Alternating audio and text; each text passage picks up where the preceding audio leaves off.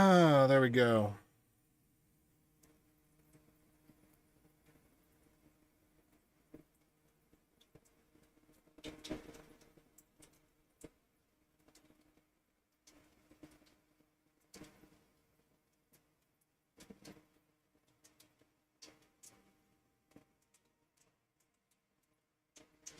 All right. Refreshing chat.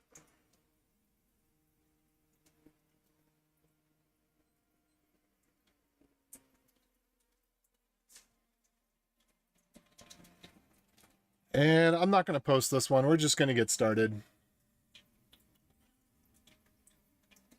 So, here we go.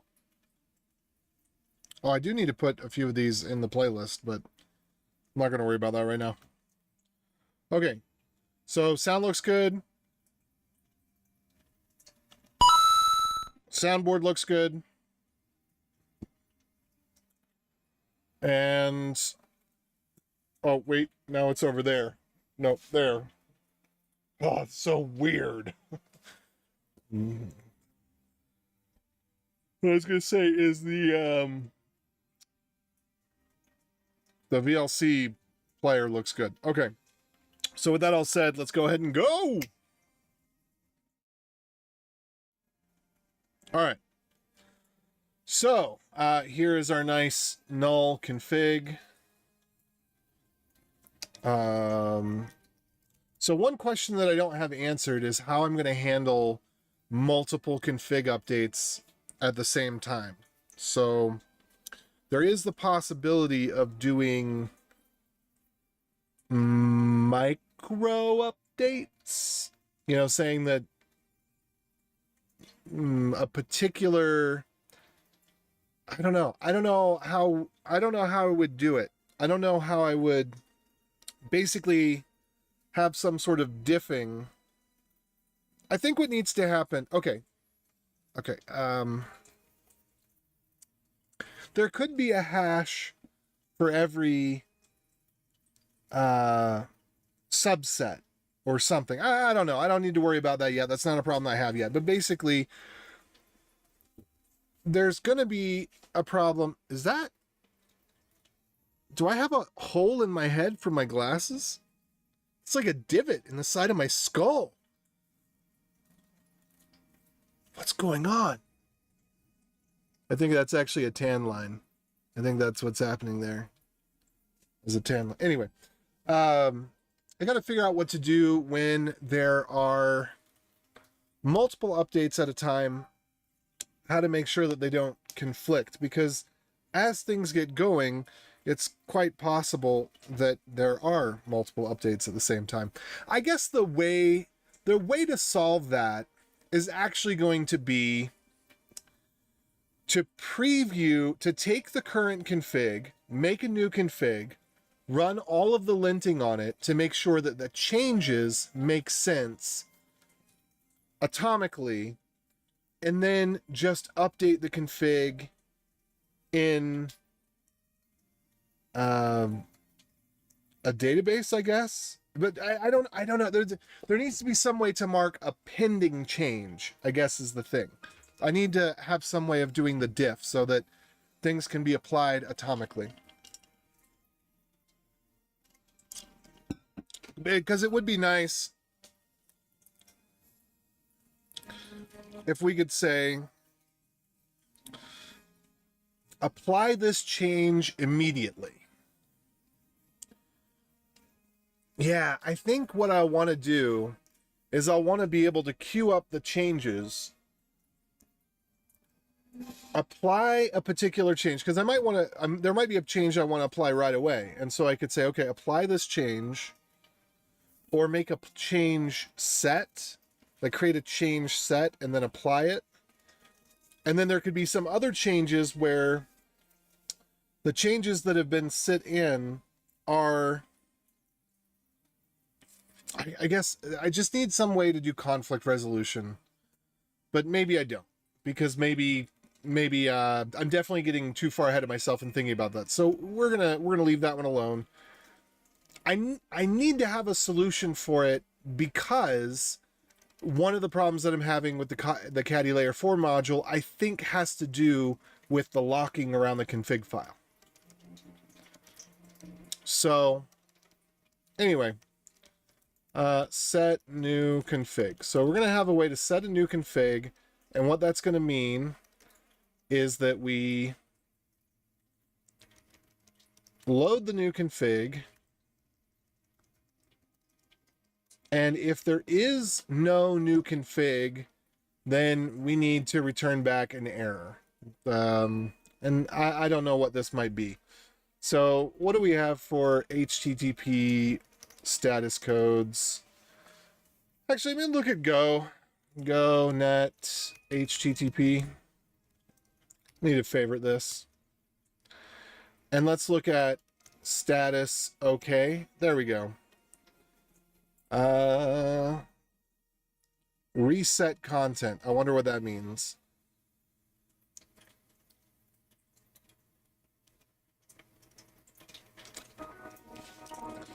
Let me see. HTTP T205. What does reset content mean? Okay.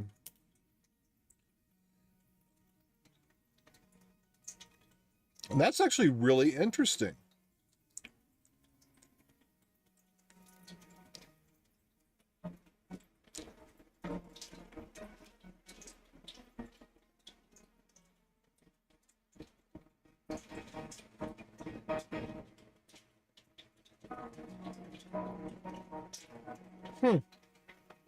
Cool.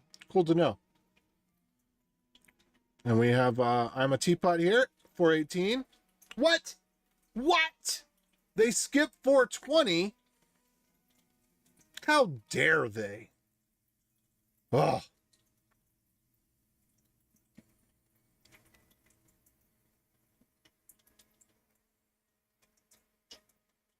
Not acceptable. I think conflict. We're gone.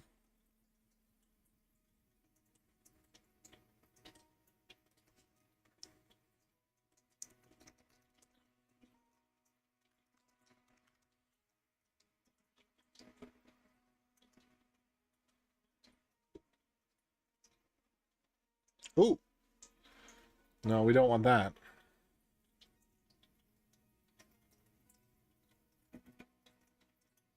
Okay, interesting. All right, then.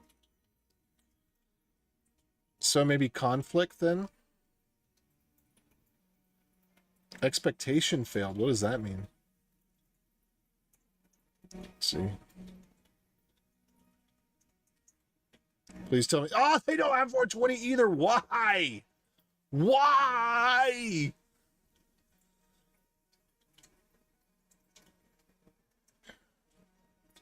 Okay, that's not. What does misdirected mean?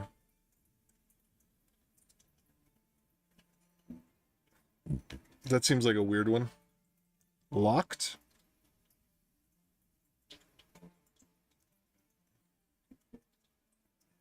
Failed dependency?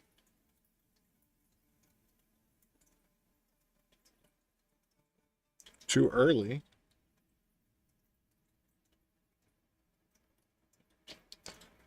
Precondition required?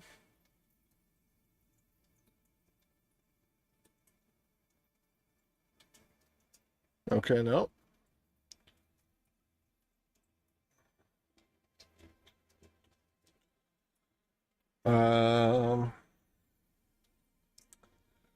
Unavailable for legal reasons. Interesting. All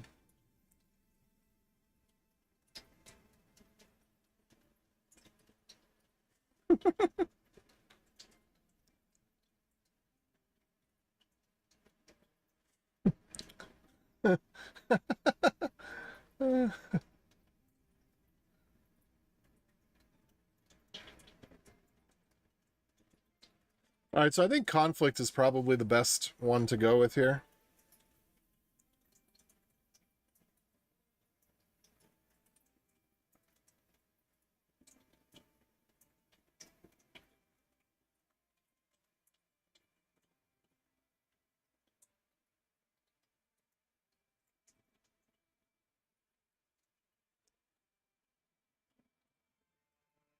Or bad request.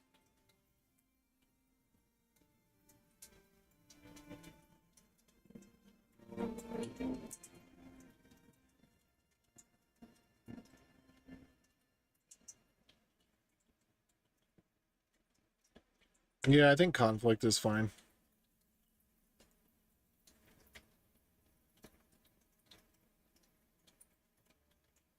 Yeah, I think this is appropriate. Status conflict.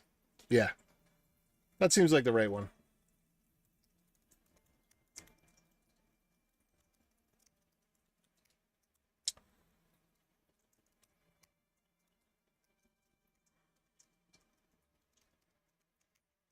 Well, as far as what the body should be, I don't know.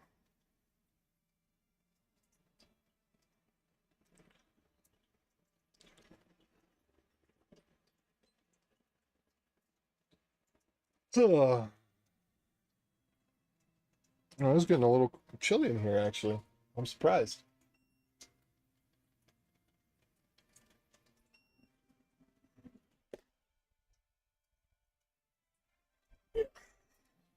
Turn the AC off. Didn't need it on most of the day, but it did get up to around 80 or so. What's up, everybody? How y'all doing? All right, set new config. Yeah, that's a good conflict status for that. And then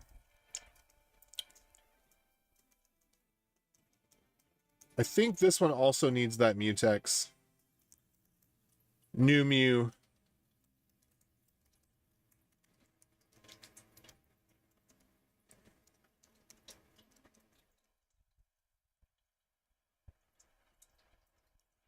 So get new config. Set new config. I guess get new config. I think we could use the mutex for a lot of these. I think for the new config, we may not need the atomic because the mutex may be just the better way to go because we don't want concurrent access to be possible while the new config is being modified. So get config. We don't need to worry about that because that's read only. So that's fine. We don't need the mutex there. Let's see. Yes, if you get config and it's changed while you're getting it, that doesn't make a difference because otherwise it was going to be changed right after you got it, right? So,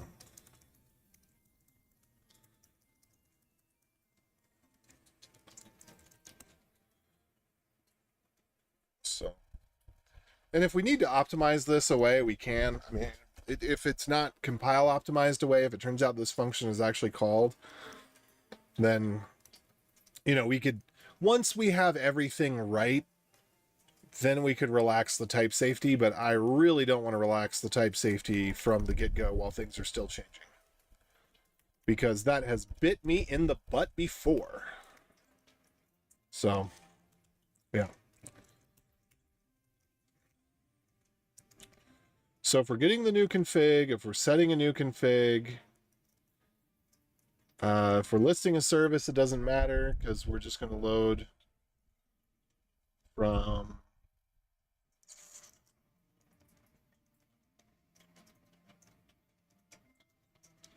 okay, now this might be another area where we actually do want to lock.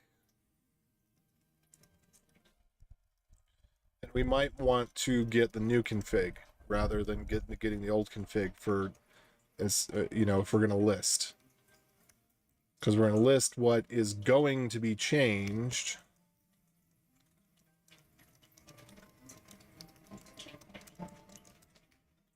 So I think that's right.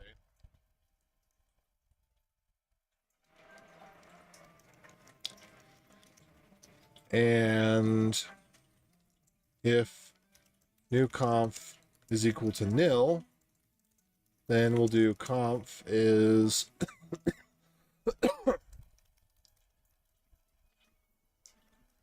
and new conf equals conf. I think we do that.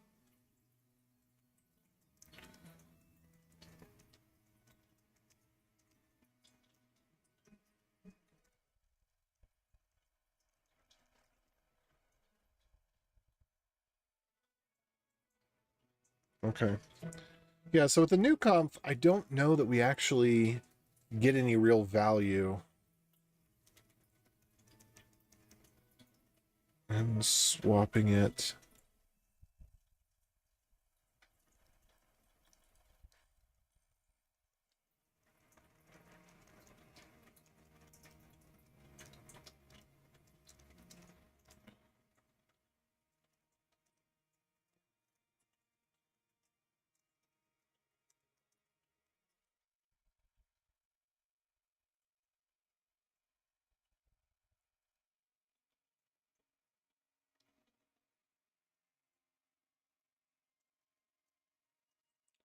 Okay. So yeah, we got list services, we got set services, got list connections.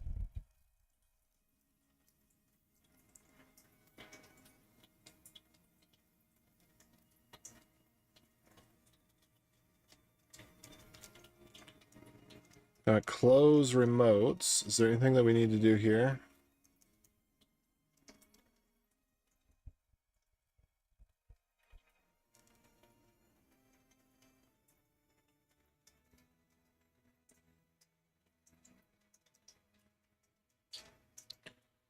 All right, close clients.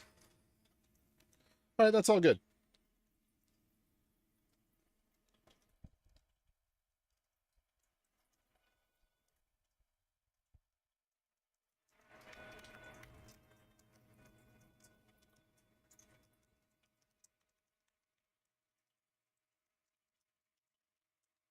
All right, so when we set new config, what we do want to take is a parameter. Let me go check and see again how that works, because I actually don't remember.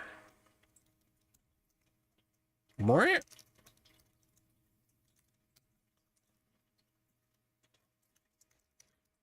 Okay, so which one has a parameter already? Remotes and clients have parameters already. So let's go take a look down there. And path value, that's what it's called, path value. All right, so what do we call it on this? Hash or rev?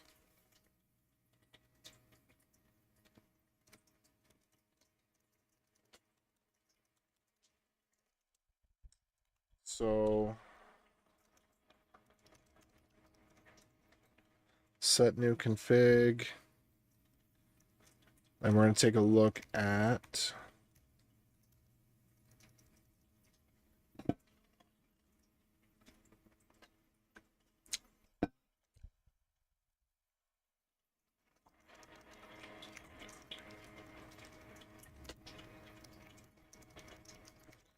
hash or rev. I wish there was a way to get a type for this, but I don't know how that could work. It's just got to be a string. Same thing with query parameter, you know. Okay, hash or rev.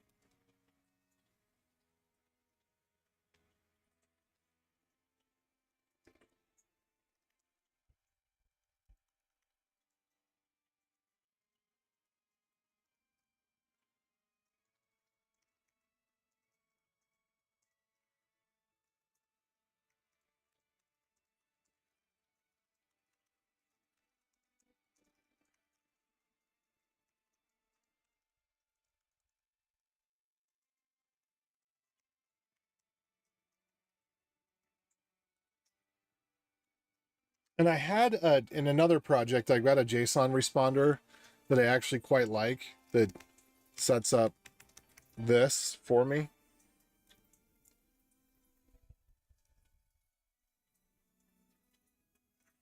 I think what I do, I think I pass in the HTTP status to it.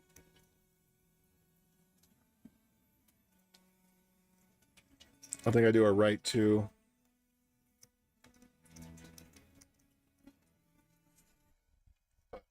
Don't worry about that right now.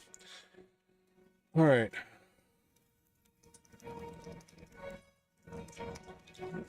Okay, revision.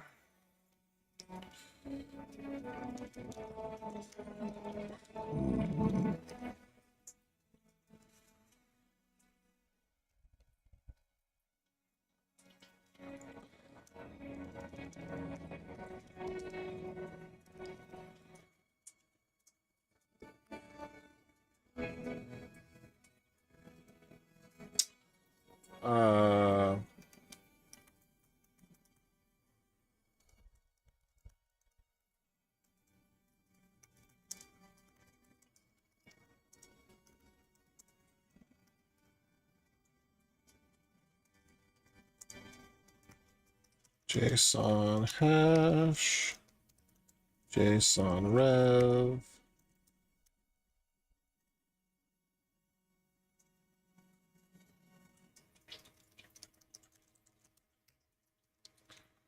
And then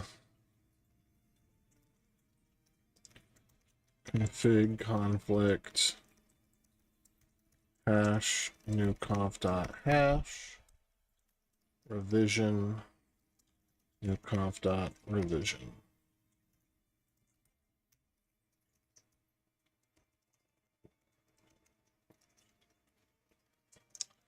I don't know if this is where I want this type to live. Seems like it should go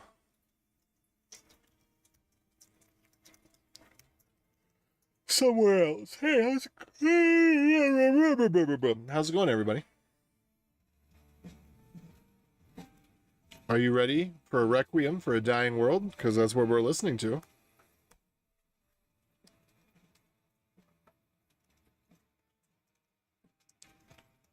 Bum, bum, bum. All right. So handling that in a way I feel comfortable with. I think it doesn't matter which of these I put in, but I'll just go ahead and put the pointer in there for no reason.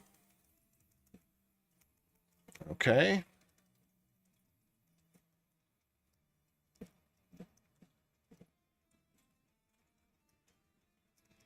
All right. And then if we apply the new config, I think we ought to return the old config.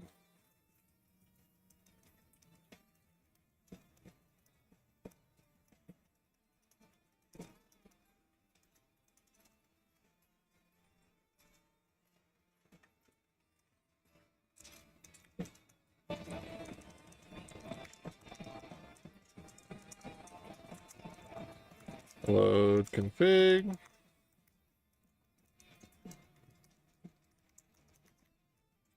Load conf.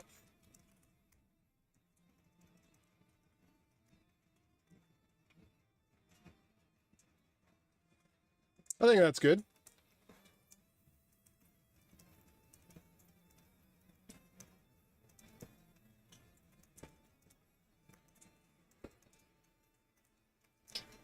Okay. Yeah, I think that's good.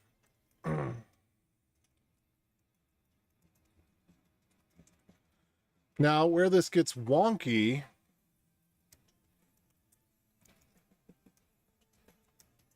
is that the config needs a little bit of metadata about itself, which up to this point we haven't handled. So the config needs to know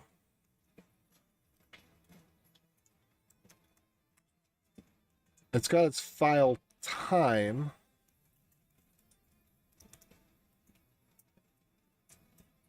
What are we using file time for right now?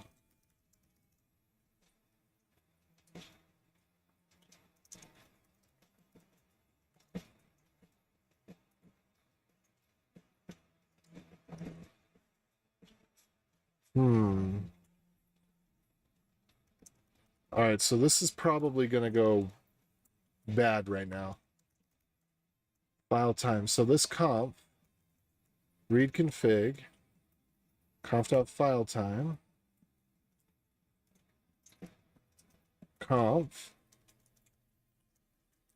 create handle status.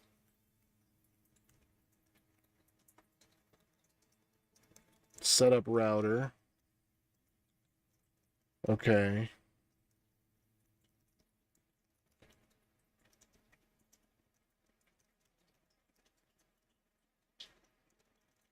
Read config. All right, I think that's about right.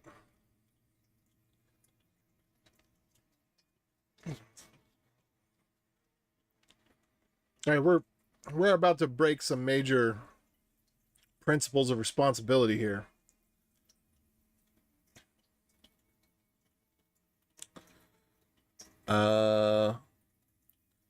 Can we send a copy of a channel? I think we can. Just real quick. Is it okay to copy channels and go? I know that it is. But I don't know for certain.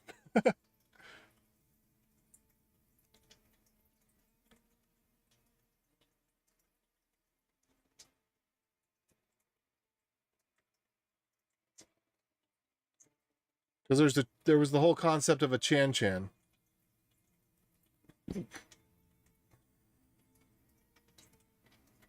What is this language? It's Go.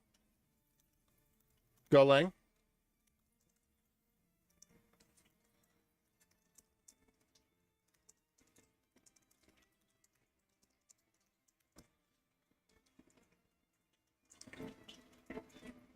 Okay.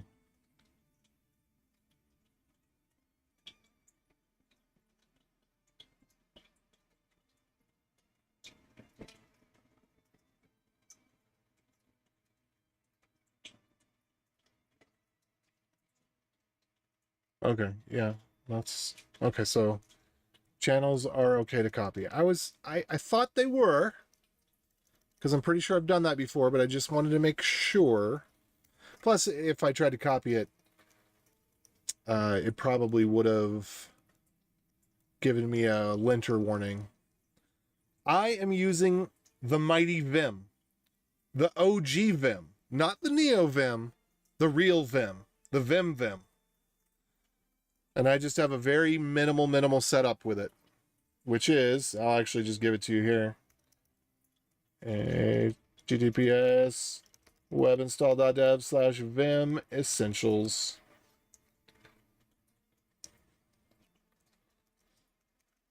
You wanna have almost exactly the same editor that I have. That's what that is. Okay. Where was I gonna go? I was going to dare to place the signal handler.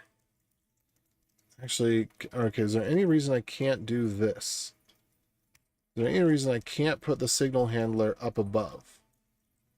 Okay, so I'm going to put the signal handler up here, and then I'm going to add the signal handler to the configuration.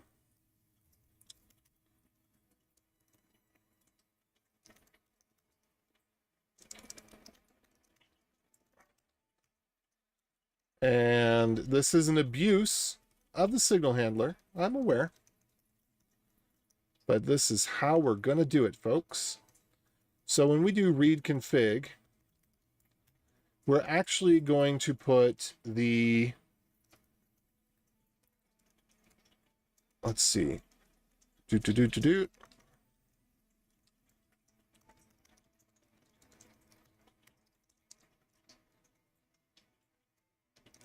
file path.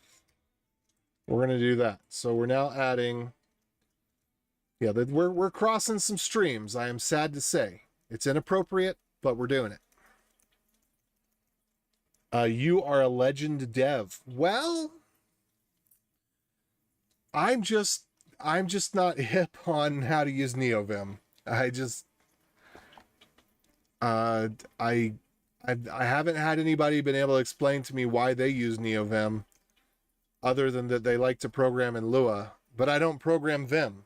I have very minimal setup. I just don't I can't handle all the complexity and more importantly the slowness, which I guess if you have NeoVim then maybe it's not so slow, but I just don't like. I want the editor to be minimal so that it opens instantly. Like I cannot stand VS Code. I have a hard time with BB Edit. As far as GUI editors go, Cot Editor is a little bit slower than I like. Like I want something that opens as quickly as Vim. But Cot Editor is the best thing that I've found. Choo choo choo choo choo choo choo choo.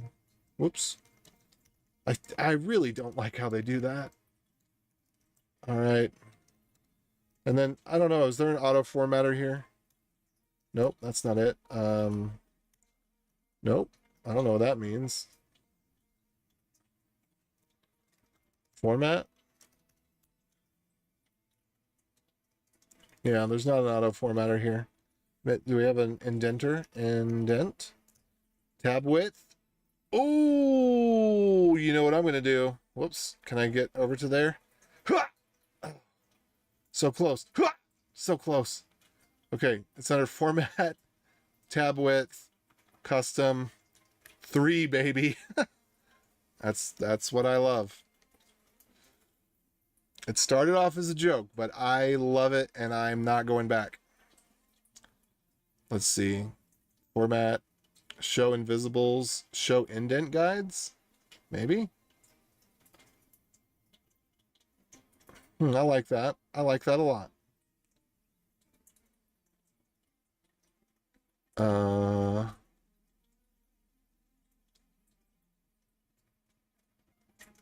Input yen mark. Uh-oh.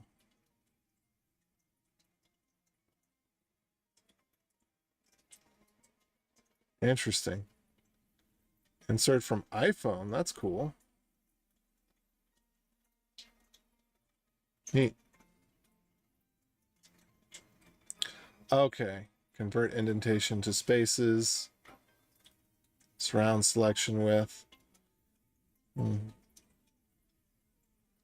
Yeah, I would like somebody to build a text editor that is, I don't know. I don't know what I want. Yeah, I hate VS Code. It's so slow. I hate it so slow. I hate it. I hate it. And all the pop-ups. Like you're typing and it's like pop up, pop up, pop up, pop up. I feel like I'm driving through an ad zone. I can't handle it. It's too noisy. I cannot do it.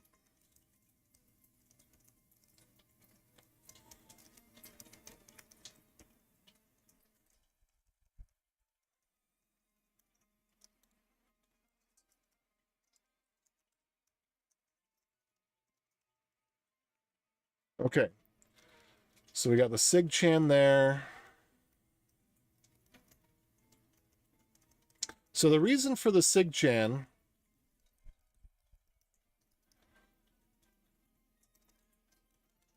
is to allow us to tell the thing to restart itself.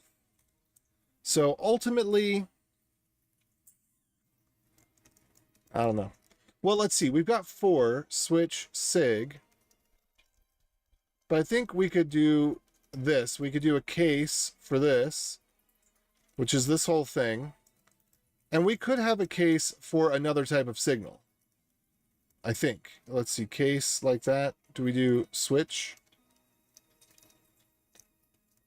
So we could do switch.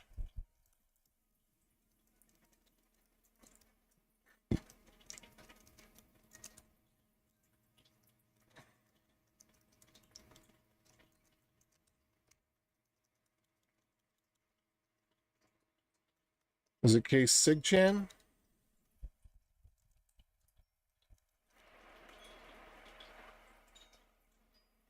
Let's see. I'm doing this wrong.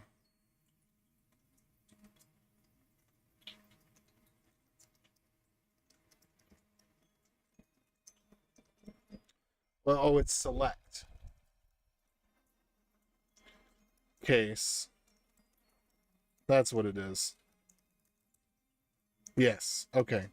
So what we could do is we could have another channel type rather than just having SIGCHAN. We could allow for another type, and then we could call this reload function on either type. That's what we could do. Well, I'm going to undo that because that's not what we're doing. But that's what we could do, and then I wouldn't be abusing these channels. You know, maybe. But right now, just abusing these channels is, you know, feels good to me. So, or at least, yeah, I've got a nice mix of over optimization and under optimization, you know. What are your thoughts on Java Virtual Thread? Is it as good as GoRoutine? I don't know anything about Java Virtual Thread, but I have yet to see other languages implement things like GoRoutines, modern languages. Now, Java is an ancient language, and as such, it does have to do a little bit to try to, you know, pretend to be cool. So they got to implement lots of new features, because how else can you be cool unless you're Go, in which case you implement the slightest changes and people go nuts over it because they're like, yes! Well, generics was not a slight change, and not everybody went nuts over generics, but the HTTP router, very minor change. Absolutely amazing. Tools package, very minor change. Absolutely amazing. But, you know, in other languages, you got to keep up with the Joneses. So if that's what Java's got to do to keep up with the Joneses, that's what Java's got to do. Although I think Java has a legitimate use case for keeping up with the Joneses, because kind of like JavaScript, it's everywhere. And so in some cases it's not necessarily fair to say, well, don't use Java, just use a better language. So in that sense, it does make sense that they would add something similar to GoRoutines to the language. But the problem is, you know, as languages get bigger, they get more complex, they're just hard to deal with. Go, it has changed monumentally, and then at the same time almost none at all in the last 10 years. So it's, you know, it's a weird but wonderful thing. Anyway, config.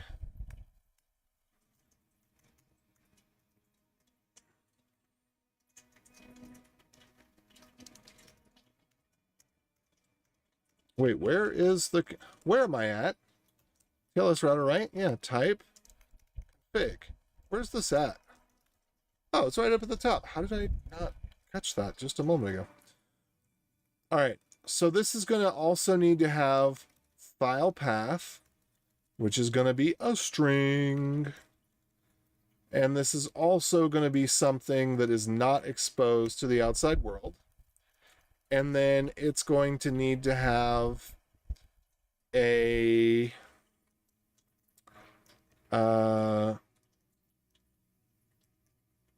SIGCHAN, which is going to be a chan. This is called a signal. I actually don't remember what it's called. And again, this is going to be something that's not exposed via JSON. And in fact, these are properties that probably shouldn't be part of that. There should be a config and a meta config, and these things should all go in the meta config. Those two things should be in the regular config, as well as these two. But a lot of this other stuff just really doesn't belong here. So we'll deal with it when the time comes. Okay, so I got that wrong. Make chan os.signal. Did I just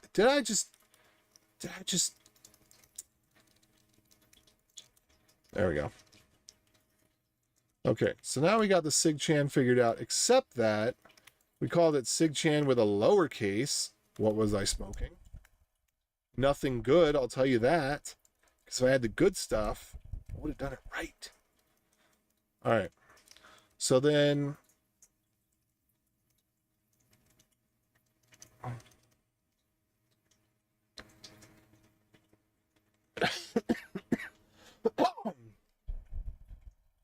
this is weird. This is kind of like a chan almost. How are we going to handle this? I kind of want, you know what we're going to do instead? No, let's make the sigchan private. And we're going to have a function that's going to be set sigchan, and it's going to take a chan OS signal, and then it's from the olden times, and then we're going to have c.sigchan equals os.signal. Do I want to do that? Well, I don't really want to do that. Now it's starting to look like I need a new config. It's starting to look like I need a new. Func new. It's starting to look like I need a new. It's beginning to look a lot like I need a new. Because that feels awkward. I'm not going to do it.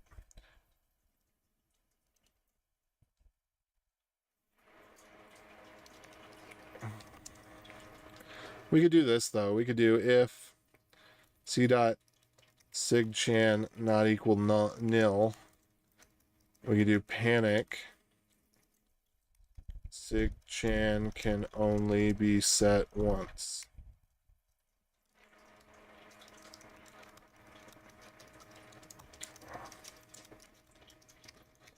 We do that.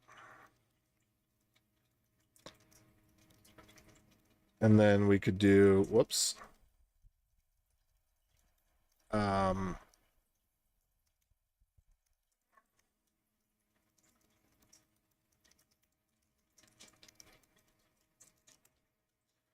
right, what did I do wrong? Oh, we're not going to return anything when we set that. Yeah. Okay. Now I've done something else. I've offended. What have I done? Why did it switch me over to the other Mabob? Sometimes it does that. That's something I wish I could fix. All right. So sigchan. No, we're going to do set sigchan. This is something that has to be done.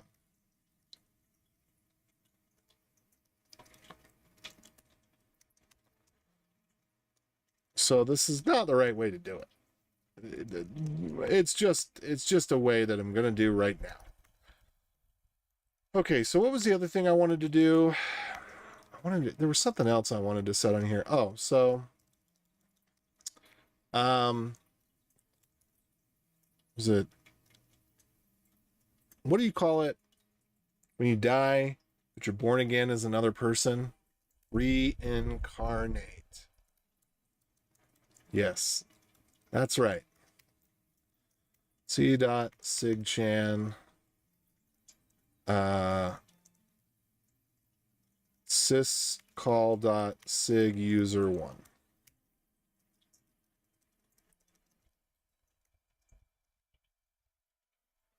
There we go.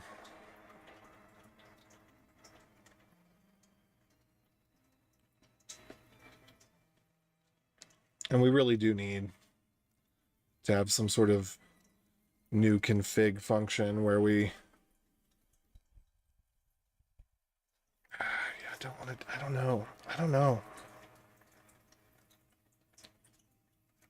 I guess I could pass in something from I guess it would be fine to let it pass in something. It's because we could create a new config and we could load it up with some of this high level stuff. And then we could have the JSON config down below. And then we could pass in the JSON config to the JSON decoder. And that could work. Anyway, we're going to have a reincarnate function. And we are going to call that function. Let's go back over here first. What complaints does it have? Package main. Why does it complain about package main? All right. What are we doing wrong here? JSON file. Okay. So I think what we're actually doing instead here is file path. Okay. Yep. So file path, file time.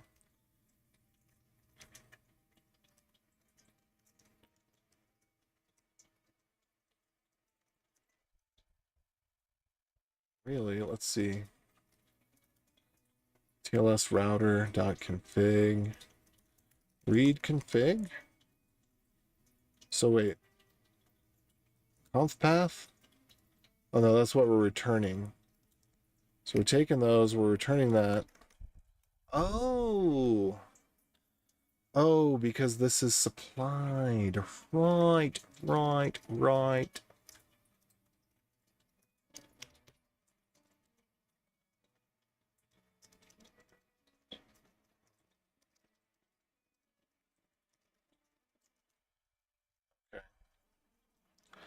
And then I guess, yeah, we can do that file time at the end.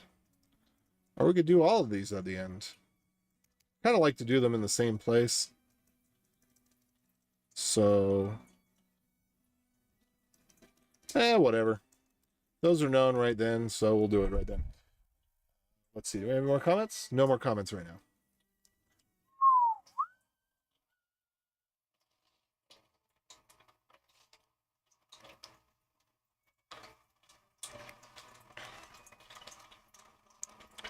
Do do do do do do do do do do do. Okay. All right, that's probably fine. Whoops. Whoopsie. I'm pretty sure that comes from Mortal Kombat. I'm not sure if it's from the SNES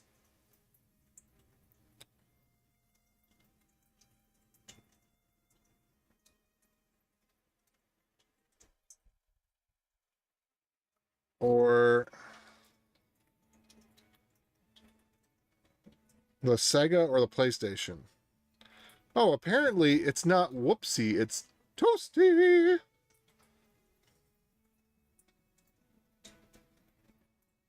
Mortal Kombat 2.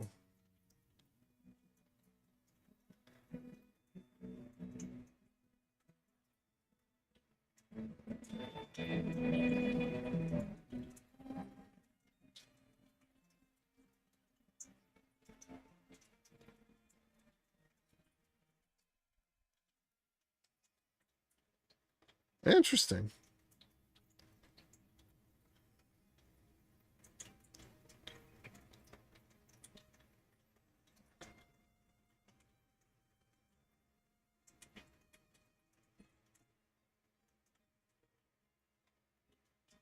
Well, when we're talking about the Super Nintendo era of games, the sound was not superb.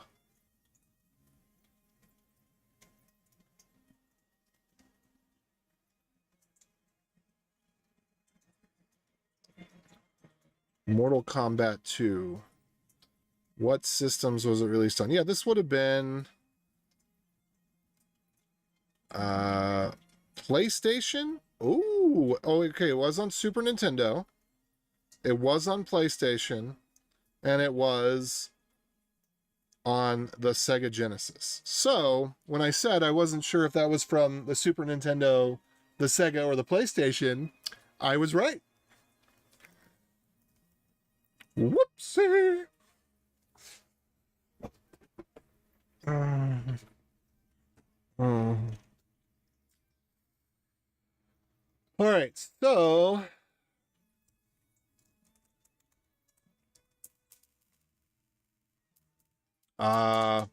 the sweet sound of a fly being zapped.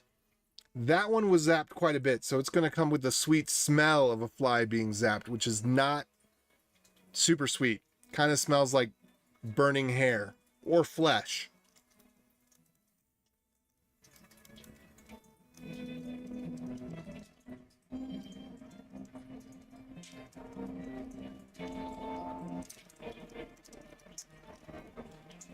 Oh, there it comes. There it comes. Mmm. Who knew flies could smell so good? Ah. Mmm.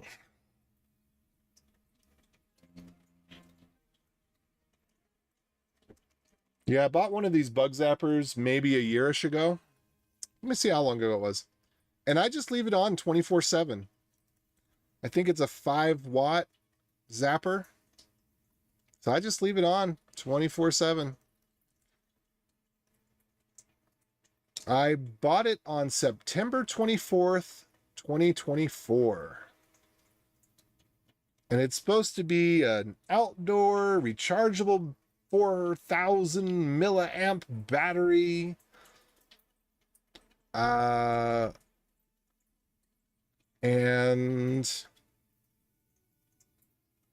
let's see, what did I pay for it? Right now it's going for $37.99, so $38 plus taxes, a little bit more. Oh, well, I paid a lot more for it. Oh, no. I had another thing in the order. Okay, I paid $40 for it. Well, plus taxes. So it's a few dollars less now. But if anybody's interested, I'm happy to report that it's not dead yet. So I will bust out that link.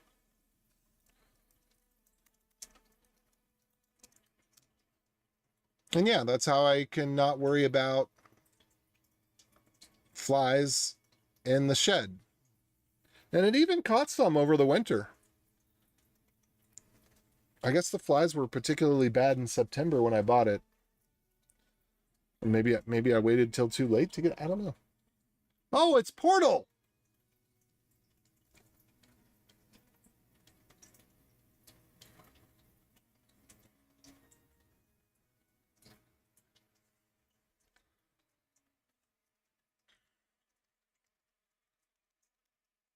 Which you'll see once the chat goes away. It'll still be in the list. All right, so I was going to go to the API, and I was going to do this under set new config.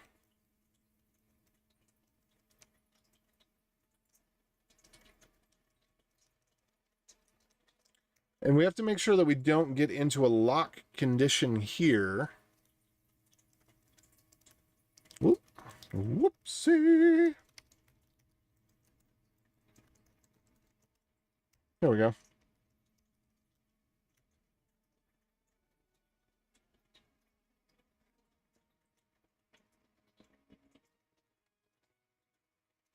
That's what I'm counting on. We want you dead, but now I only want you gone. All right. So, could we get into a race condition? That's what we need to know. I don't think so, because when we get sig user 1, did I say sig user 1 or sig hup over there? Because back in the old days, we used to do sig hup for sig user 1, but now that we're, more enlightened.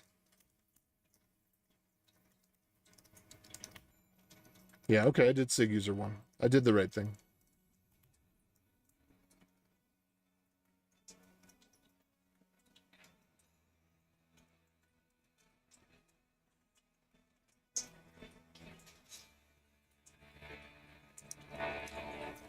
Okay, so did I get back to where I was supposed to be? No. I was supposed to be looking here All right, so we're going to open the tab vault. That's pretty important. Or is it? Could we not just reuse the same tab vault? No, because the tab vault is not concurrent, which means that we need to disallow that tab vault, but that should be okay because the management handlers will only exist. Yeah, the old management handlers would use the old tab vault. So we just need to make sure that any connections to management are killed.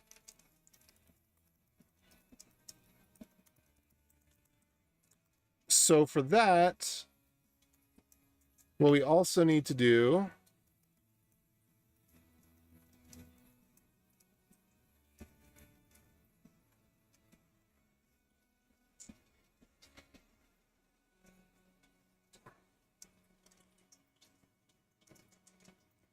see. Close remotes and close clients. What was the difference between remotes and clients? Remotes, we're looking at the clients from the perspective of their address. Clients, we're looking from the remotes from the perspective, or the clients from the perspective of the service that they're connected to. Right. So what we're going to need to do is have a func close clients where we pass in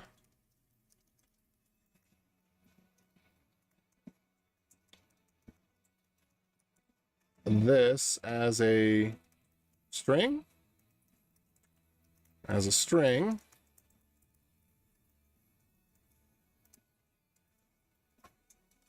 return false, return true, all that looks just fine.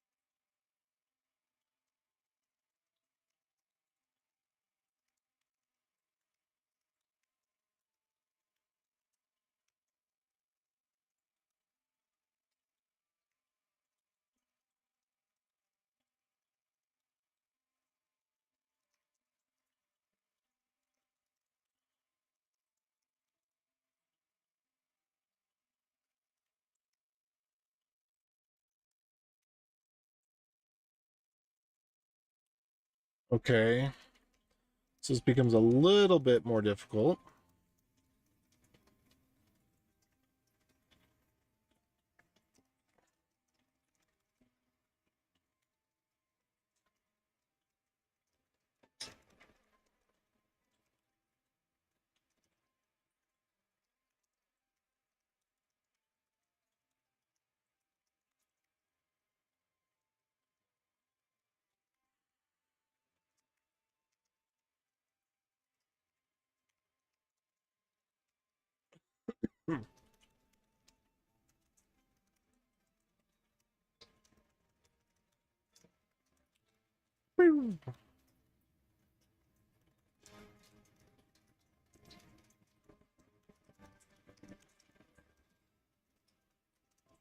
This is such a fun one. Sun Aquarium.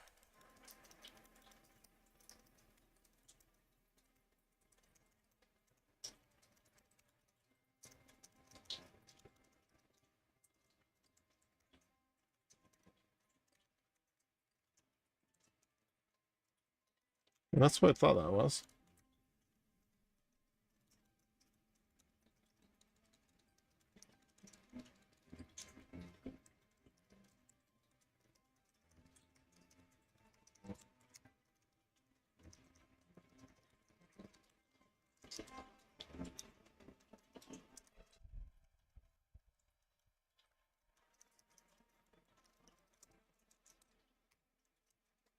All right.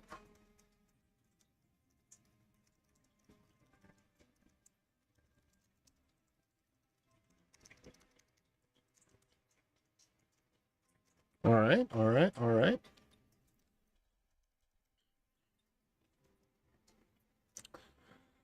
So here,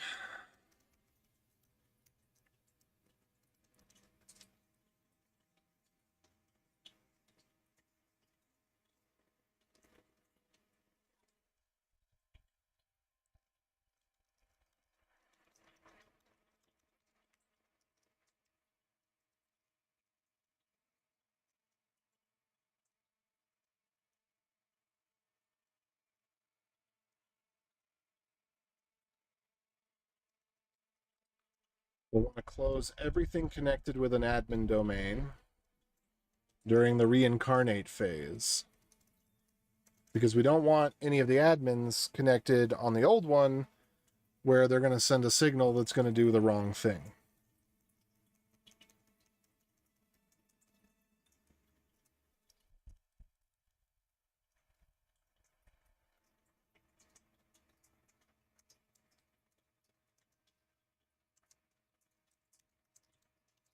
So we're going to do something a little bit weird.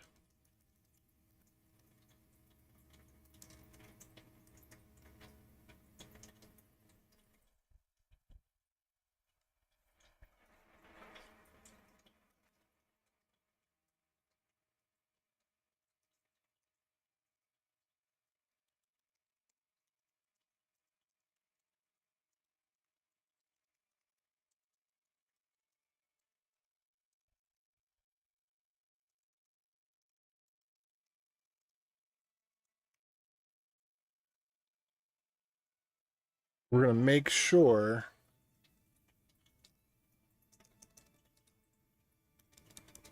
oops, not go. We're going to defer, not unlock for a millisecond. And we also may want to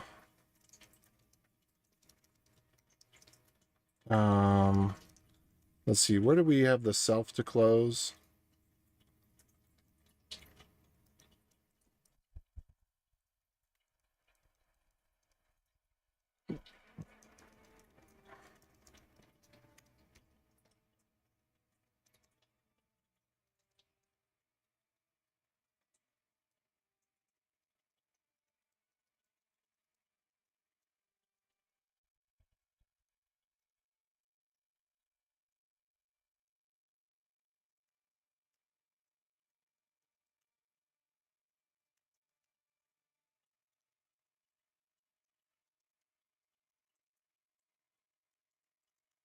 All right, set new config.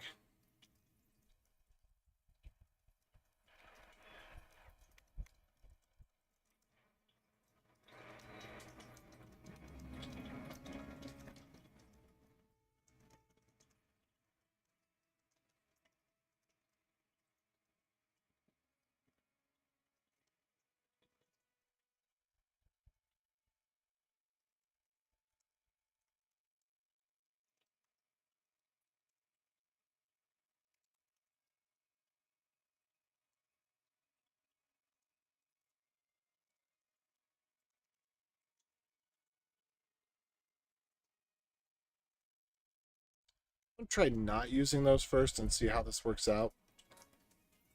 My guess is that it can't because, yeah, that can't work out. Okay. It's really just disregarded. We're declaring it. Well, let's see. We don't need it. So I think what we can do here,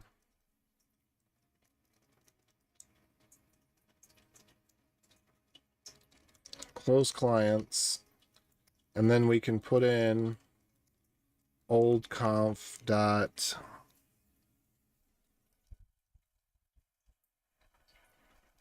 maybe we need to do this here. Old conf dot admin DNS dot domains.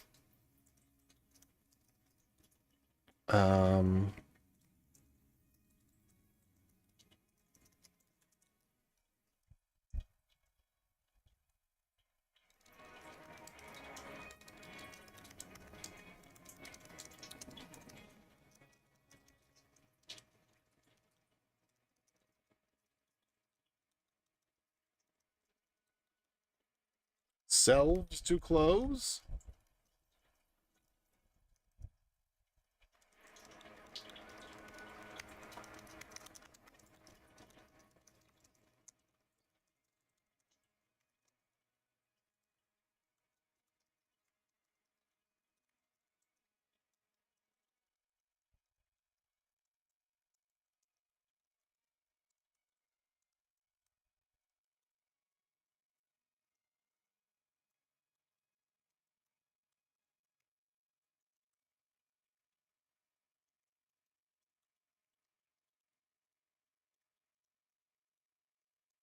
I guess we don't even need to do this because if there's nothing there, it's going to range over nothing. So that's fine.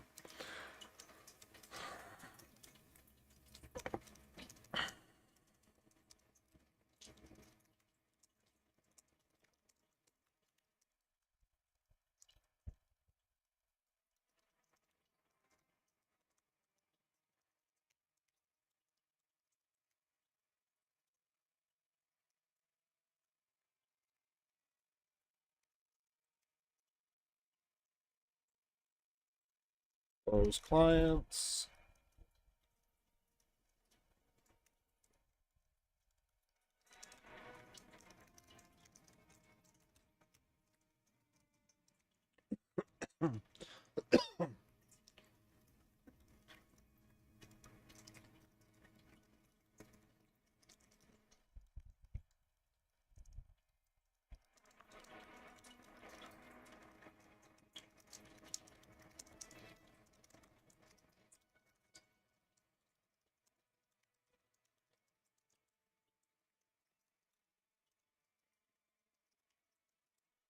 All right. So there you have it, boys and girls. We're gonna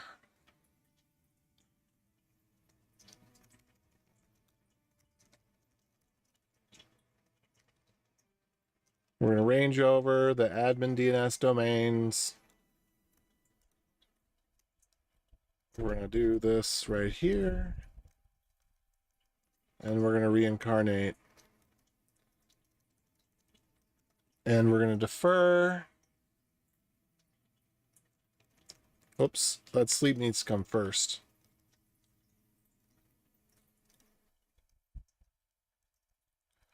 We're going to close everything, and then we're going to unlock. So everything that's connected to the admin domain,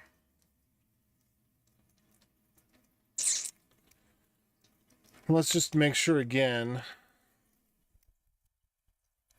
Close clients, SNI LAPN, SNI ALPN.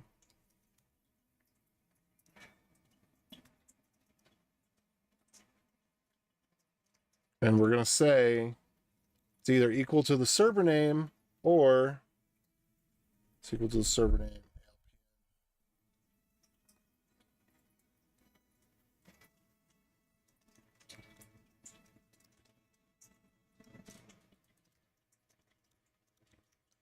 And I really just want to change the HTTP family to be HTTP.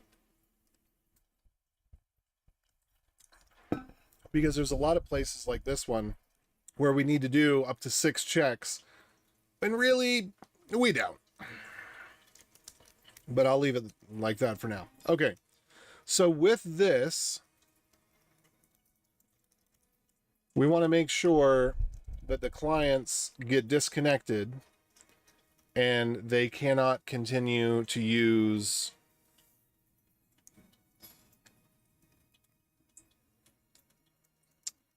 yeah, that should be fine.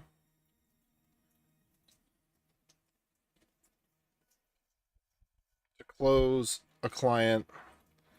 We'll have to go through and look here. I might want to rename these beginning with API just for my sanity. But get config, if something is getting the config presently, it's got a millisecond to encode it and send it, which might not be enough. But that's okay. If it goes to get the config and it fails, that's fine. It's okay. Because nothing bad is going to happen from that. I don't think. Famous last words. Get new config. Same thing.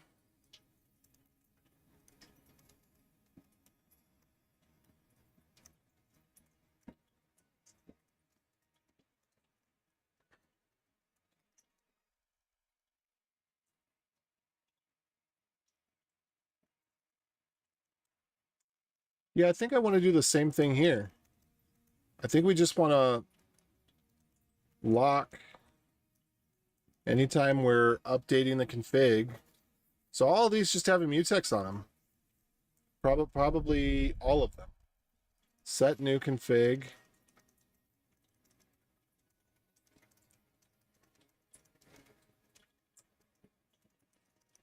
Let's just put those together.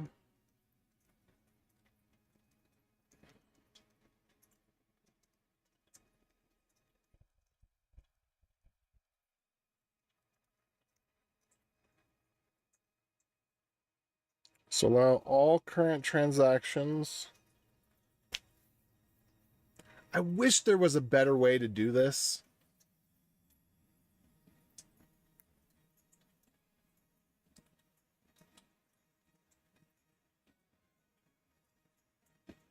But I just don't know what it would be right now. But we definitely don't. It's better to have a connection close and maybe have to have a retry. That's just something that we need to make known in the API, and there probably is a better way to handle this, but I don't know what would it be.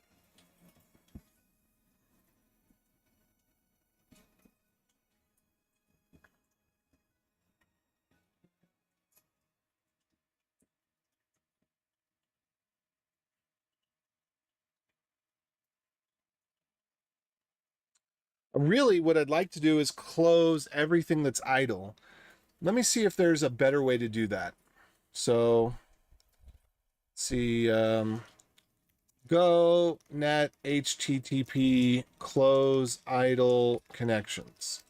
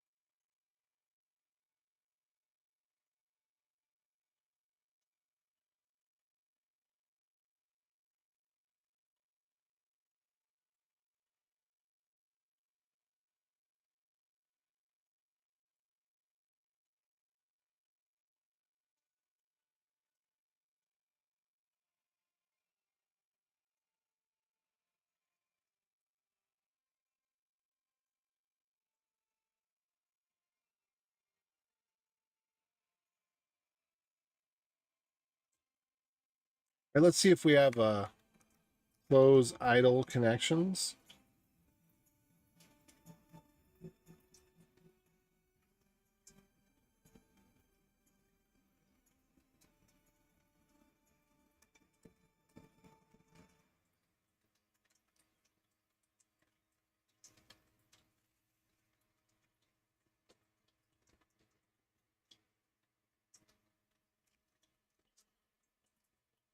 Where's my transport? What is this for?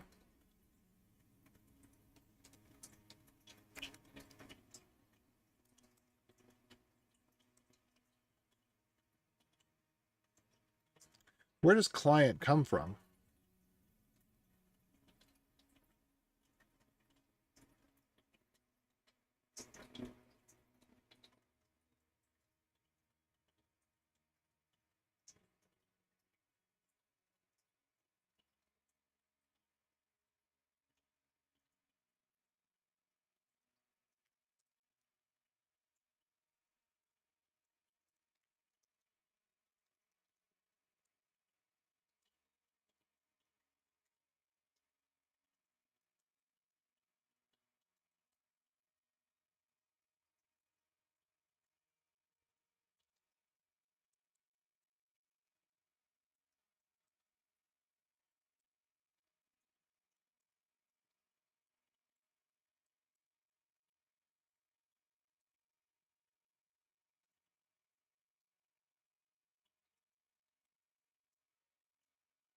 Hmm.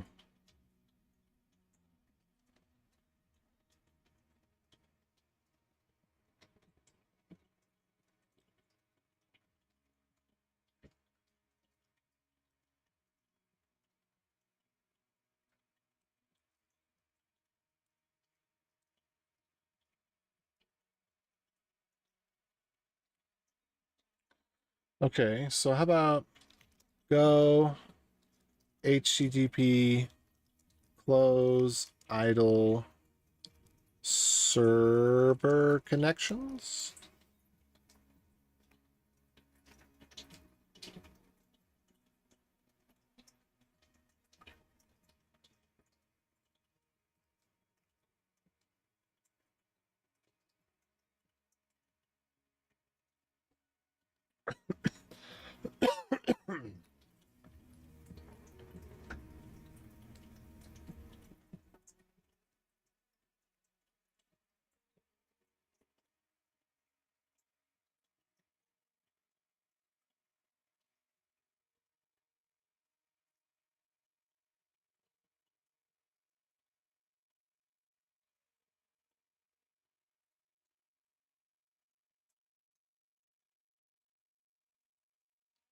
What is the idle connection timeout by default?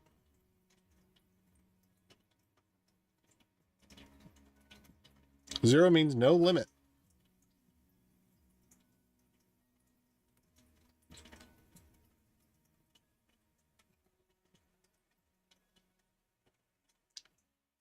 Idle before closing itself. Zero means no limit. So I think that's the default, is it not?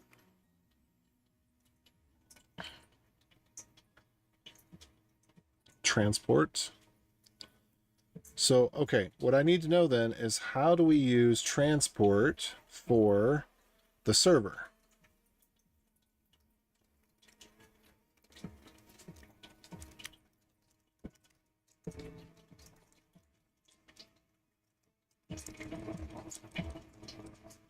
Okay. Clients and transports. Create a client. Create a transport. Okay. Hmm.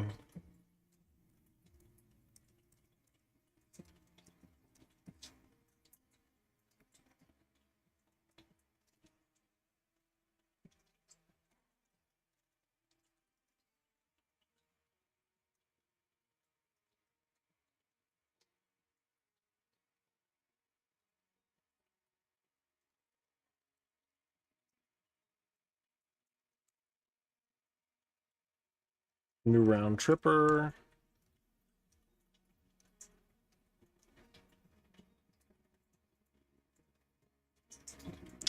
I mean, I guess maybe I pass a transport to a net listener. No, that doesn't seem right.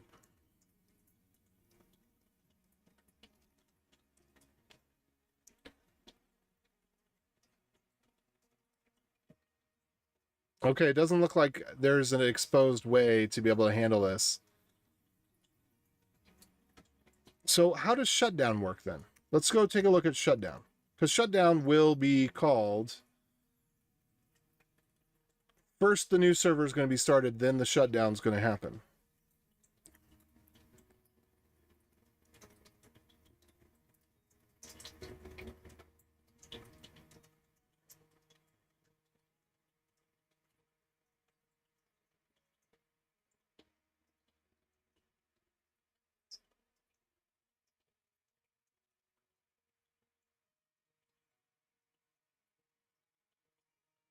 Oh, that's good to know.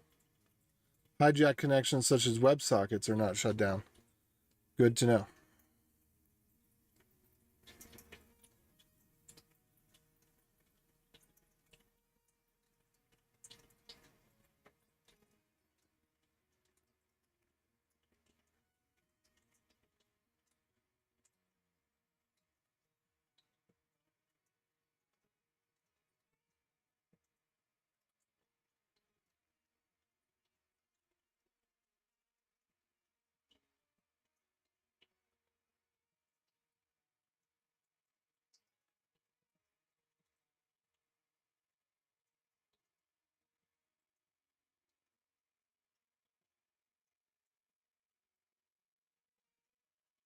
Okay, so how is idle determined?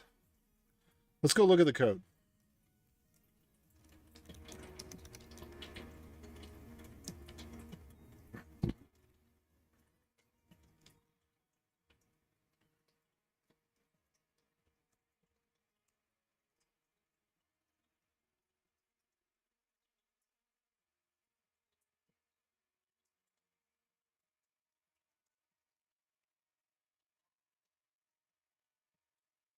Okay, this is in...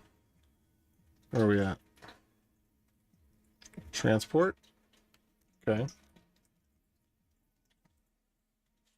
Max idle cons.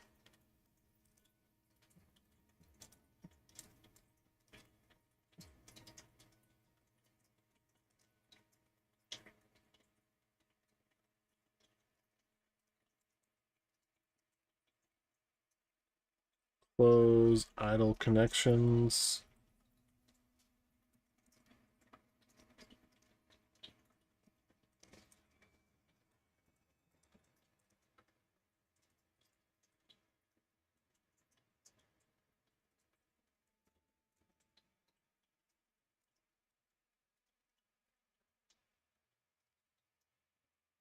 On state.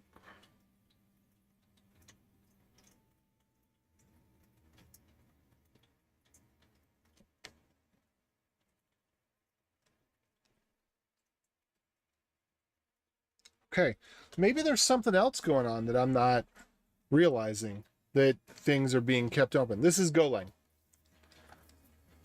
So,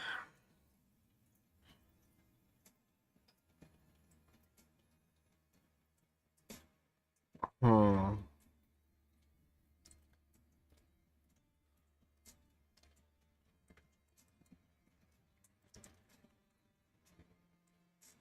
Idle timeout is maximum time to wait for the next request.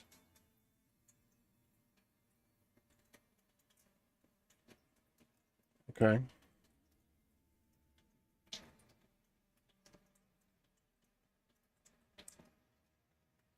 Closing all idle connections. I think I've now made it from top to bottom here. Okay, so then what I want to know, let me go take a look at my code again. Oops. When I am closing the server, where am I calling shutdown? I start the new server. Then I call shutdown. Go shut down. Okay.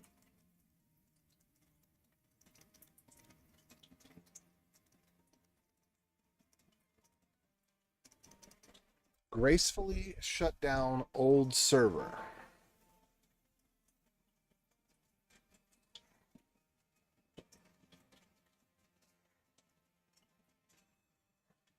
Hmm.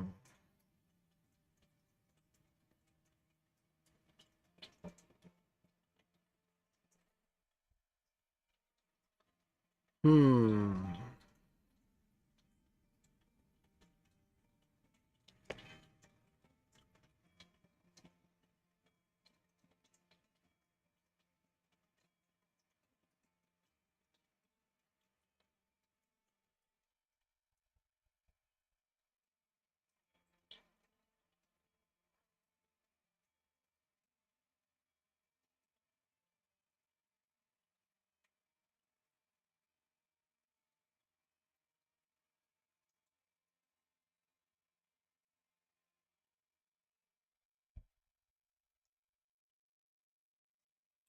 I don't know what the right thing to do is here.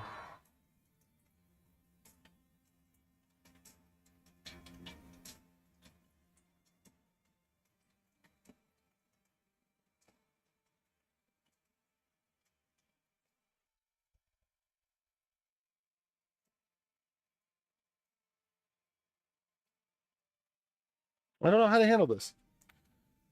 Where can I find free DSA resources? I don't know.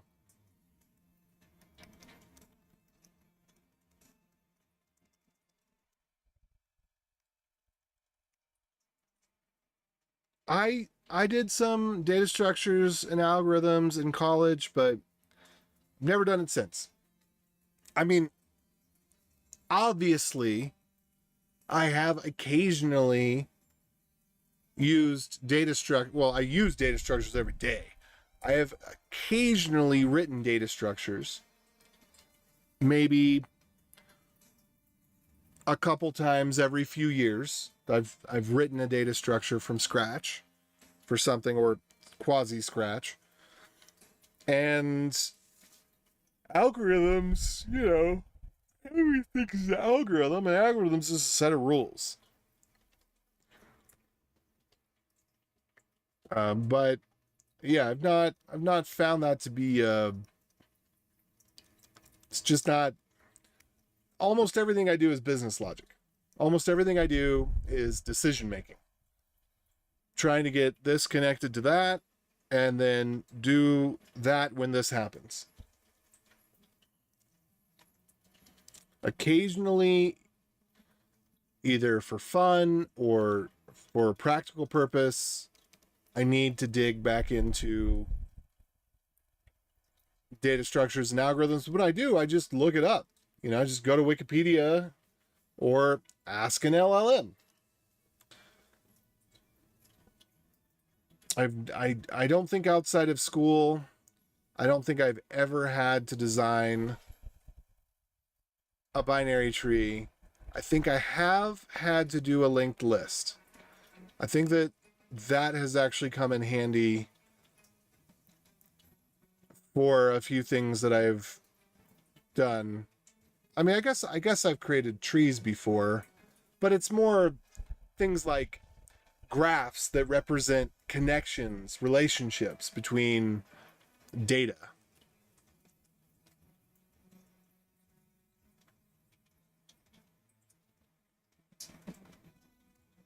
Okay. I think much more useful stuff would be around concurrency. How to handle concurrency properly. Concurrency problems are still, I think, in a place where there's not a definite go-to answer for every problem. And maybe, I guess there's some companies out there that are doing stuff that is much more, they're worried more about optimizations, but I don't know. I just, there's some really smart people I come across that are into that stuff, and it makes me question myself because I know they're smart, but I just don't understand why they're focused on it, because it doesn't seem relevant. It seems like, it's one thing when it's like, hey, for my own personal benefit, I'm curious about how to do this, right? Like, I'm the only person going to be using this API, but I would like to know what's the right way to handle this concurrency problem where there's requests that are happening. I need to shut down this old server. I don't want things on the new server to get conflict data.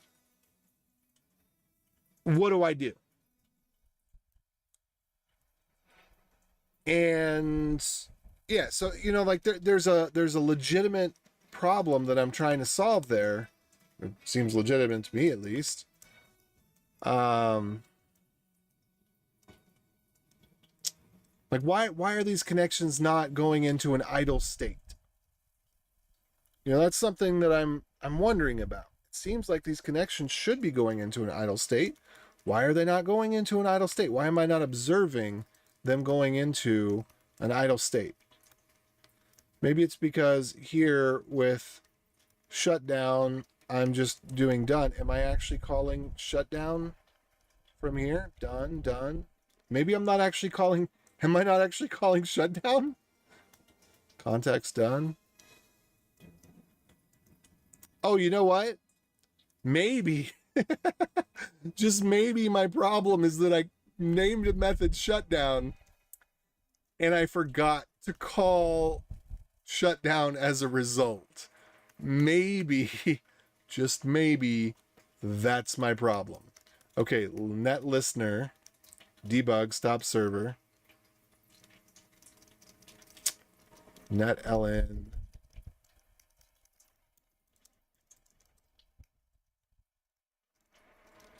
Okay. All right, so what I need to do here then, let's see, where is my tunnel? LC admin tunnel.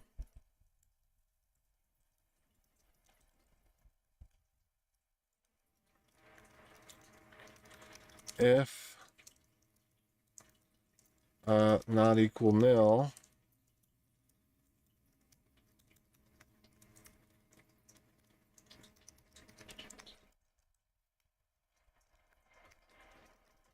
okay, so listen, I think I see what happened here. I'm glad I went down this path. Tunnel injector.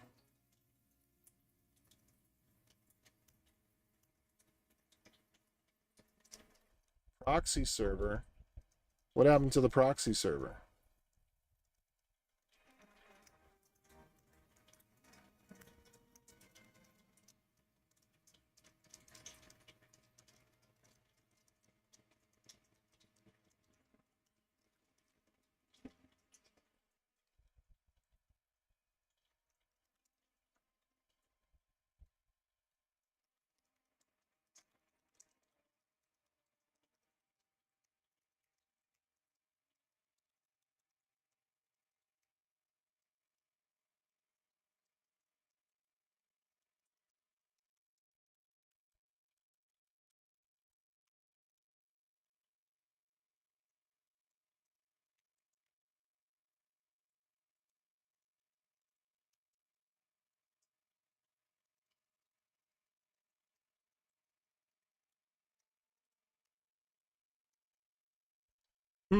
Okay, what is the proxy server shutdown supposed to be then?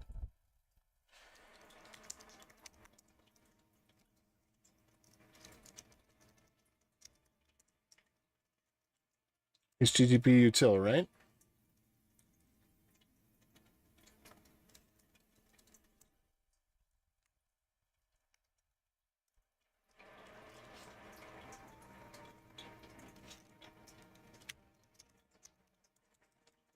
Okay, what am I doing wrong here? Proxy server is of type HTTP server. So I was actually in the right place before.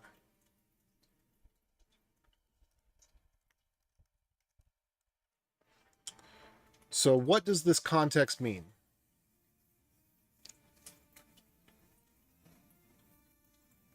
Then waiting indefinitely for connections to return to idle and then shut down.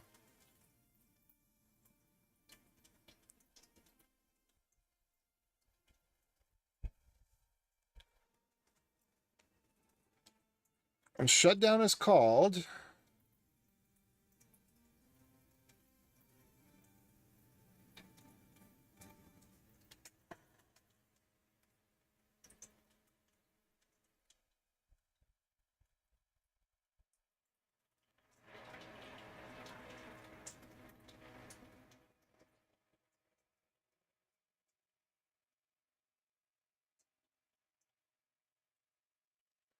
Okay.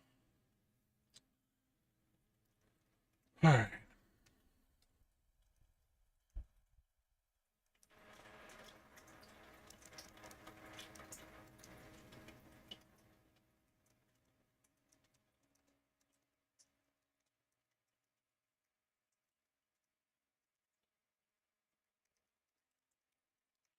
Context dot background.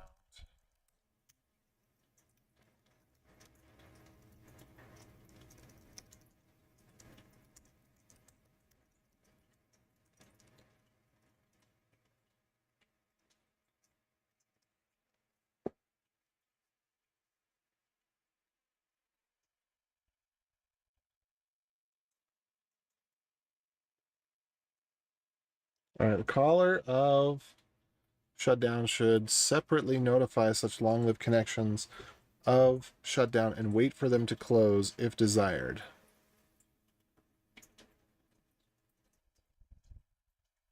Okay.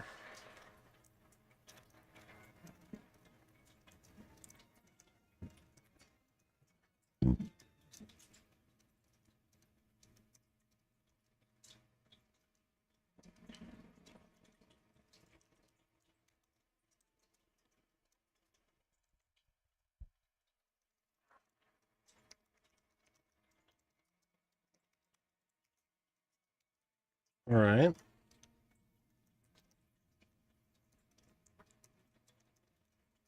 So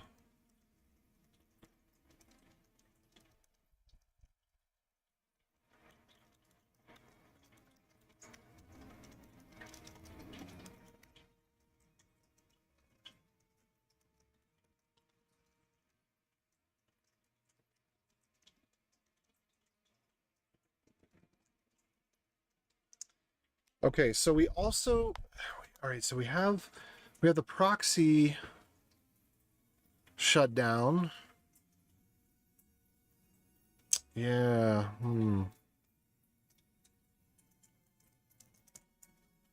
We're gonna have to there it's not gonna be that simple.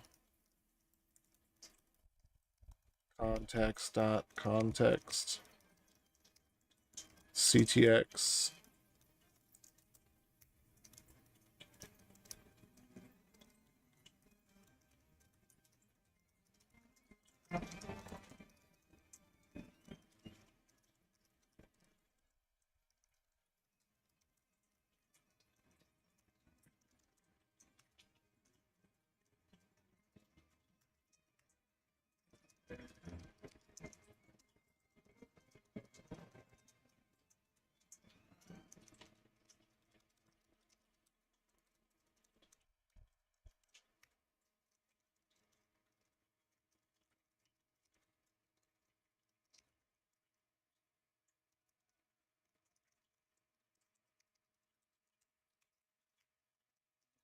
All right, so we got somewhere else where that's failing.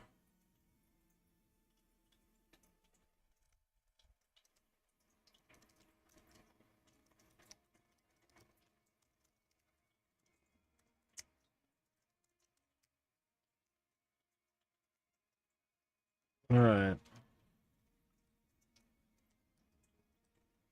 So closing, let's see, the net listener does not close the connections that have been accepted. So I need a way to get the con state. Let's see, Grok will probably know how to do this.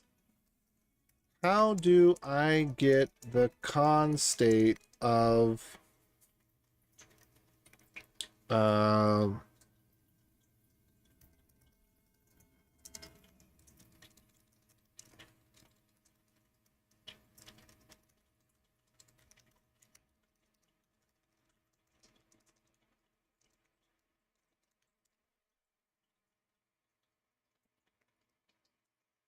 Hold on.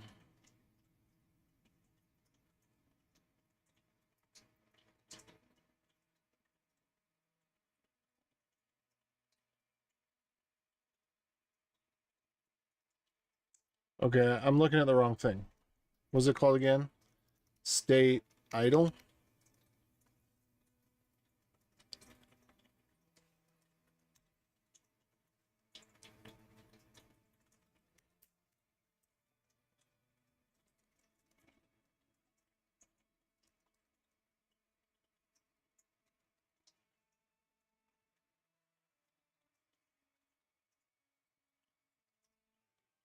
Okay.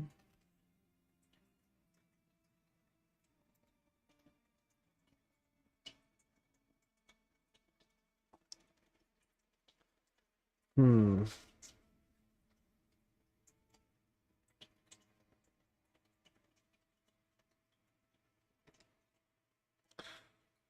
So basically, let's see.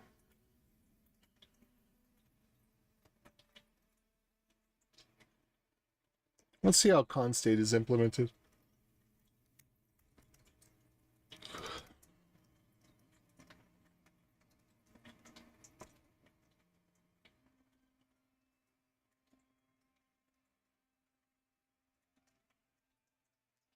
All right, net connection, set state, track connection. Okay.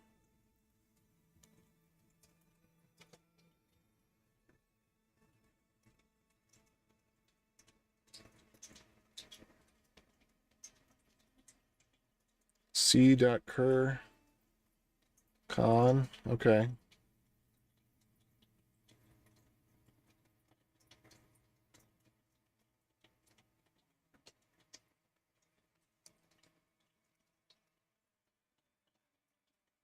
All right. Get state.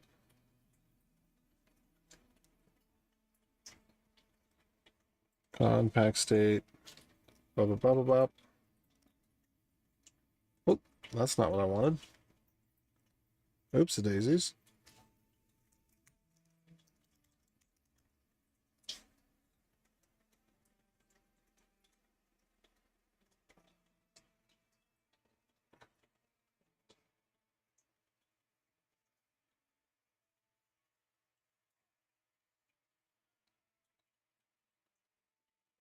Okay. Con. A map. And they're just using a mutex there. So I should probably do the same thing. Because if this is what they're using in the HTTP server, that's probably what I should do too. So sync.map's probably not the best choice.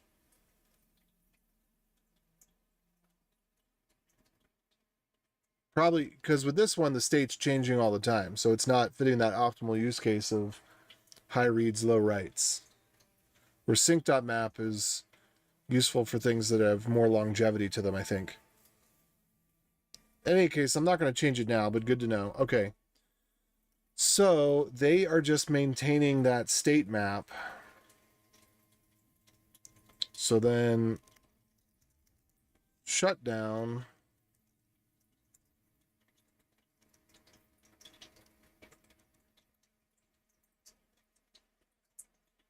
That's such a slide.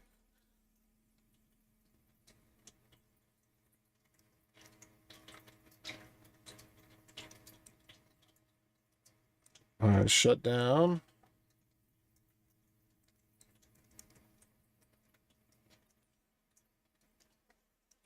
Close. Listeners locked.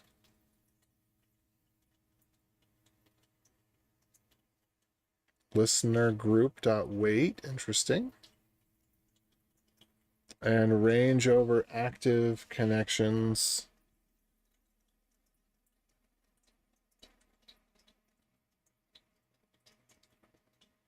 Read, write, close, or close. Well, let's close. Okay.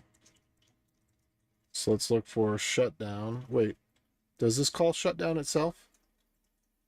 Close listeners locked.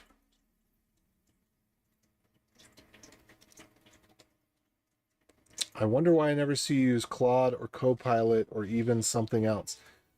Hey, nobody. Do you not see me? Is this Mariah?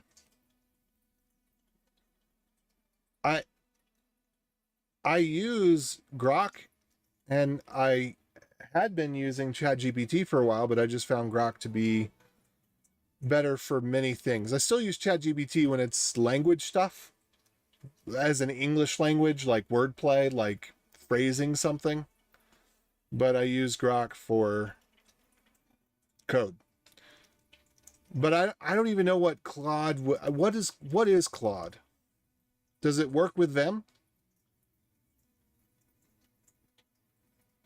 You are still alive. No, I've been on and off throughout the day. So I'm not still alive.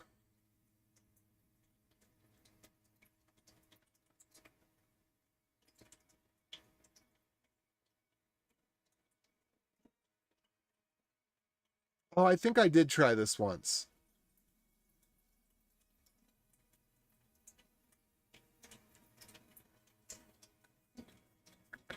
Yeah, I don't know. I guess I've never understood what Claude is.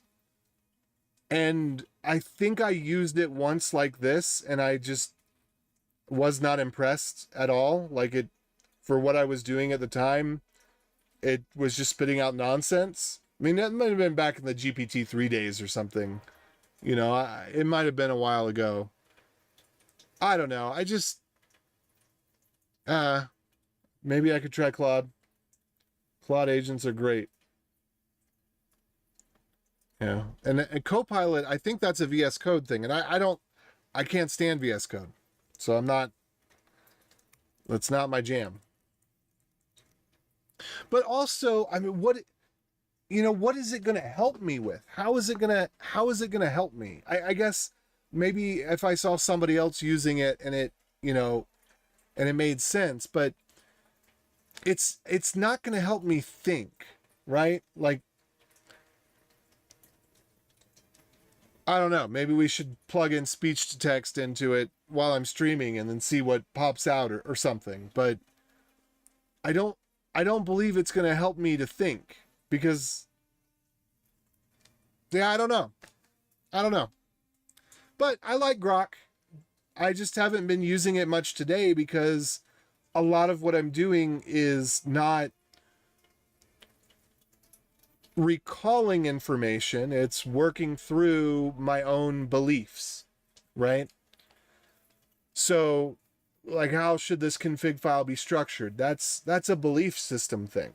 I have to believe that it's going to be easier for me and people that I work with to edit the config file under constraints X, Y, and Z. And then the decisions that I make on that, where there is stuff that I can just get it to go do, sure, but and maybe I could add, I don't trust it for more than trivial questions. It doesn't actually read through the source code. It would be nice if it did, but as far as I've seen it, maybe Claude does. Maybe Claude is better at maybe Claude actually has all the Go source code, and so when I ask it, tell me how shutdown works and how it's tracking connection state, maybe it could give me a coherent response. But I think that just going from one function to another is pretty good. So, all right, but what I was kind of surprised of is I was expecting it to, on close, I was expecting it to call shutdown first, but I guess there's no reason that it would because it's pretty indiscriminate. Shutdown is what's discriminate. So poll interval base, time millisecond. Next poll interval. No, what did I do? Oopsie daisies. What did I do? Oh, we're good. I just hit the A key by mistake. Add 10% jitter. Okay. Double and clamp for next time. New timer. Defer timer dot stop. Close idle connections. Listener error. Where did listener error come from? End shutdown, close. Listeners locked. Okay. Close idle connections. Select done. Reset next poll interval.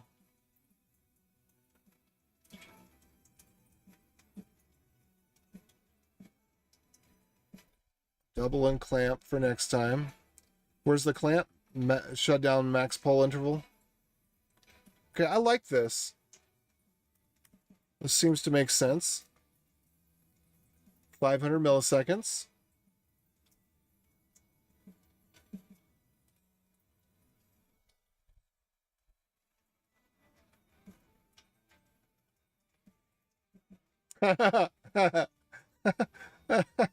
I do like their sense of humor. But that is left as an exercise for the reader. I do love their sense of humor. I think I would like to see the get blame on this. I'm imagining this just very much has the style of Rob Pike.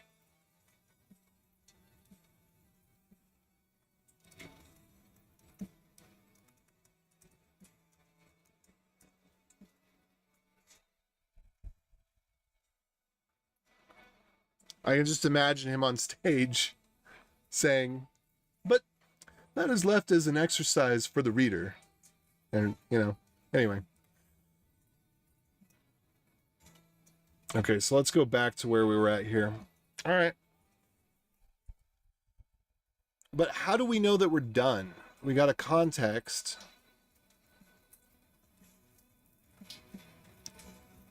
If close idle cons or okay, so it doesn't try to close idle connections anymore once it gets there. So if you're calling shutdown and shutdown doesn't succeed, then you need to call close yourself. That wasn't clear to me before, but that's clear to me now. All right.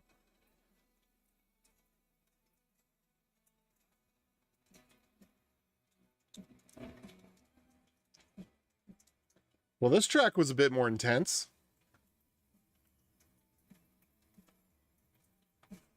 All right. Where am I at then? So where does this leave me? Let me go look at that shutdown stuff. So I really should be putting in some sort of context.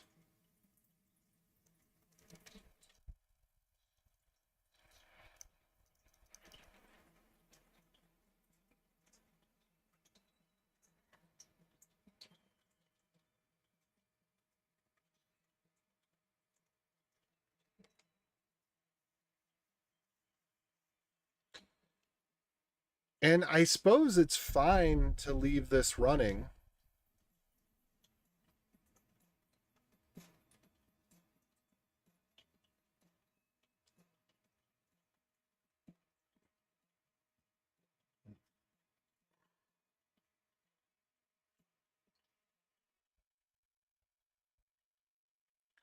I guess the problem would be if somebody's doing a download that takes 10 minutes and we want to shut down this server, we're just going to leave them to that. Okay, so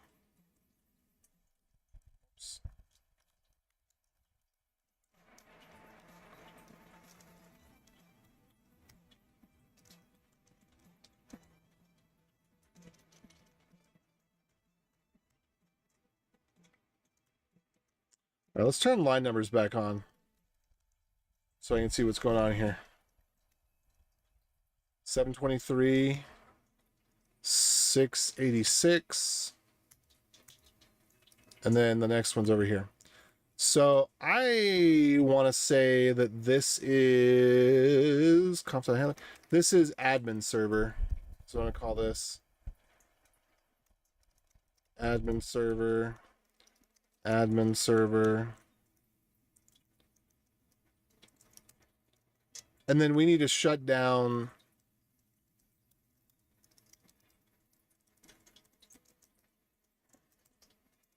Is admin tunnel always guaranteed to exist?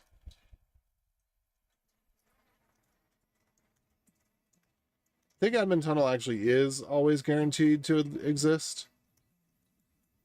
Yeah, it is. So we don't need to check if it's nil.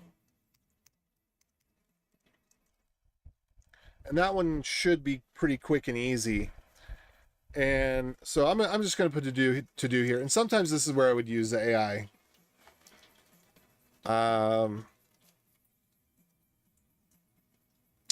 Create a context with a 5-second timeout.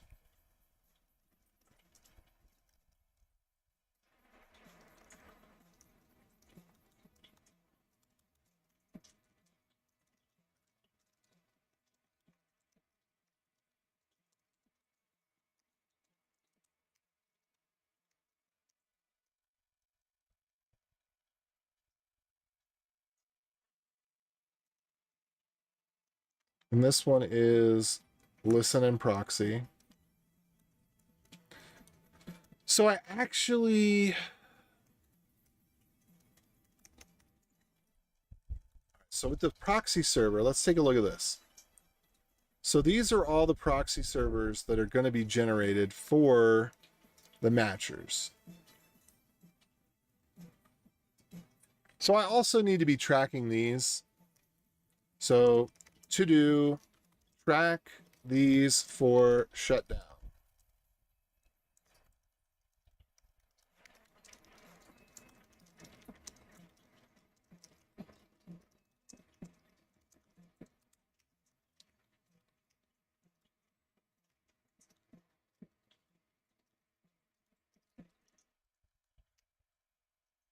So I'm not going to do that right now.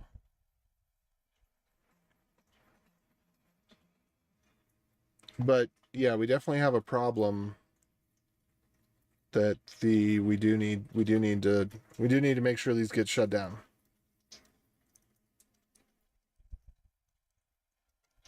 And this is all on new config, right? Whoa, this is way too long. This is getting way too nasty. Don't tell my friends. Yeah, new listen config. There's way too much going on in here. 300 lines. Whew. For a single function. It's not the worst, but longer than I'd like.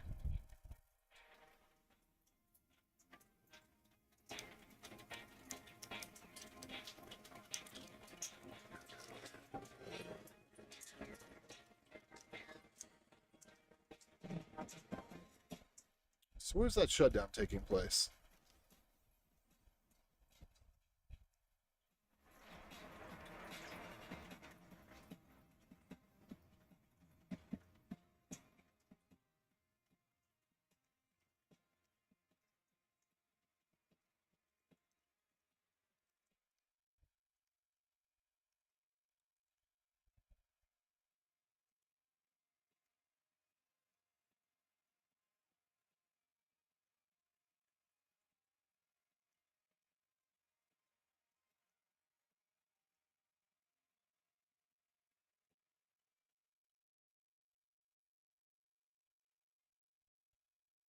All right. So my question for myself is, what am I doing here? So if not terminate TLS, continue. Okay.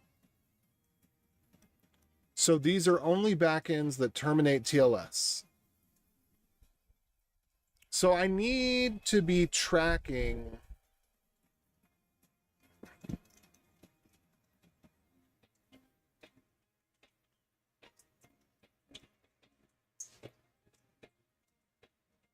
So I guess what I'm going to have is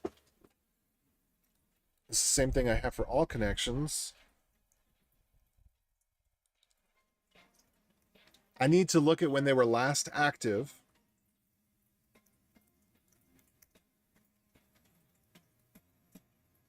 And shut them down.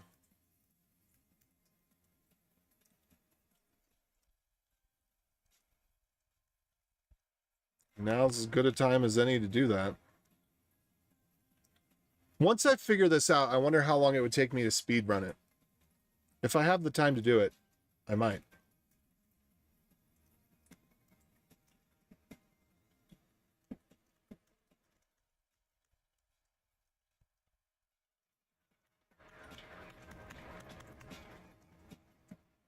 Okay, let me go back up to the top here. Cons. Okay.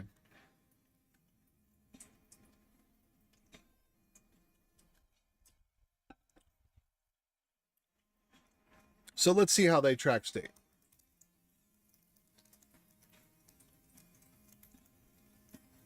Set state.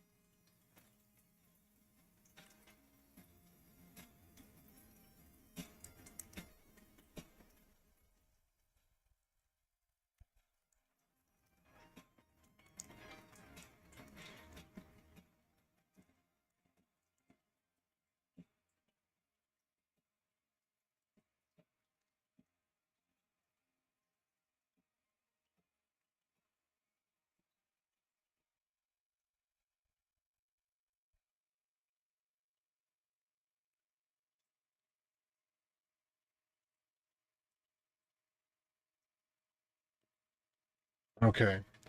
So we will need to know what kind of state is what is represented with the connection, which I think we go with the SNI LPN. So for example,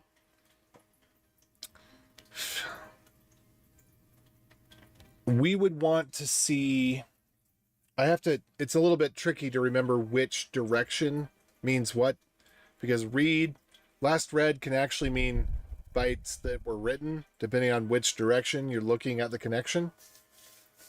So if we're, because if we're tracking something like Postgres, then we need to make sure that the bytes that were last written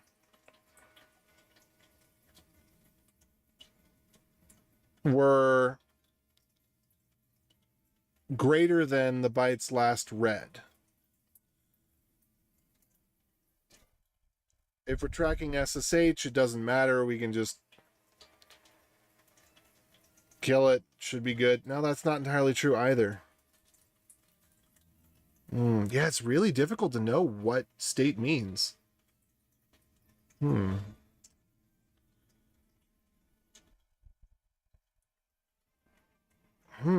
Yeah, because I'm basically, and I bet this is where Caddy is failing us.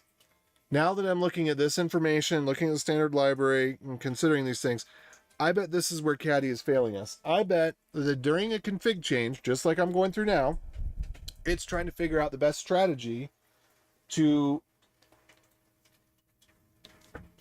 switch over to the new server, load the new config. And when there's lots of connections and they're not HTTP connections, it doesn't have the tracking information to know that a request is complete. Because if we're looking at traffic that is TLS, and oh yeah, this is an interesting problem, and we may need a different solution.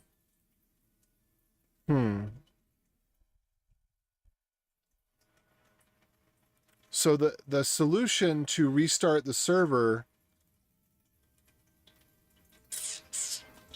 I mean, the question becomes, what's the downside of leaving hundreds or thousands of servers open for long-standing connections? And this actually also reminds me of a problem that I had with a Google service recently, where we got a strange error that was coming from the proxy. So we had a connection to a Google API that was left open for weeks. And I can, in my mind's eye, I can envision what happened, because we were getting back an error that was, I think it was a 502 bad gateway. I think we were getting back a bad gateway error. Now we were getting back a bad gateway error making a request to a Google Workspace API, or whatever Google's calling their business thing now. So I imagine what had happened, very similar to the type of scenario we're looking at here, where it had an old version of the server that had old connection information. Internally, a new version of the server was deployed, but because the server was doing, or because the client was doing keep alives, which maybe we should have just turned that off, actually, now that I think about it. But we're doing it in Node, and sometimes it's challenging to work with the lower level stuff. I think we probably should have been able to do that without any problem, because I don't think we're using a request library or anything. I think we're just using fetch, which I don't know if we get access to the internals on that either, actually. But anyway, point being, we're getting a 502 error and it didn't fix itself. So we get a 502 error, and then a 502 error, and then a 502 error, and then a 502 error. And so it started, let's say Friday, and was persisting until Monday, and we didn't understand what was going wrong, and it ended up just being this weird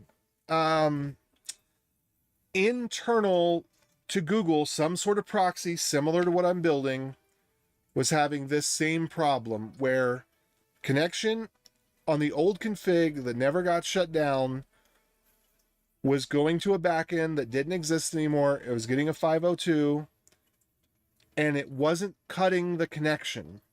I wonder if they weren't using a TLS router internally just like this. That, yeah.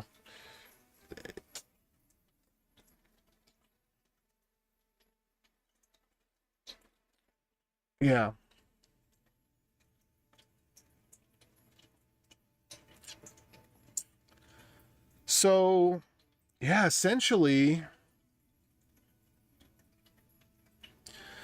I don't think the starting up a new server strategy is the right strategy.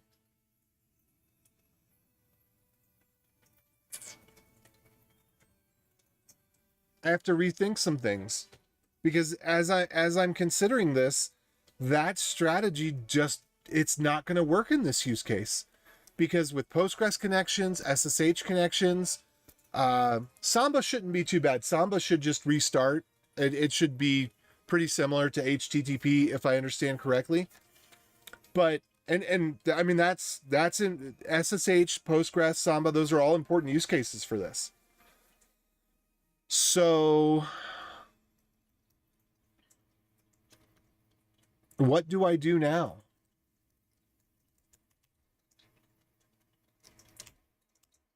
So let's revisit this set new config. I'm going to leave this as is for now. This is going to last us for a little bit to do.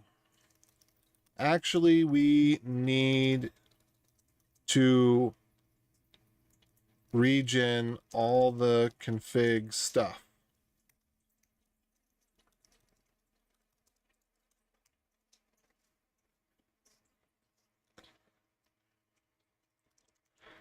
Because we don't have a mechanism for SSH, PostgreSQL, etc.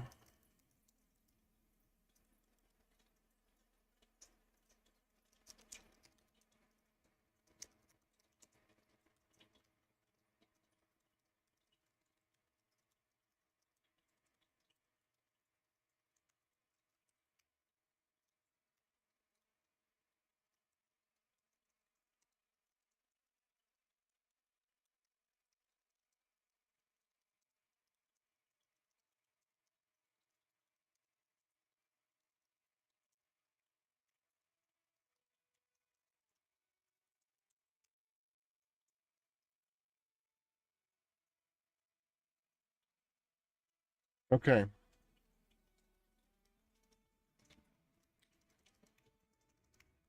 So reincarnate.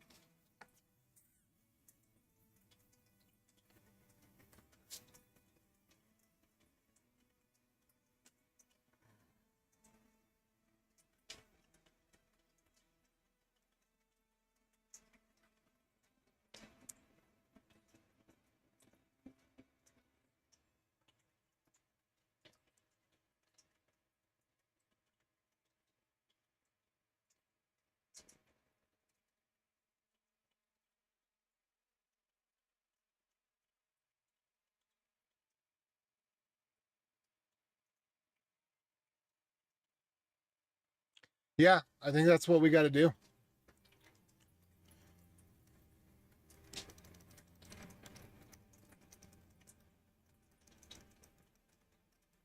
So I actually don't want to do this.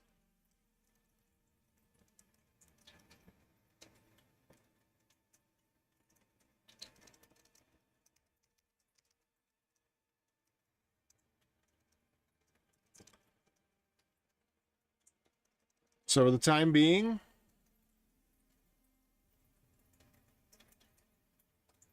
we're just not going to do that.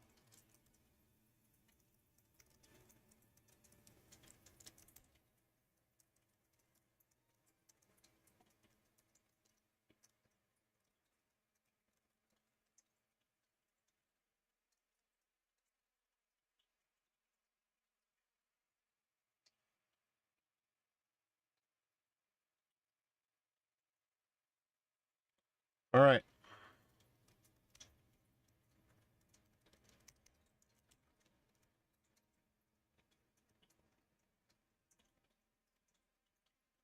What is it warning about? Empty critical section, something, something. Oh, thank you for that.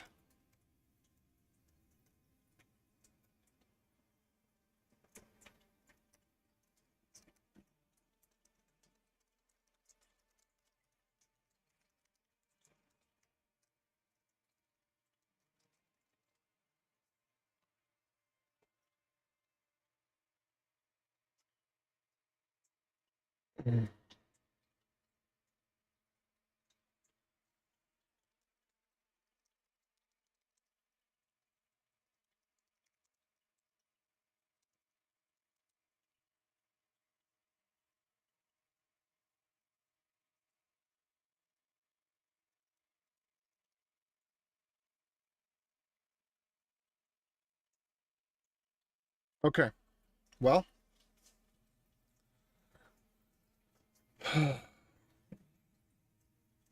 we're going to use this strategy for now with the understanding that it's a bad strategy. And another way that we could mitigate it would be doing something like once an hour checking for idle connections that are, well, I don't know. I'm not sure what the right thing to do is, but I know that it's not going to be to shut down the listeners and reactivate them. We have to deal with the proxy config.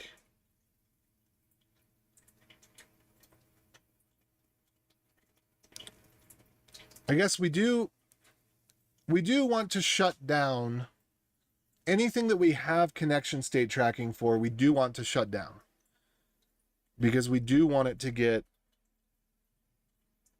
the new listener. And if somebody's doing a deploy to a backend, we want to give them the control to be able to disconnect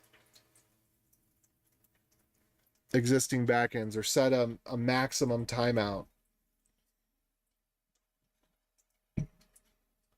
I think it's okay if we have hundreds or thousands of these residual servers. My guess, I don't know, but my guess is that the state information the boilerplate around the state information pales in comparison to the state information. So if I have 100,000 connections on one server and 10 connections on 100 servers, that the number of connections outweighs the number of servers. And I don't know if I'm saying that right, but anyway, I'm glad that I went down this path and discovered that problem and had these thought processes. I'm going to put that in my notes. I'm going to put some documentation here.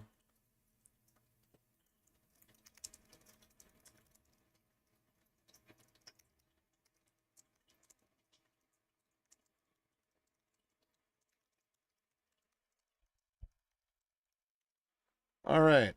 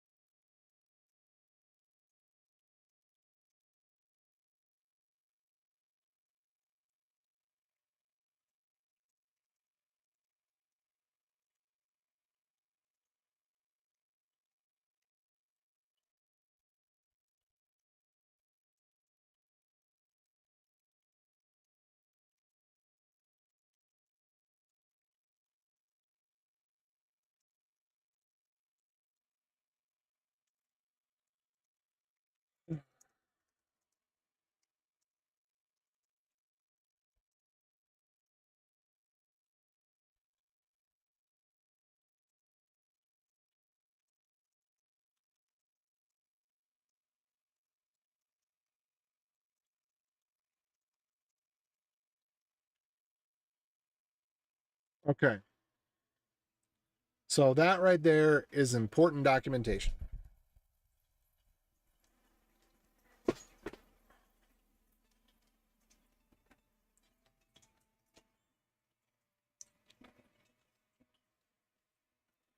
Okay.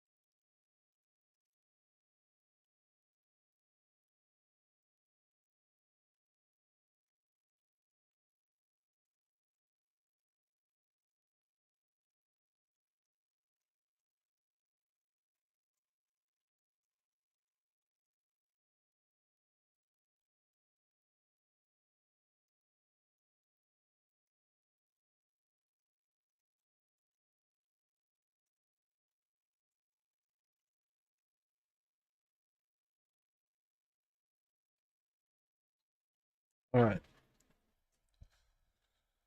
Okay. So we're going to leave this for now, but we need to not do it. Again, once we get to the refactor stage with this, then we can look into that more heavily. Really need to get this done. But I think we're going to need another day for it. I don't think tonight's going to be the night all on its own. Let me check on some stuff here. Did I get any more? Okay, so I currently do not have to take the next steps that I need this for on one of my projects because I am still in a holding pattern waiting on more information from them. But this is going to be a pain in my butt real soon if I don't have it. Well, it already is a pain in my butt. That's why I'm doing it. but it's going to prevent me from being able to complete other work. And this is not directly billable because it's too big of a project and it's too specific to a problem that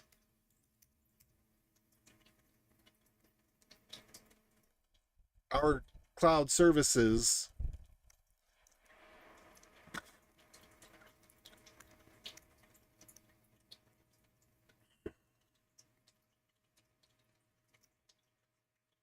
the onboarding process for our cloud services needs to be price competitive.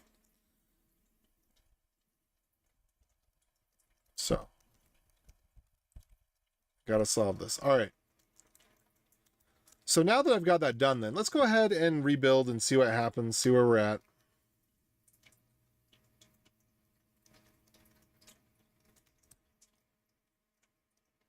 Now I'd like to see what happens if I hit cancel server. Oh, still takes 5 seconds. Why? There's nothing connected, so why would it take 5 seconds? Is it because I'm doing a sleep? Let's go check that out. Let's go see why is it taking 5 seconds?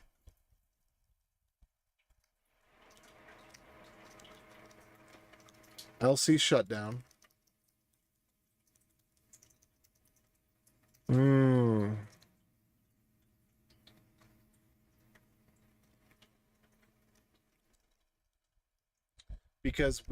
Because this doesn't wait.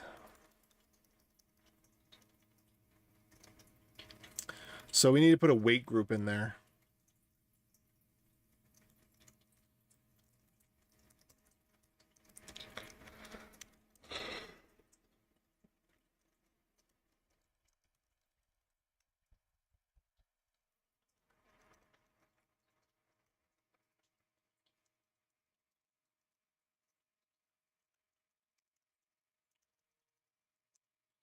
All right, so I made a poor choice with this. What is this one? Listen and proxy.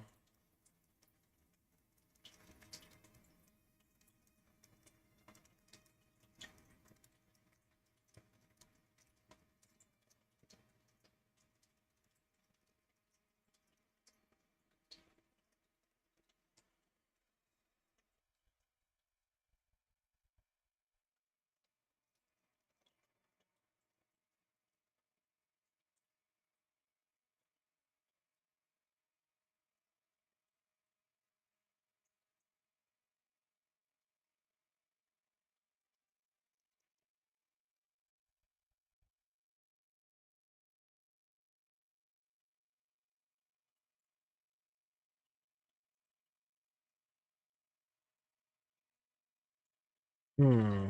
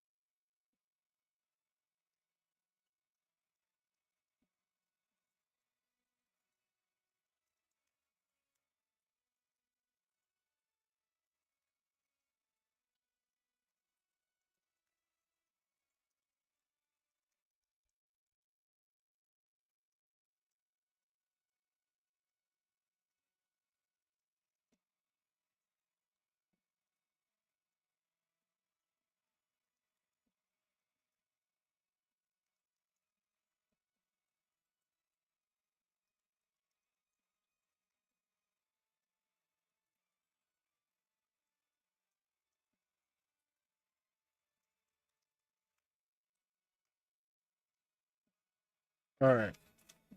That still didn't fix the problems, so let's take a look again.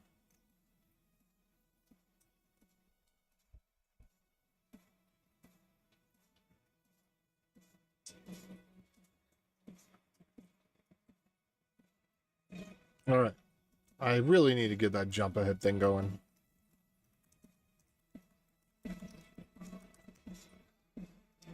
Okay, so let's try this again.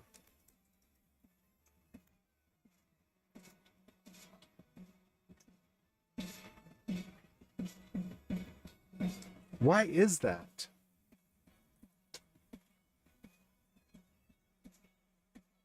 Debug stop server. Okay.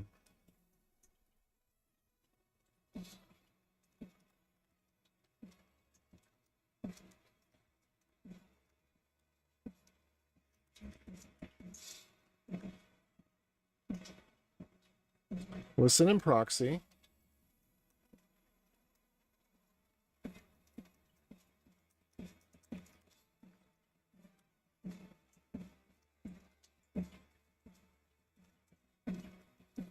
Okay, so my problem is elsewhere.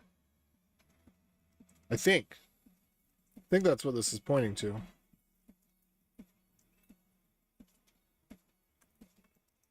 Let's see if I can figure that out. And this should return something like net server closed. Let me go figure that out.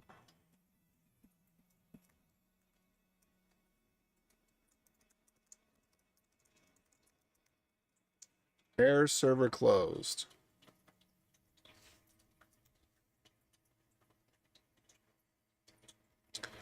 How about just net? Do we have net error server closed?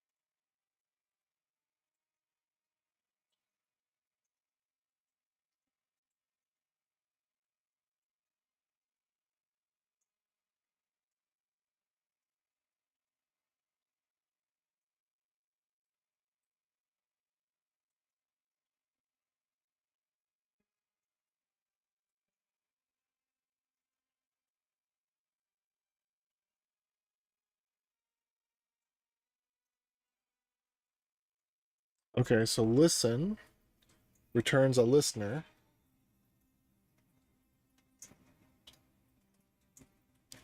And does that have a serve method? Okay, listen config returns listener. Listener is going to accept.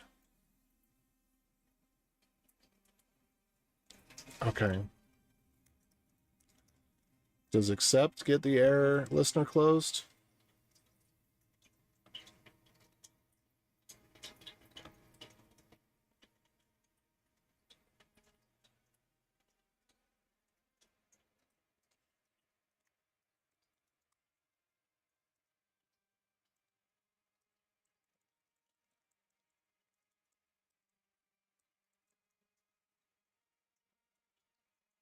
Oh no. All right, let's see if Grok can handle it. What error does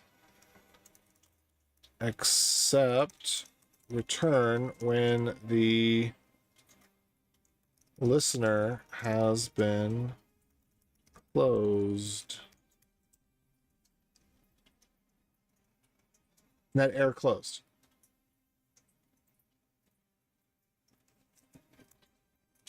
I wonder what TLS returns. Let's go take a look at TLS real quick. Or is that crypto TLS?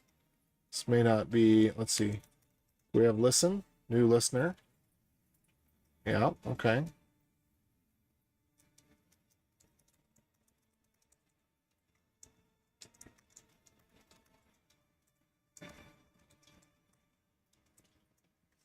Yeah, net listener. Okay. So air closed.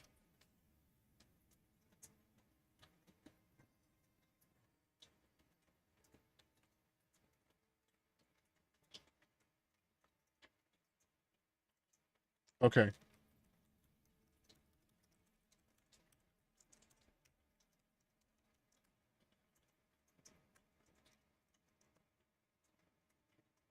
Listen and proxy.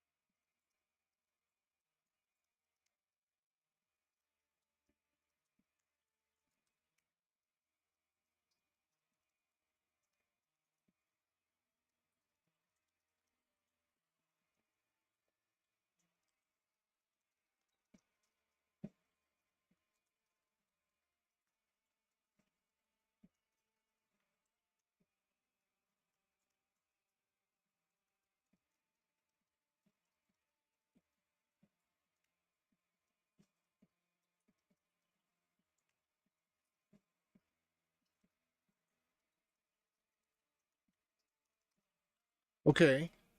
So this is weird too.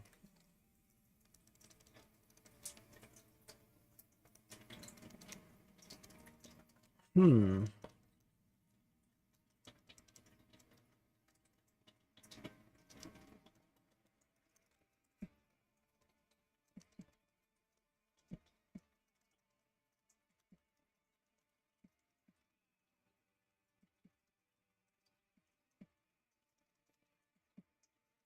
Okay, because this loop is running. All right, so this is where we need that select.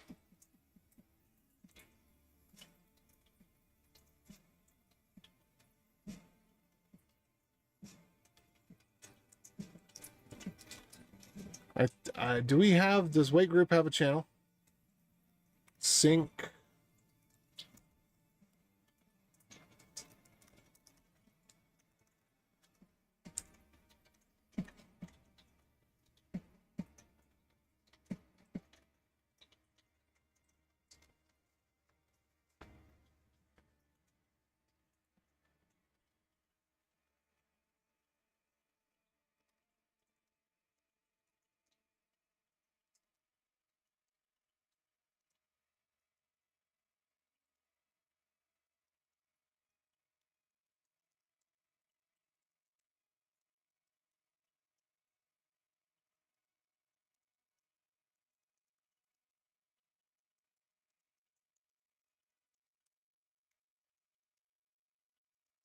Okay. Was it that silly? Did I just forget to I just forgot to wrap it in a go routine and put the weight there? Let's see if that's it. Boom.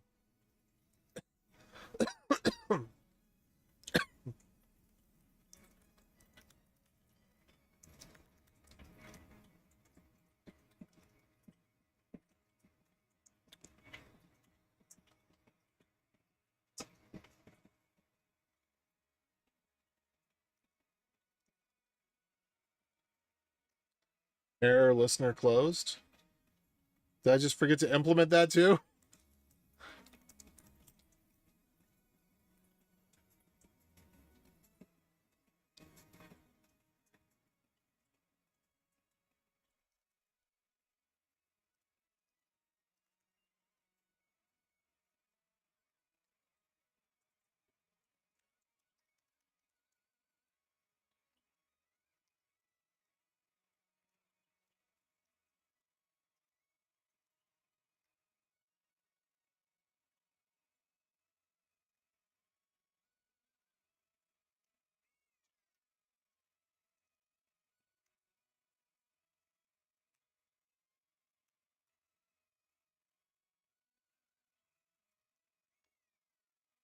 Okay.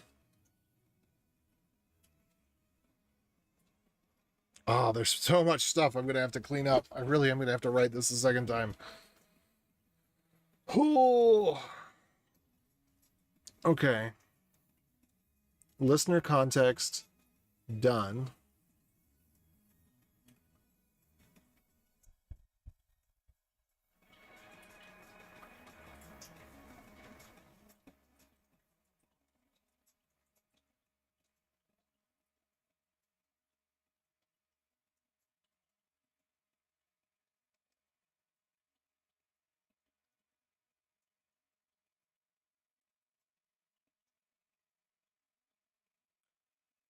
Okay, so that one we don't have to worry about there.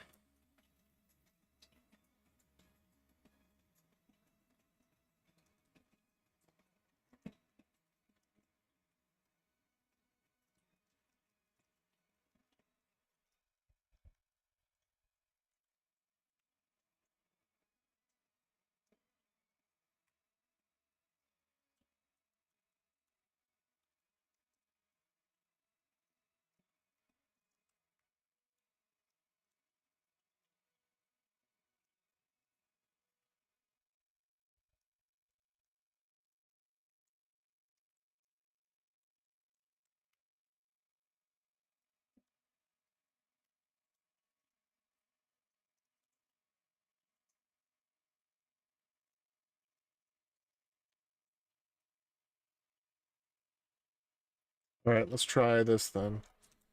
Go back to this one and we'll do errors dot is error net dot error closed.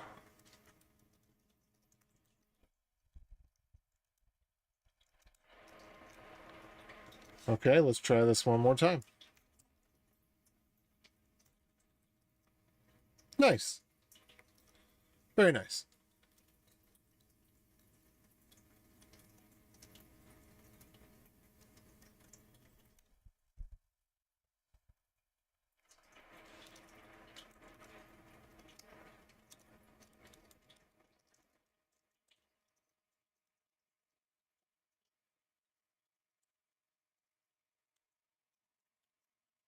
Cool. Boom. All right. So, amazing journey. Wow. I am truly humbled by how much I am learning in this project. How many things I have not properly understood in the past. Oh,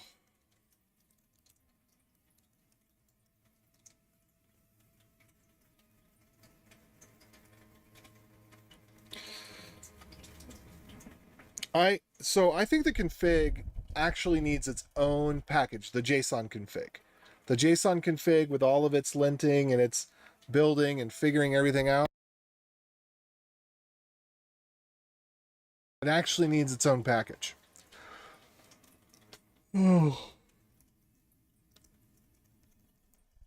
And then this config with its caches and whatnot, it needs to embed the JSON config, or not necessarily embed, but encapsulate. But it needs to be swappable.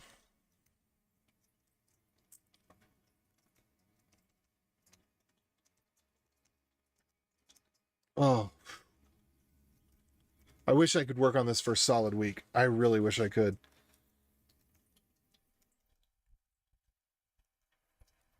All right, so what do we need to do to get to the next milestone here? So this should still return nil. That's good. This should still return what it's returning. This should still return basically what it's been returning. Now, we need the current config.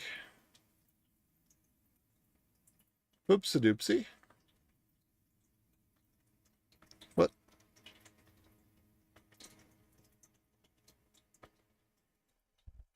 Why did that not work?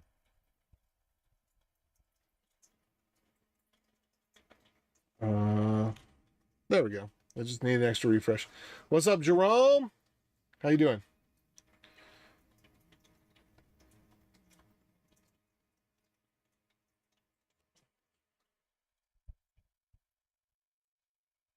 Or is it Jeramel? Or is it Jeramelp? Or Jeramel Pushaparaj?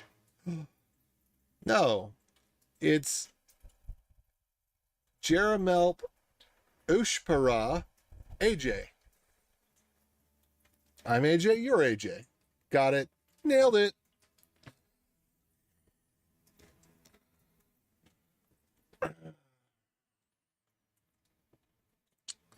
Okay, so what are you up to, Drum? All right, so this is good. This is good. Now it's time for me to take this thing.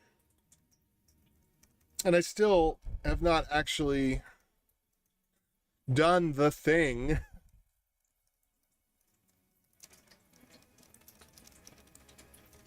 that I set out to do.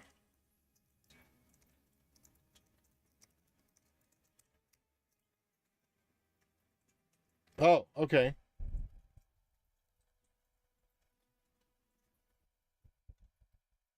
Jeramel? Yeah, you can ask. You can ask, but I don't have to tell you anything. I'm keeping it a secret. No. I'm working on a TLS router. So similar concept to a reverse proxy, but at the layer of the TLS, the encryption, rather than at the decrypted HTTP layer. So a TLS proxy can reverse proxy Postgres, Samba, HTTP, H2, obviously, SSH, and there's a whole list of protocols here. Let me actually go get that list of protocols again real quick.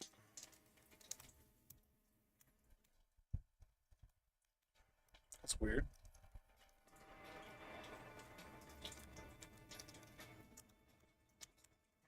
That's so strange. Oh, is it over in this? It's over in this one. That's what it's doing. All right.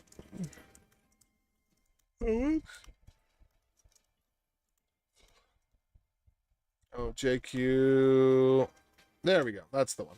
All right. So here's all the protocols that are registered protocols, plus others that aren't registered, like SSH, for example, which does have support in its configuration for using TLS, but does not have support natively for using TLS. You can use the S client to tunnel in the config. Anyway, so you got all this stuff. A lot of this stuff, I don't know what it is. Some of it I've never heard of. FTP over TLS, I didn't know that was a thing. I wonder if that is a thing or if they just registered it for safety's sake, because some of these are just common protocols. IMAP, IRC, SMTP. What? How is SMTP not here? Huh? Does SMTP still not support TLS 1.3? Is that real or? Huh. Null is just a holdover. Ignore that. But yeah, you got all this different stuff. About half of them are just variants on HTTP. all that. But it's not really half. But yeah, MQTT is in there. Postgres is in there. Let me rebuild to see if we got any new ones. Probably not.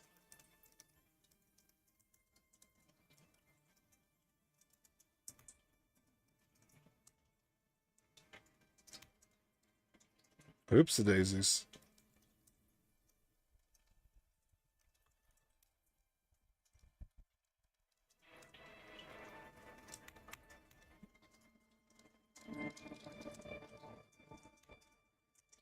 Oh, that's weird.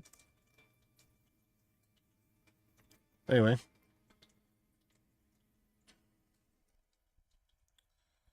Let's see.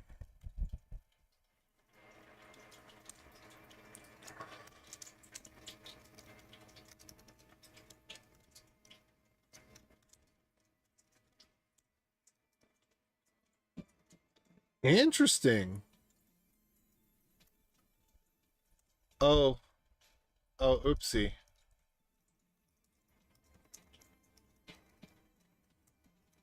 Right. I can't directly overwrite it because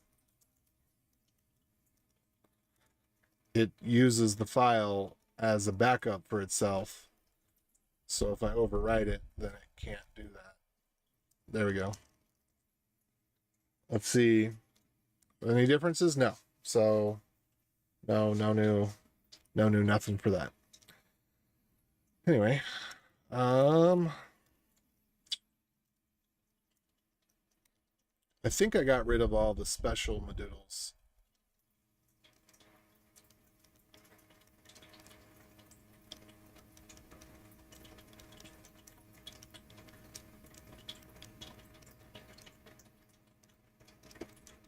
Because I did have bad quotes in here.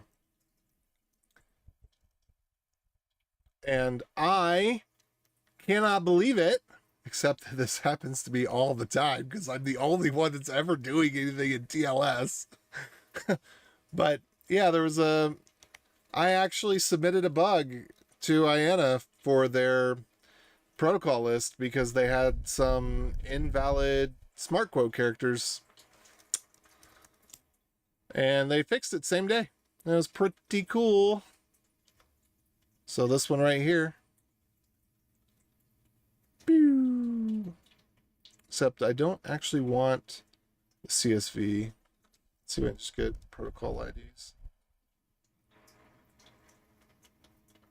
Let's see. There we go. So they had here some smart quotes by mistake. And these are supposed to be ASCII files. And so I made a bug report that indeed it was not ASCII. And they fixed it. And now it is. So, next time you go to download the ALPN protocol ID list, you can thank me.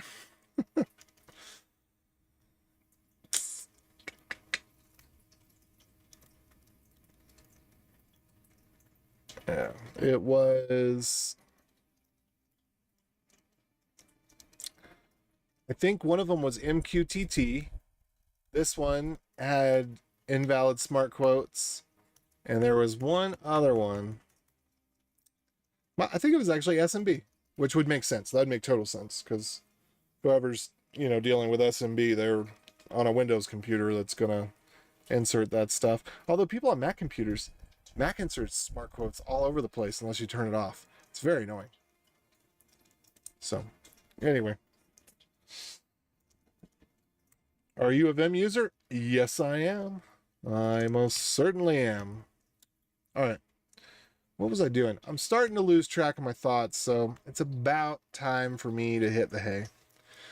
But I would like to actually test what I've been working on up to this point before doing so. So the main thing that I was working on, see if we can get this far.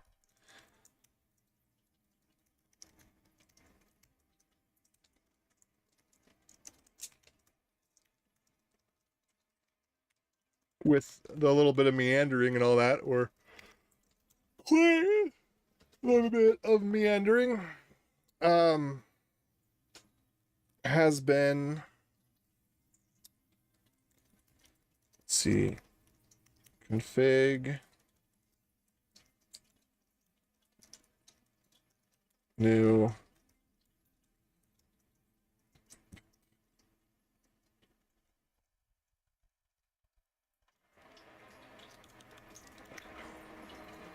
Yeah, I can't finish my thoughts very well right now. What was I saying? Something or other, I'm sure. I'm sure of it. I'm sure I was saying something. I can even almost remember doing it myself. So we're working on setting and replacing the config.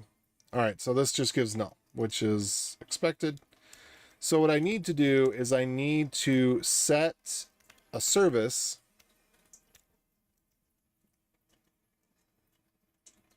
And then I need to get that. I need to get the hash, and then I need to put the hash in the URL to apply the config. So, but as it stands right now,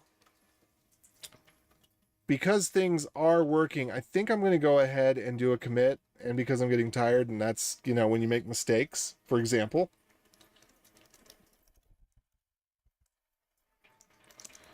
All right, let's do a -v on here, because what I'm expecting to see. Oh no, that's not what I'm expecting to see.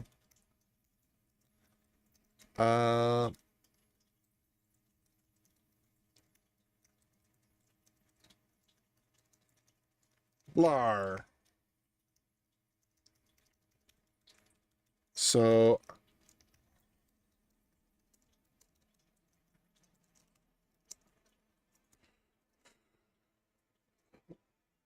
no. Okay. So the one connection gave me null. The other connection gave me null. I don't know if I finished my sentence just a moment ago. See? It's hitting me hard. It's hitting me hard. I want to commit because my brain's dead. That's why.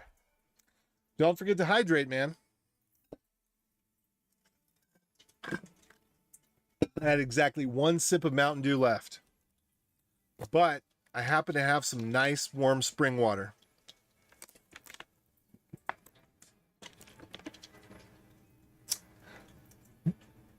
And trying to be goofy while I drank, I very nearly spat it all out on my screen because it almost went down the wrong pipe. Let me try that again. A little more goofy, but more controlled.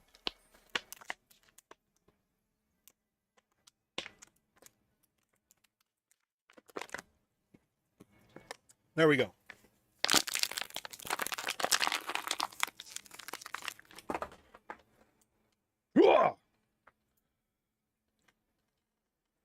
Thanks for the reminder to hydrate.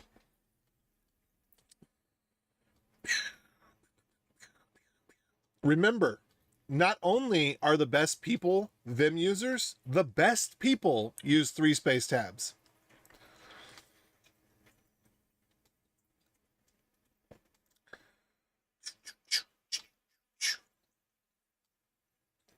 Because 3 spaces is the perfect amount. And the best people listen to OC Remix because it's the best music.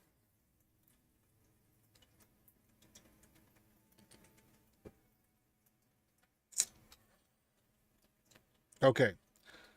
I was really close to remembering what the freak I'm doing. Okay, good. Conflict.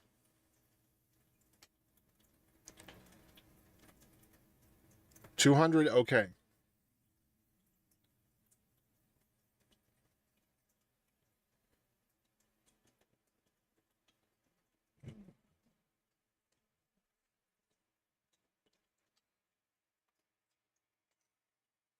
I'm gonna have to sneeze. Is it getting colder? No, it's not. Maybe it's just a combination of drinking water and then having the air blow on me. All right.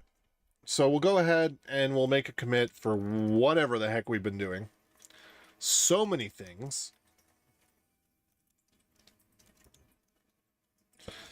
And you know, I'm going to squash all of this down into just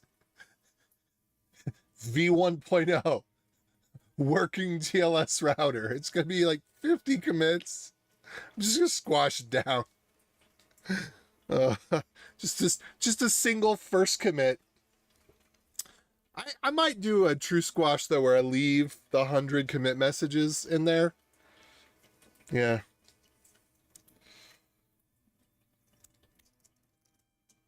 Oh, this is a good one. I'll listen a little louder for myself. Hopefully you don't get too much of an echo.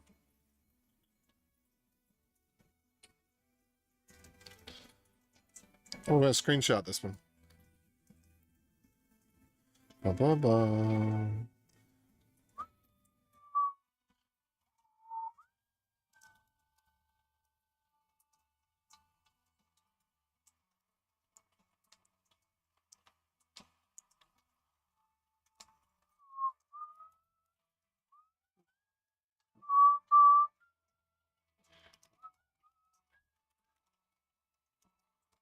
Oh, you know what? I don't know if this one actually did the thing.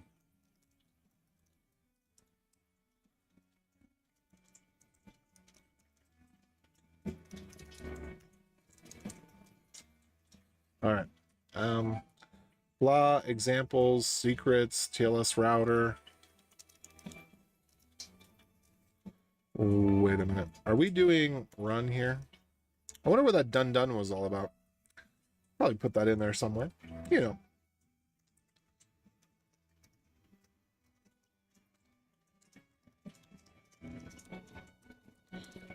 Just gonna do this for now.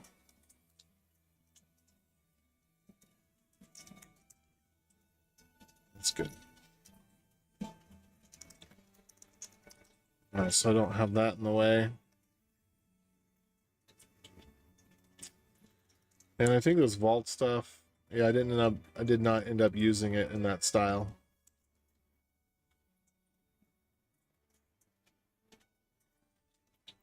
Could have a first special row of the vault after the header that contains the salt or something like that.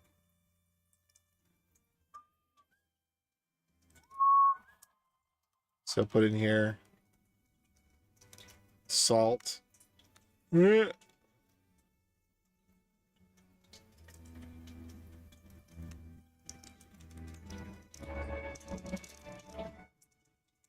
There we go.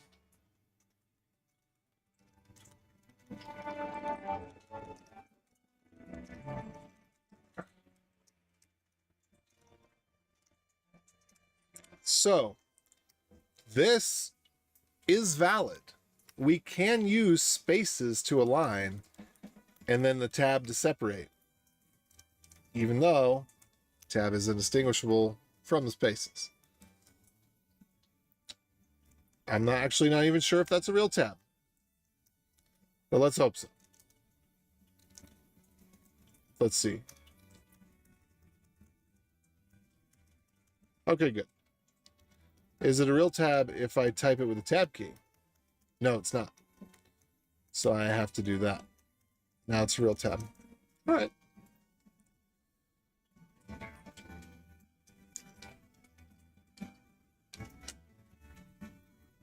Nice little party atmosphere. Little beach party. Okay. I am so interested to see what have I done over the last 3 hours. I added some mutexes. I changed some output.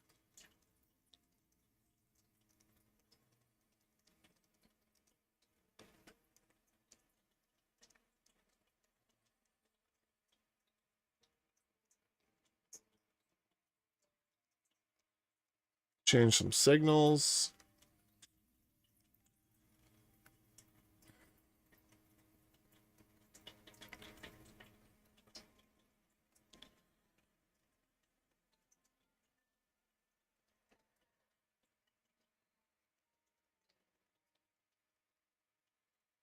Yeah. Oh, added the file path. Oh, that's so that it can reload itself.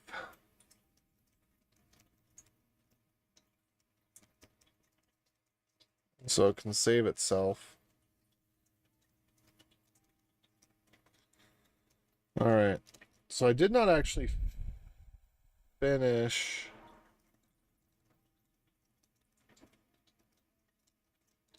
this. Old config.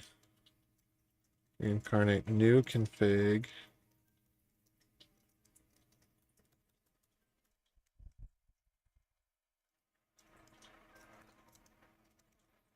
So we need to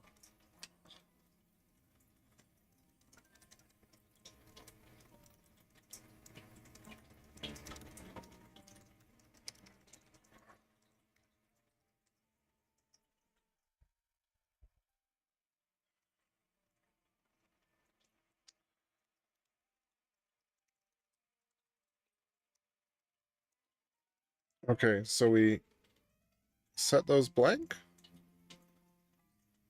Or no?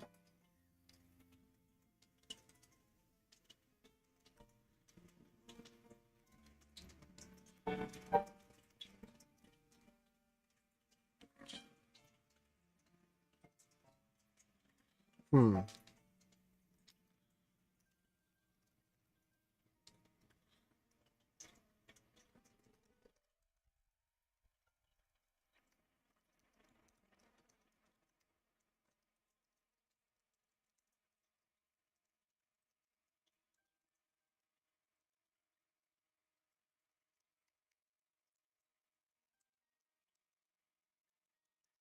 The old conf revision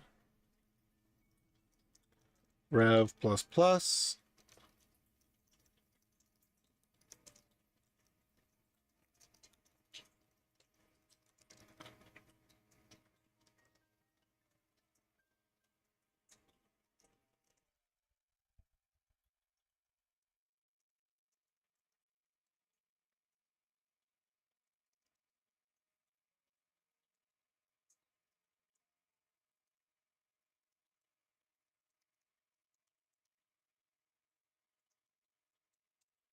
Okay. So we're gonna bump the revision. And we're gonna save.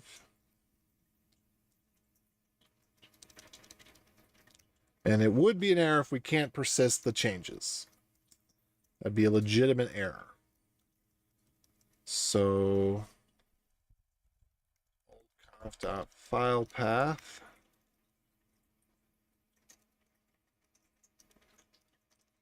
And actually for this,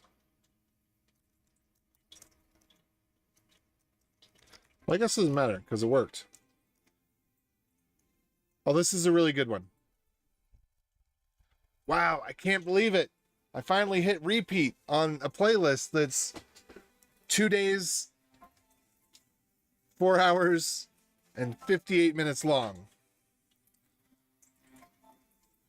Wow, how far are we? Almost halfway.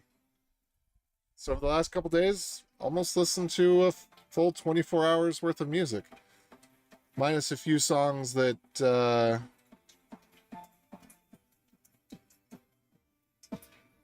couldn't be found.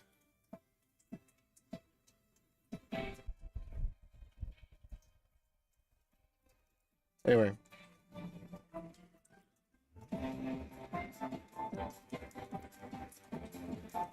Bum, bum, bum, bum, bum.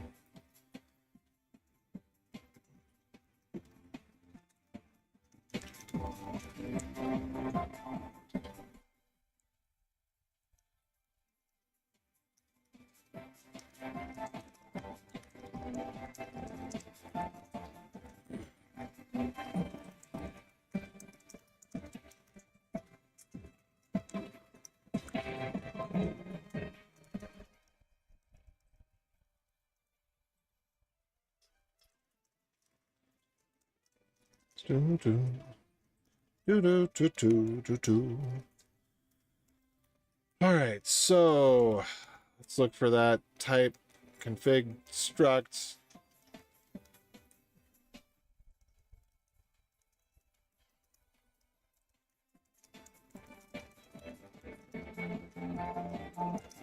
Save.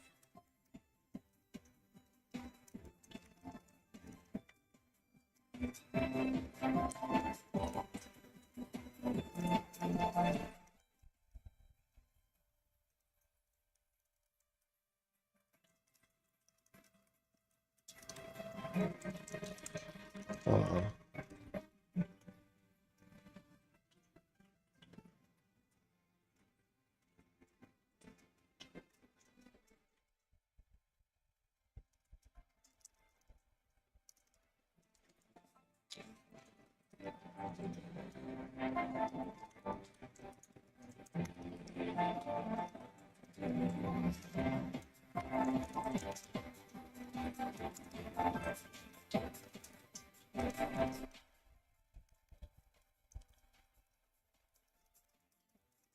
Definitely have an error.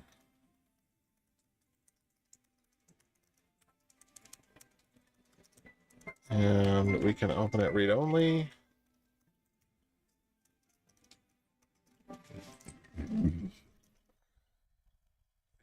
Shouldn't be able to open it with create. And really nobody else should be able to see the file. So 0640 seems fine. And then we're going to do JSON dot new encoder.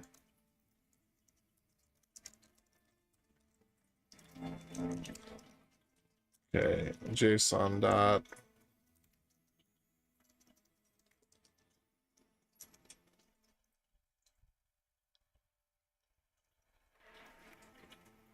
okay.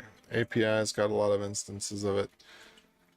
I'm trying to just remember. I'm just going to go to the documentation. Duh.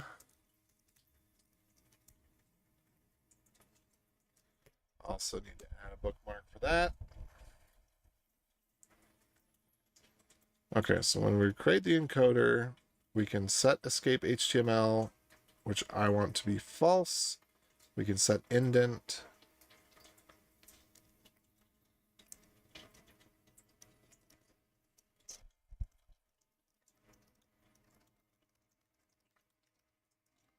What else can we have here? Set indent. I thought there was more than that. I thought that we had other options.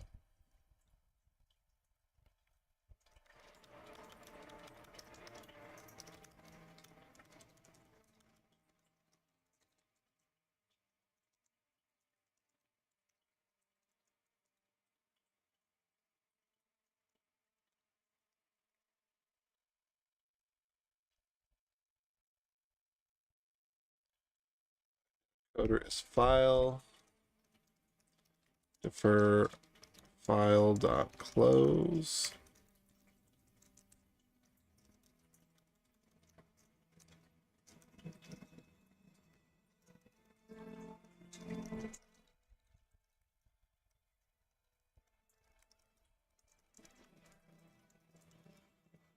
You know, I kind of think file close is a legitimate error. We should not fail to close the file because that likely means we failed to flush and save the file. Speaking of which,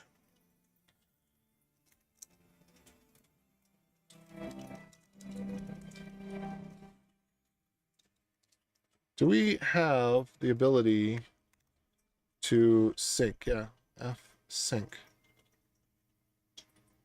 Yeah, I want that one.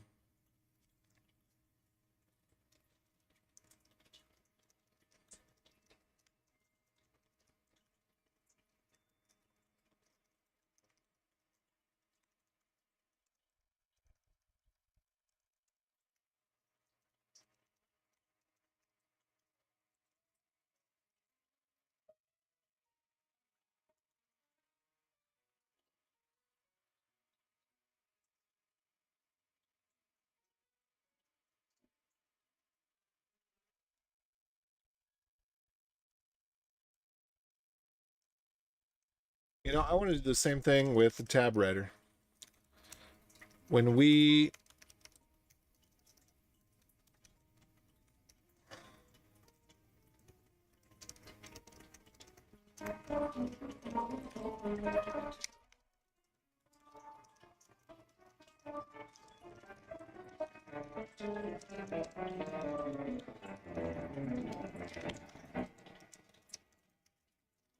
What's this one? Castlevania. Symphony of the Night.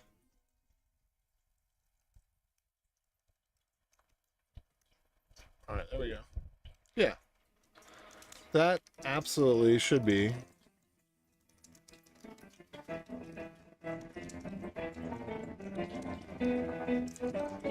An error. That's a legitimate error.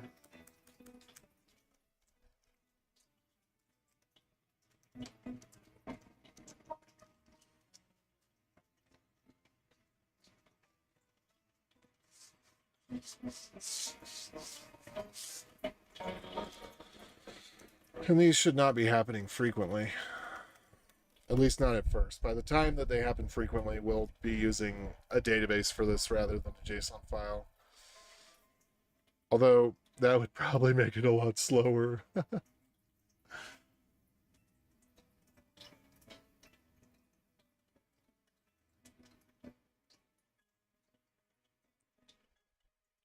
But I definitely see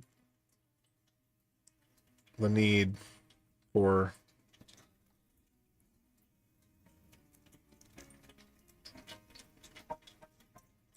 I also think that having it in a database table would clarify some of the data constraints. I think it actually would make some of it simpler. Because, for example, it just clarified the difference between relationships and data, because there are some lists that are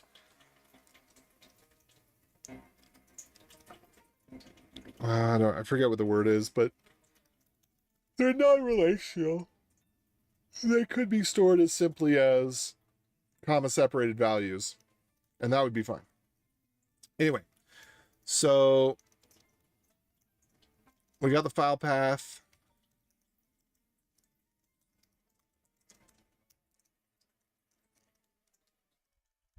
We would encode C.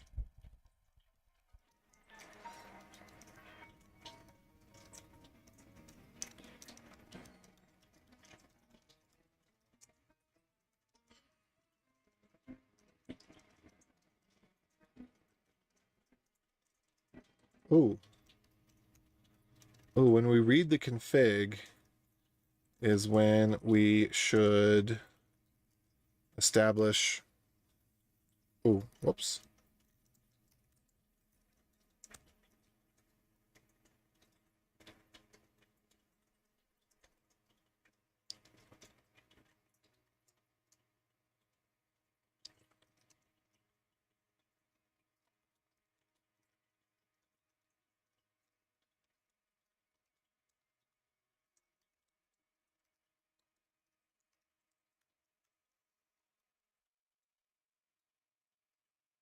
You know, I think that should happen before we get to this point. I don't remember why I had it like this. I think it was because when we do the hash needs to be empty. Yeah, we can't make a copy of it. So conf.hash create handle status. Yeah, there's so many things that we need to group them together.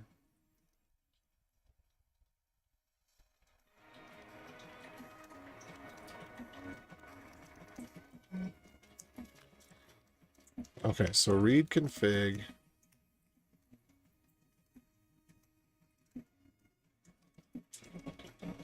But read config does all of the... So read config is basically our new function. It's just our new function by another name.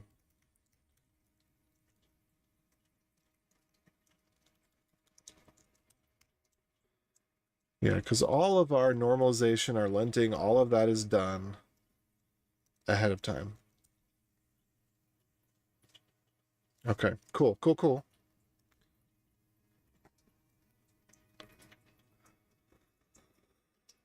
Oh.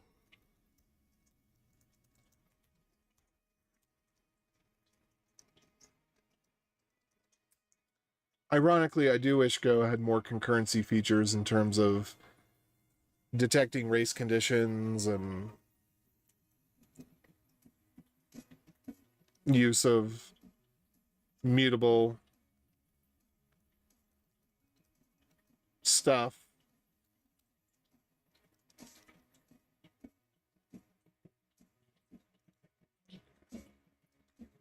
What is this? It's probably set escape HTML.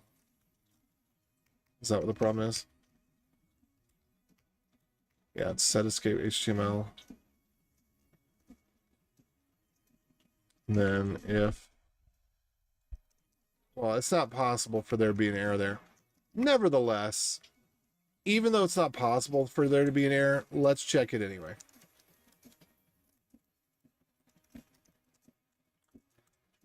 Yeah, it's a sanity fail, but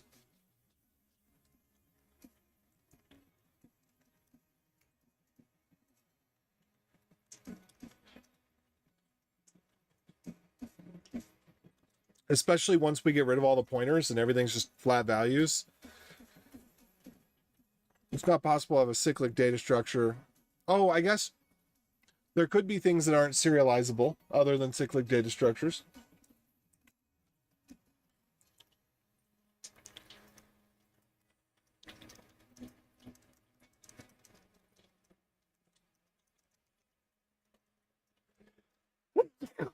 It's getting late and cold.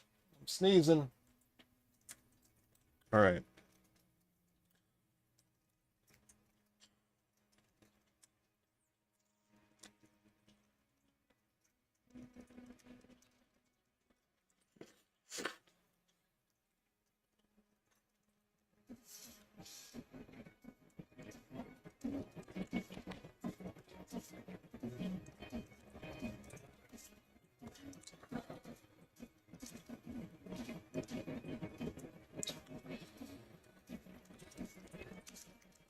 All right, what all is done here?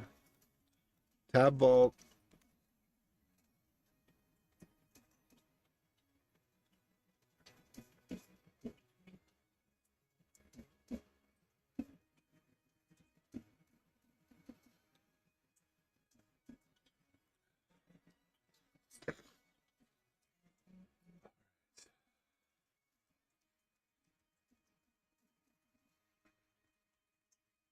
Couldn't believe the whole time the reason it wasn't exiting was because I forgot to wrap it in a Go Funk and put the weight at the end.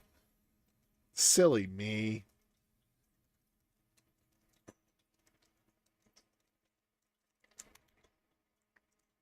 All right. So now we got the save in place. Let's go ahead and kill this. Start it. Oh, where's my tissues?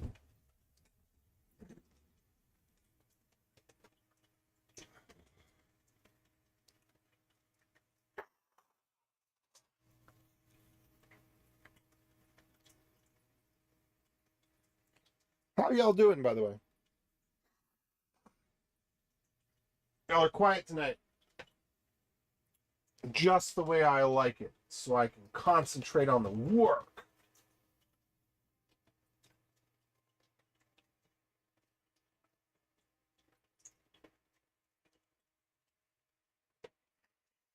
I got my wife a Cinnabon, and I forgot to give it to her. It's sitting right here. Oopsie daisies. Whoopsie. All right.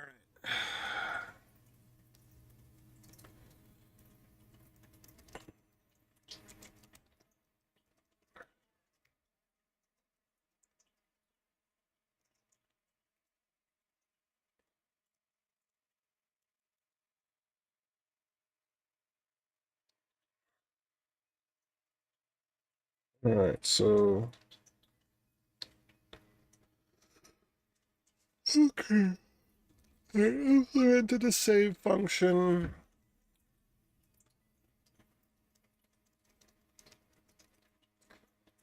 Oh, what else to do about it?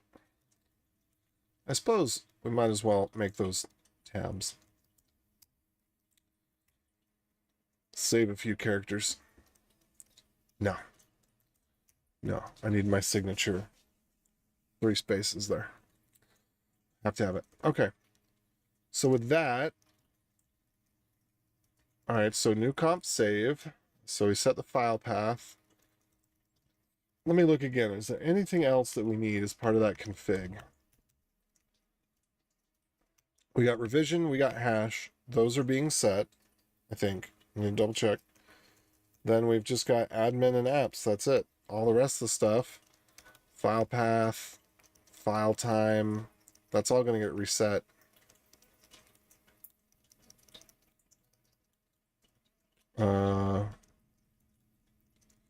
Although, I probably ought to do...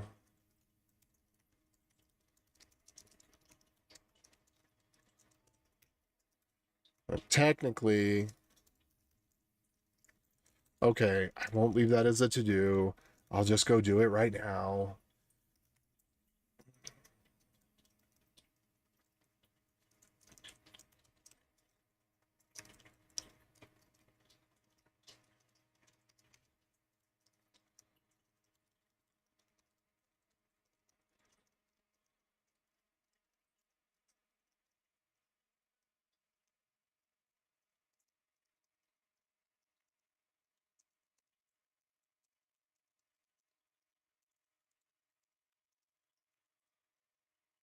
Oh, also, whoopsies.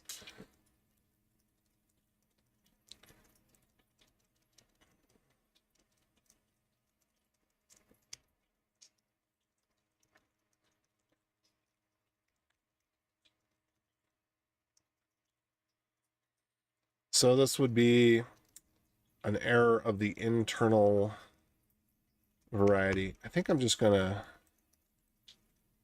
go ahead and set this in all cases so that I don't have to worry about that in any of the other places for now. Just so I can focus on...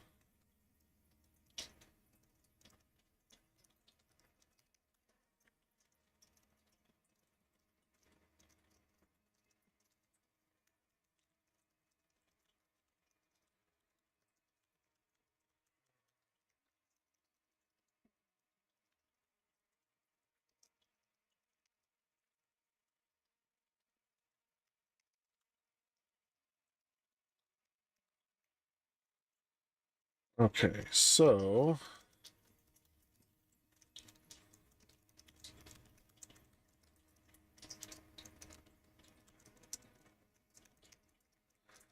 And then what was this error going to be?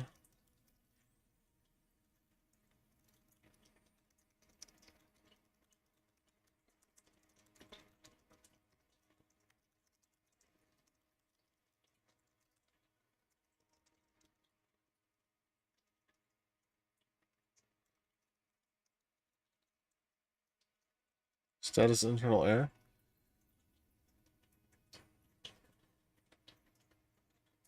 Oh, internal server error. Oopsie daisies.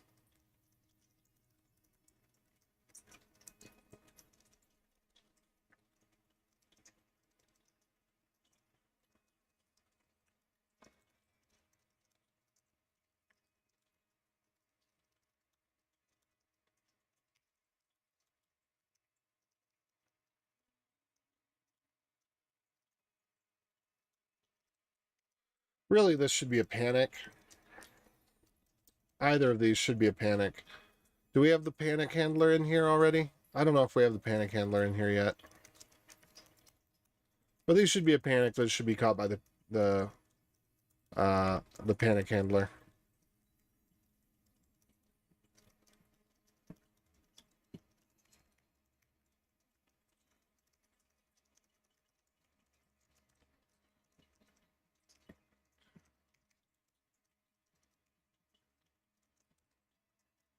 All right.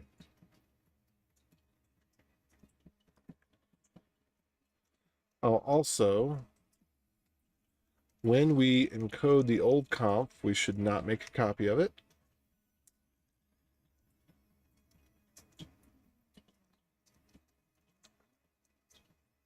Okay.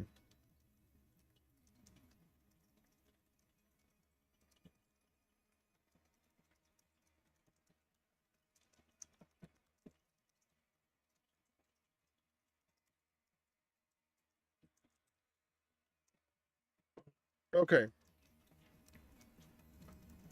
So we're going to load the config.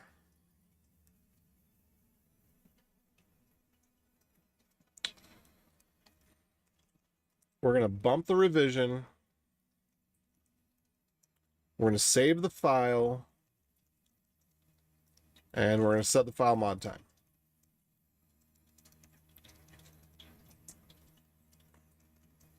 What about the hash?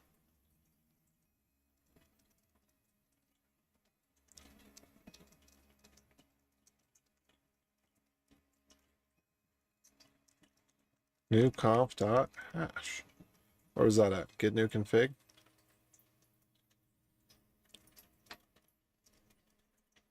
Yeah, that doesn't need to be there.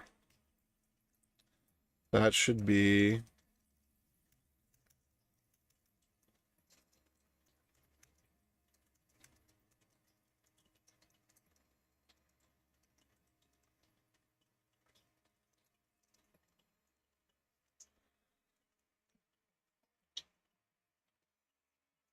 Wait, hold on. Where did I have this before? Get new config?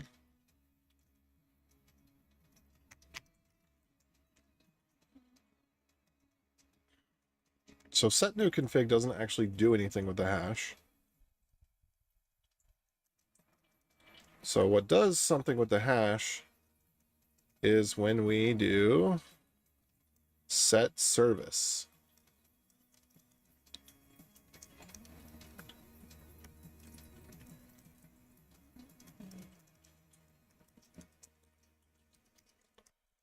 I don't know why I did new conf, new config is a new conf there. All right, but once it is stored,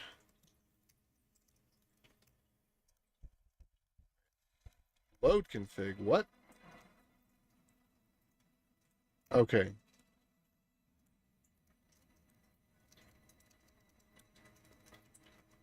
All right, so if we don't have a new config, then we make a new config.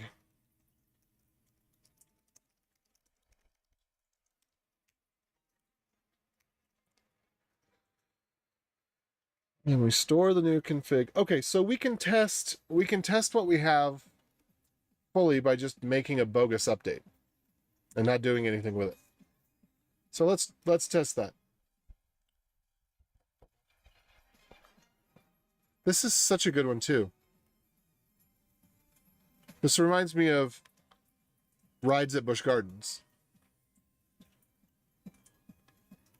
Dun-dun-dun-dun. Dun-dun-dun-dun.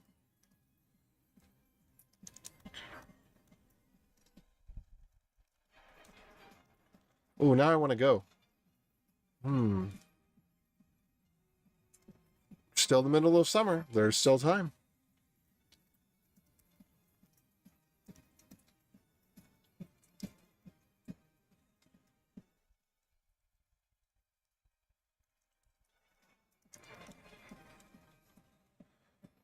All right. So let's go ahead and do this. Set service. Cool. Well, that worked just swimmingly. So now, if we go to set config, and we just do set config, yay! We get back the latest version of the config, which is probably going to match the version that is in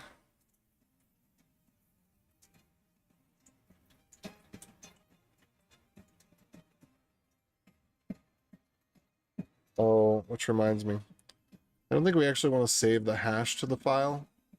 No, we don't. Okay, so let me go fix that real quick.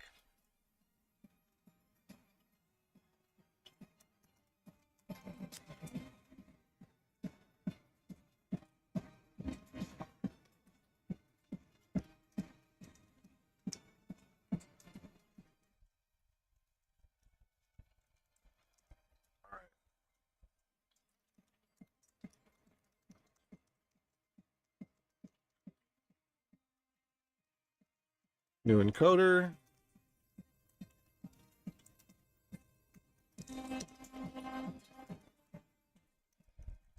So this actually needs to operate on pointer because we cannot. Well, I guess. Yeah, we don't want to be making a copy. So I guess most of these need to be anything that's going to take place after the config file is saved.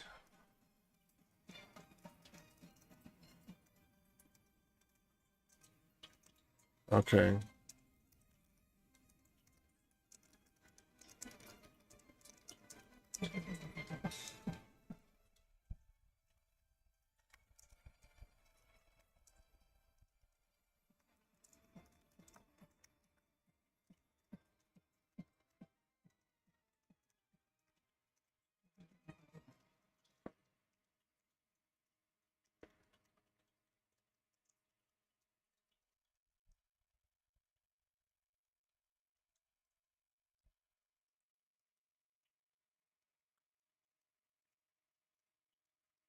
Okay.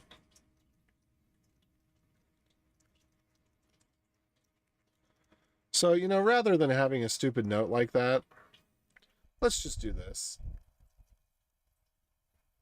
No, we can't, because then it's not concurrency safe. Okay. We would have to have a mutex to do use mutex to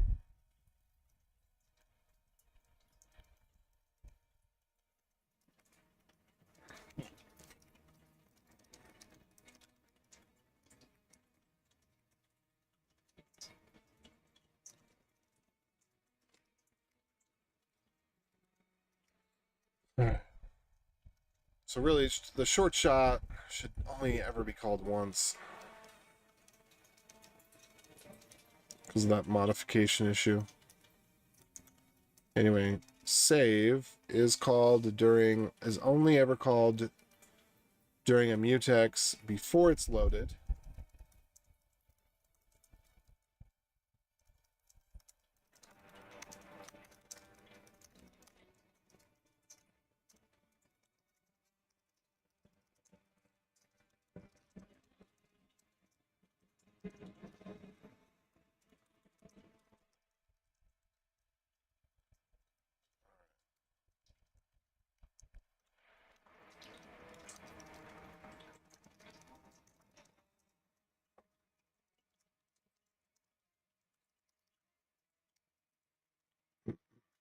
No, revision we do save. Hash we don't save.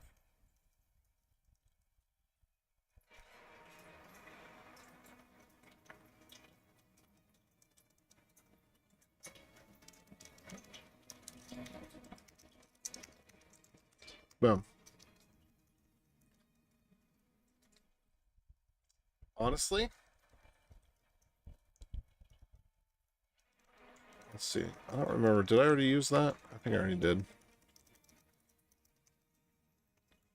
I actually really like just doing this.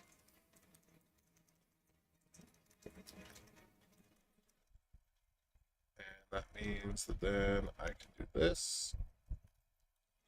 And just return nil here. And that's fine by me.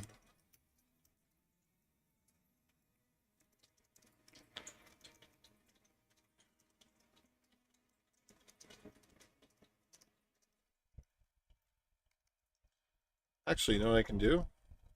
I can just do defer.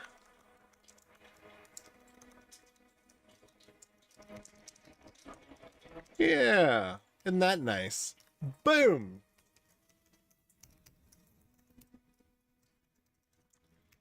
Actually, quite like that. That's a better pattern.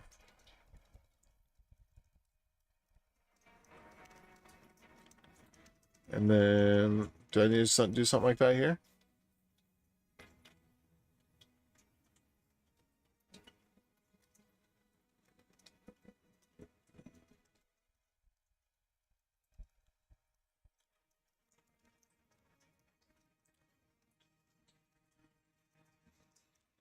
Can we just operate on a copy? We could probably just operate on a copy.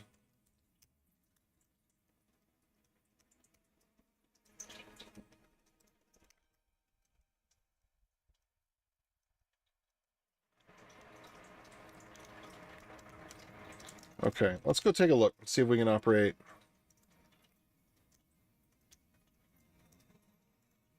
On a copy here. Save. And save. Save actually should be able to operate on a copy just fine. It may not be as performant, but that's it seems kind of silly. Let's not do that. That seems kind of silly. And this one too.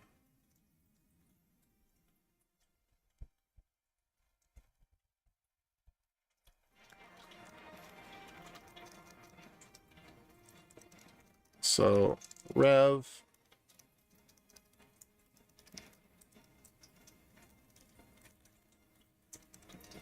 hash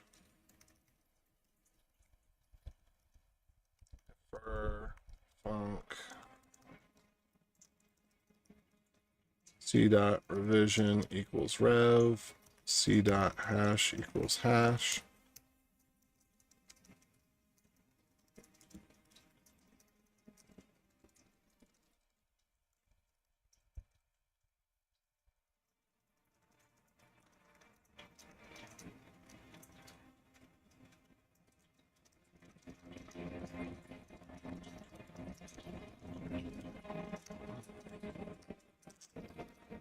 All right.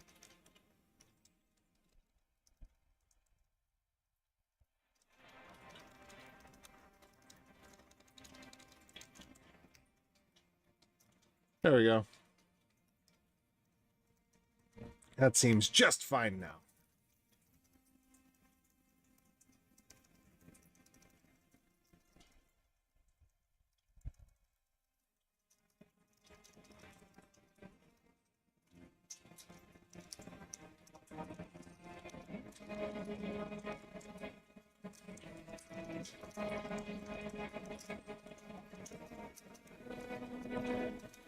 Oh, wait. That we actually don't want to have happen, do we?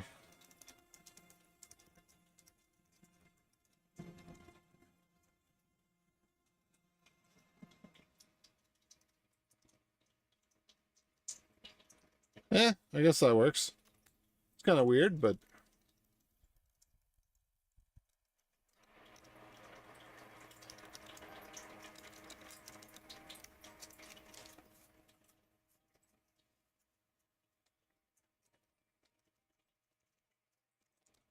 so badly want the canonical form to be indented with 3 spaces. Marshall indent. Booyah! Oh, you know what, though? I actually do need this to be... Hold on. All right, let me go back to the API one real quick. Let's make sure... New file time, blah, blah, blah, blah, blah. Set new config. Yeah, we don't need to set the hash there. We need to set the hash with set service. That's where we need to set it, right? Yeah, that's where we got it. Okay, great. So let's go back here. Okay. We actually do need to use the encoder.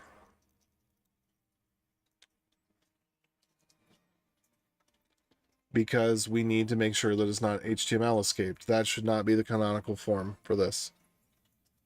I don't like the idea of that one bit. So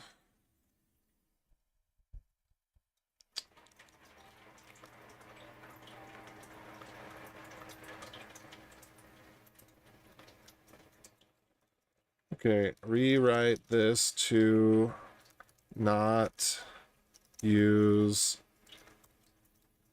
escape HTML. Because it's going to set up the buffer and do that. Yeah, what?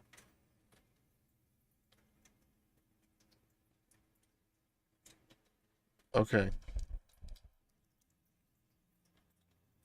use JSON dot new encoder with set escape HTML false.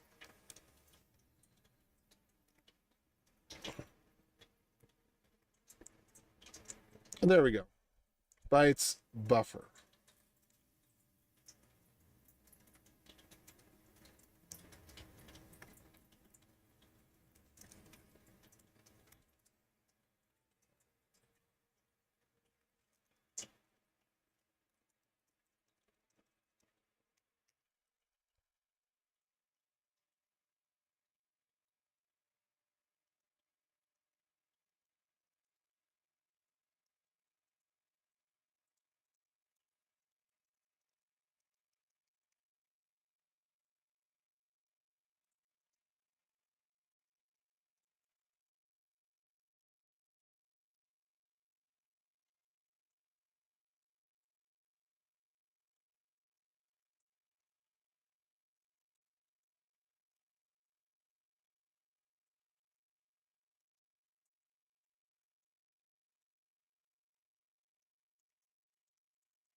There we go.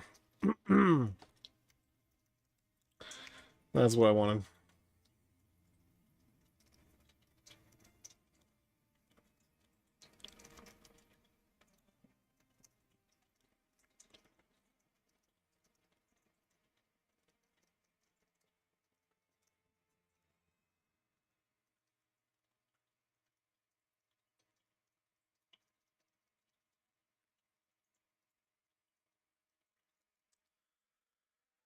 Cooly, cooly. All right, that's good. I don't quite remember what I accomplished here, but it was something. Pretty sure about it.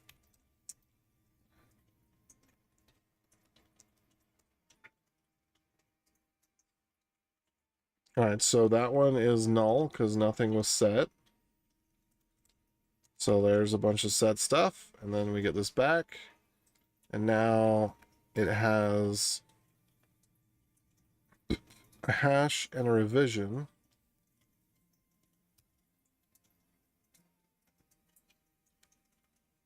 Okay. And then set service, set config. Interesting.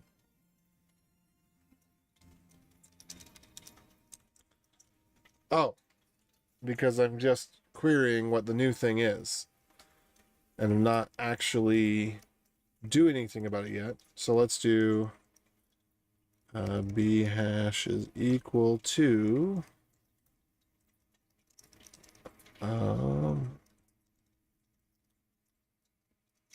dot hash.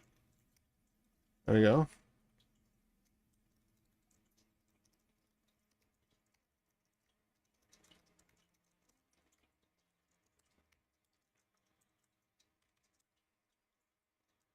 All right, cool. So we got our hash there. Excellent. And then we're going to do a put, and we're going to use that hash value for it.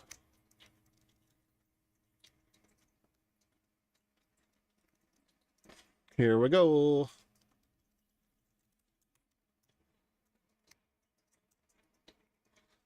Okay, so hopefully what we see is that the rev bumped. Now this is the old version still.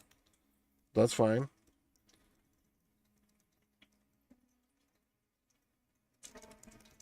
So let's set service again so that it loads up the new hash. And then wait, why do we still have the same hash? I think we have the same hash because it didn't actually change. So let me try this.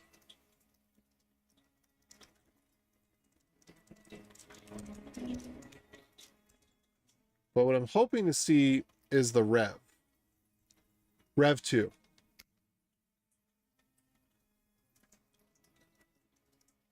So it didn't actually change, but we called it Rev 2 anyway. I'd actually like to fix that.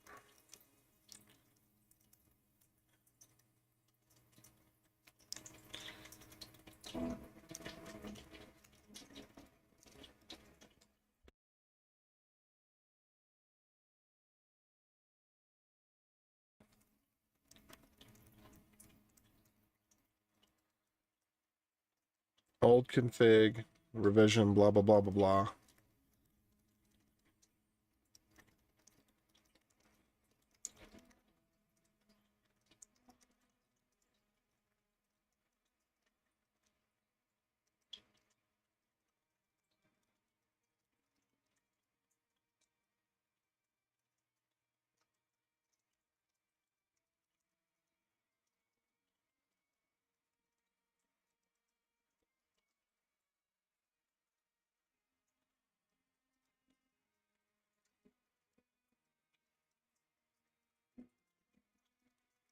There's a status code for no change, isn't there?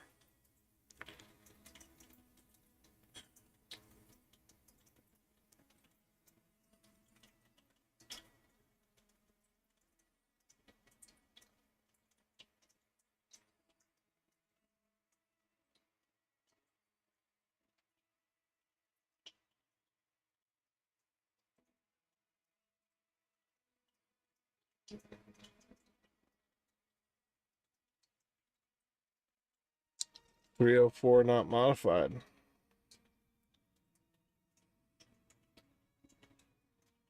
Maybe.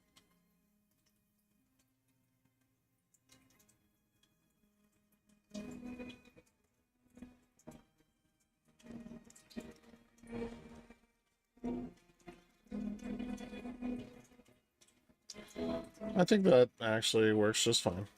You could say 304 not modified there.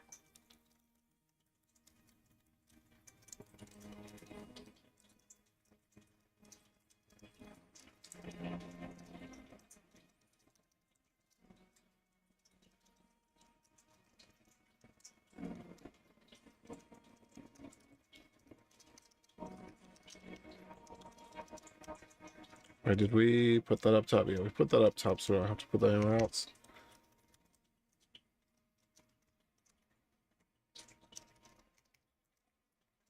Okay. So in this particular one,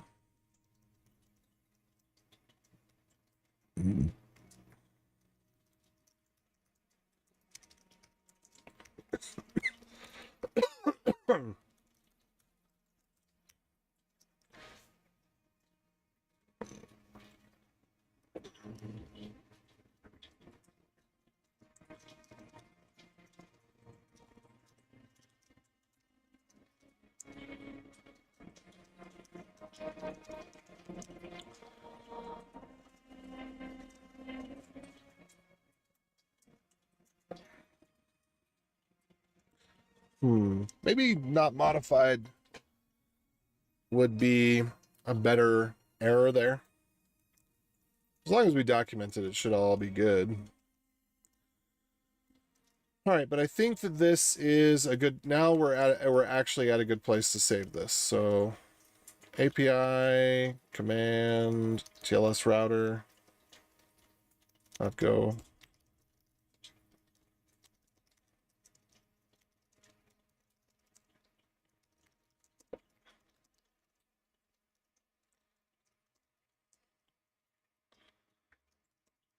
Can save no op via API.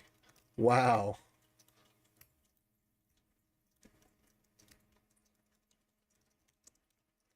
Oof.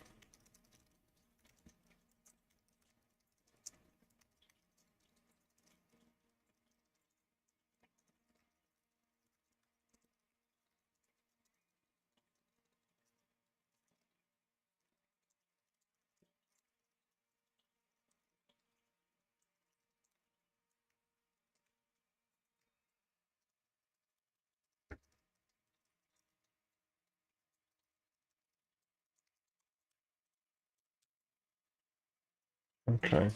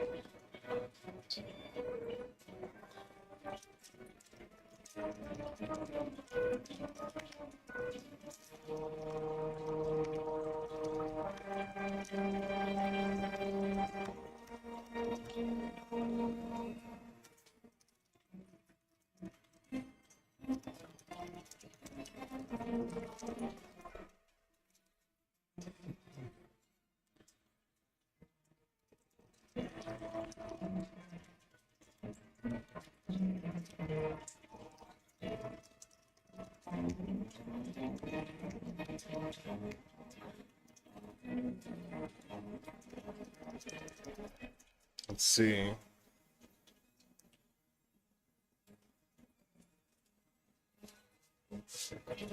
Oh.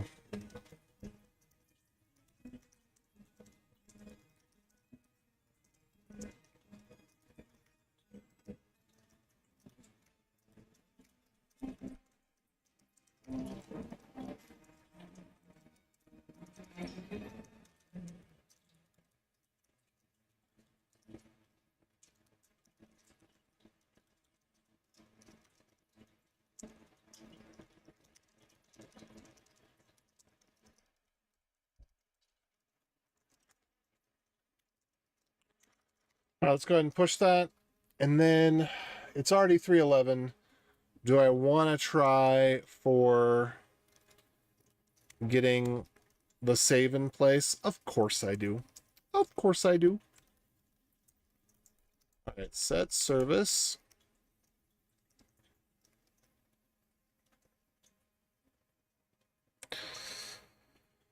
Oh, actually, I don't know if I do.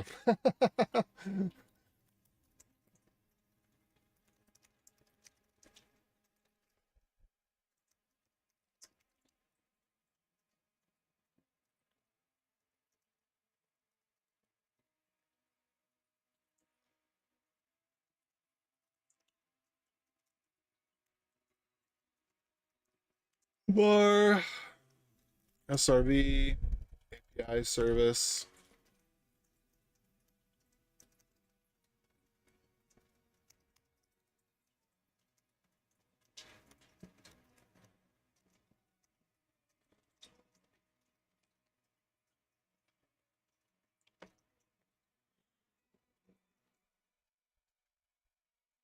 Let's see.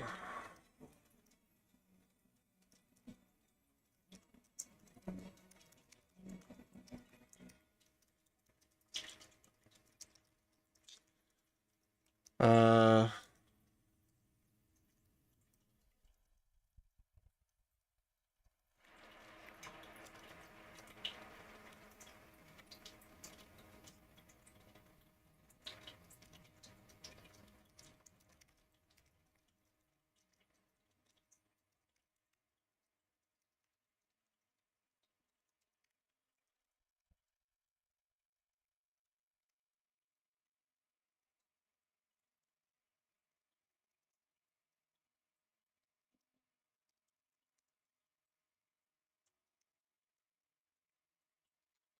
let's see.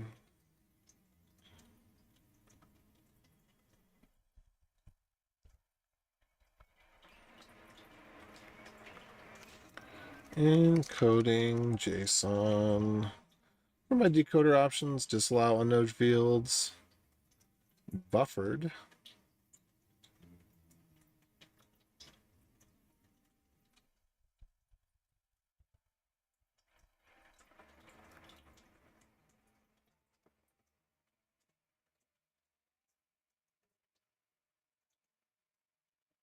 Hmm.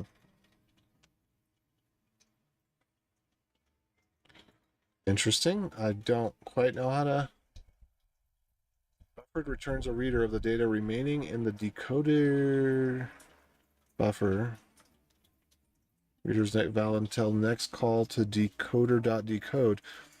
I wonder if this is for dealing with errors or something.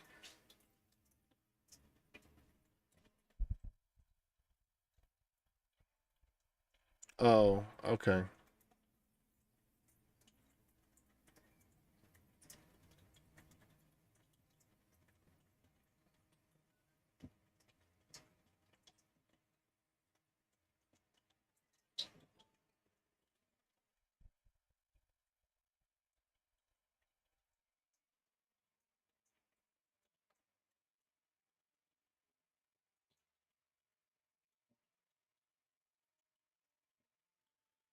Anyway, let me review. There's use number. I don't think we want that.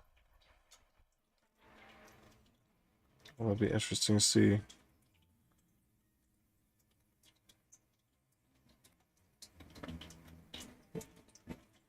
Number, string. Okay, cool. Yeah, that's nice. What you want it to be. Actually, I like that. Anyway,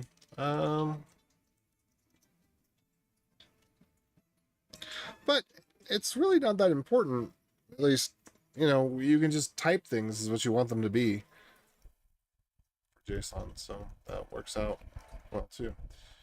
Okay, decode.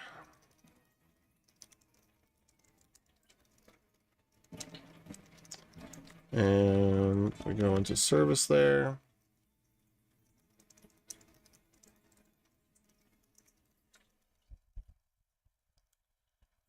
We would have a return of some sort.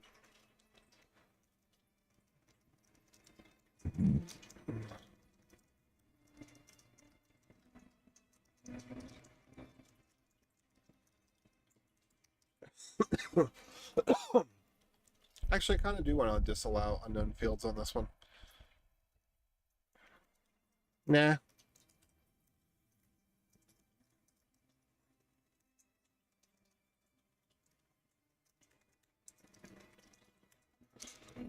Alright, let's do this.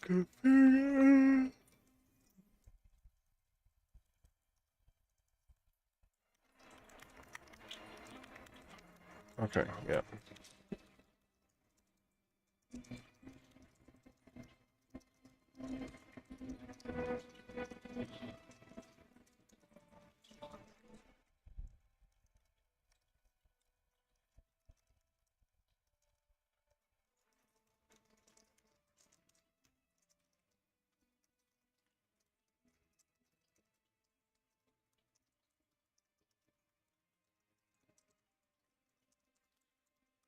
Alrighty.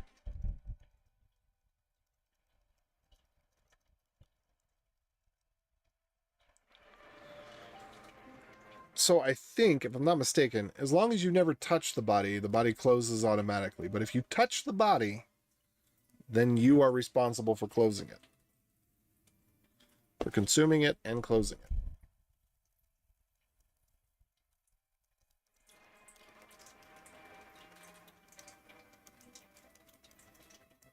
Let's see. Update config.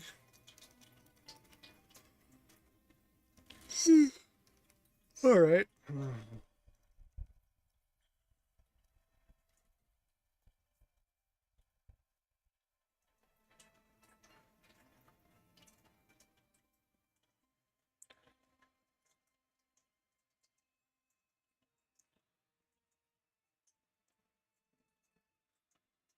And I cannot remember what my strategy for updating the config is. So for now, what I'm going to say is that the strategy is to take the first domain and the first ALPN, turn that into a slug, and call it good. And just loop over the services and either add or replace.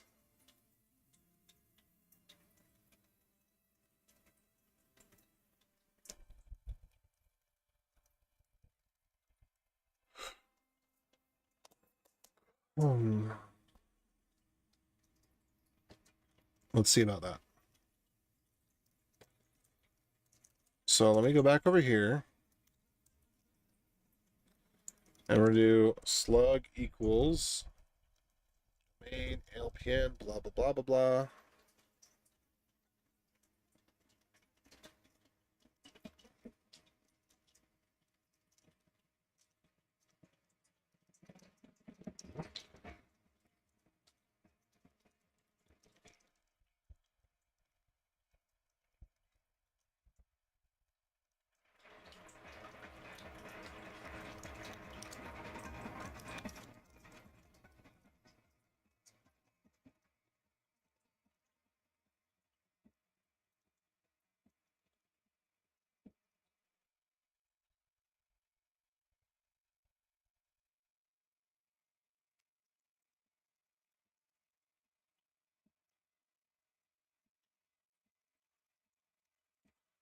Gen slug.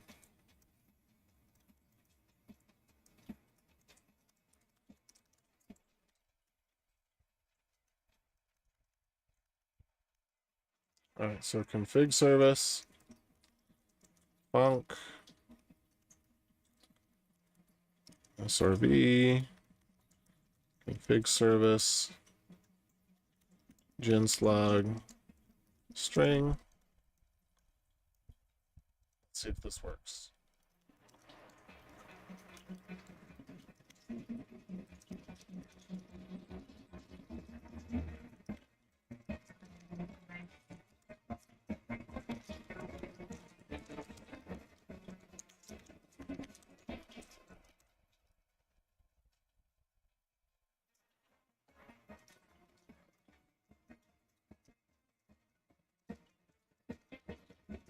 Cooly, cooly.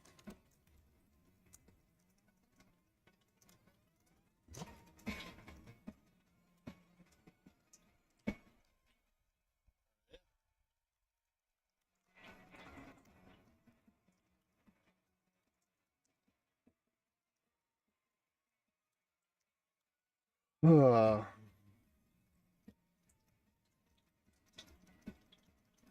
oh. Huh.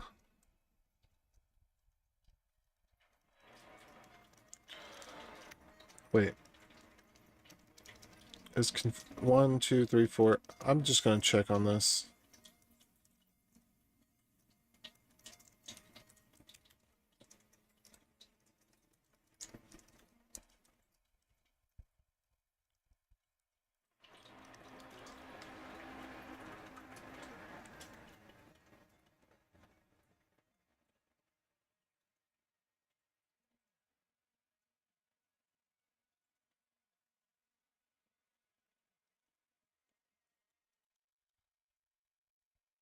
All right. Omit empty.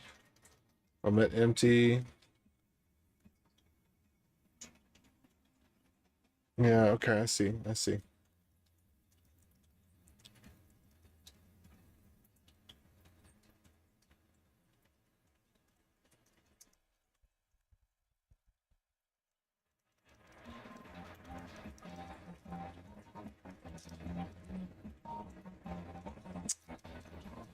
Hmm.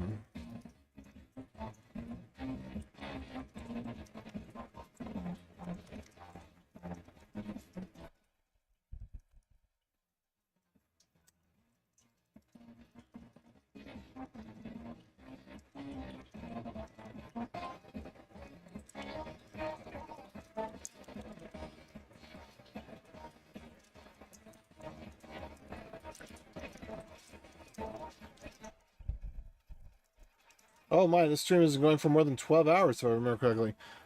No. It, I was, I started more than 12 hours ago, but I've done other things. So I've stopped and restarted the stream. And I'm very much about to go to bed, I think. I should have already done that, but once you hit a certain point, does it even matter anymore? what I'm saying? You know what I'm saying? All right.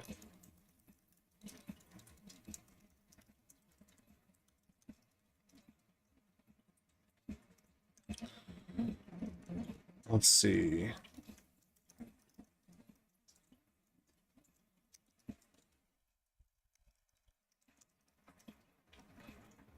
Ooh. Disabled here.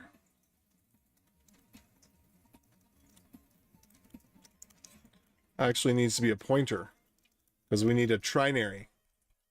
We need to know whether or not it's been set.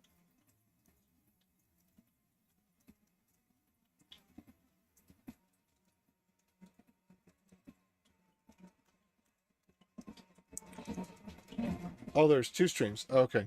Yeah, but they're not both. The other one's not still going, right? All right, well, you have a good night too, Rebel.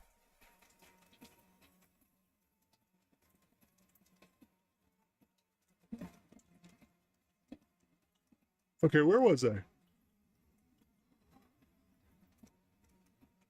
Oh, okay, here I was. Okay.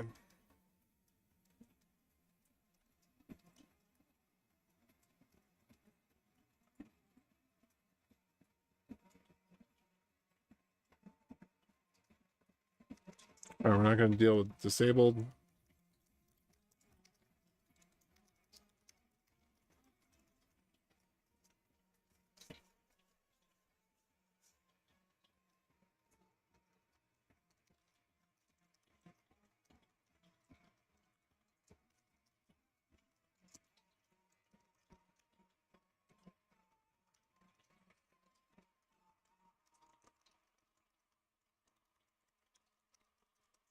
All right.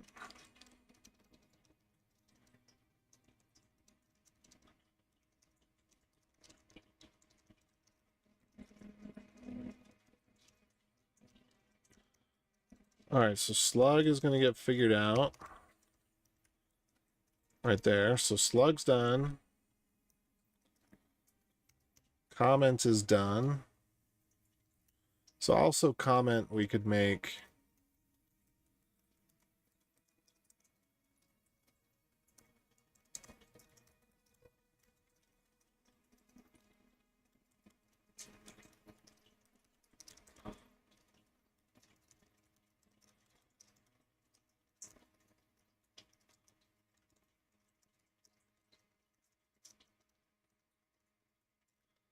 Because those are two things that can legitimately be empty. And if they're legitimately empty, then we don't want to. I don't know.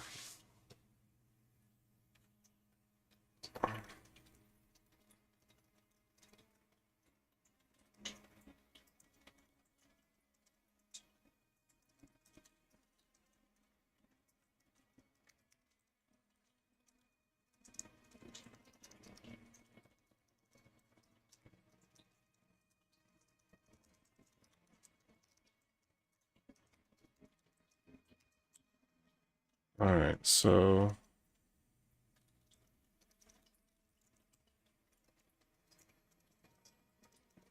All right, so comment we're going to take care of, disable we're going to take care of, domains and ALPNs, and then backends. I'm about to have co-ops.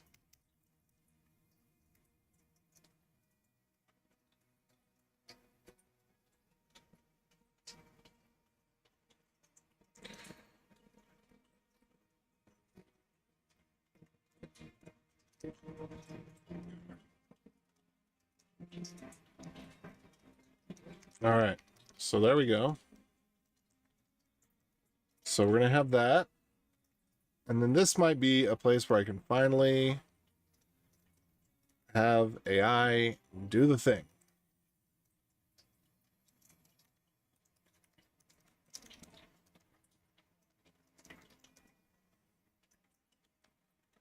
All right, come on, Grok. Where you at, baby?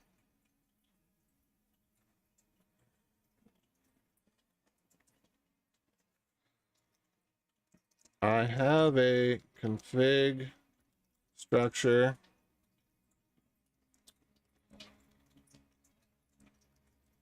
admin endpoint that updates a config structure.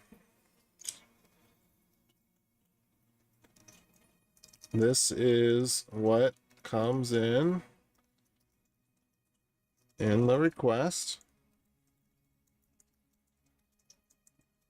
This is what the config structure looks like.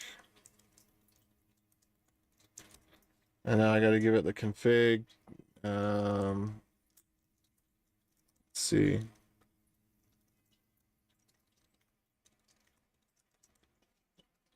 So let's go all the way back up here.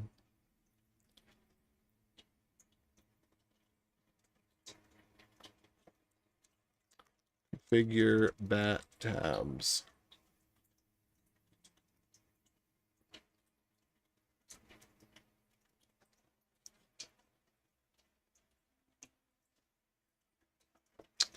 You know what? I don't think I have to worry about it there. I think I got to do it here. iTerm, baby.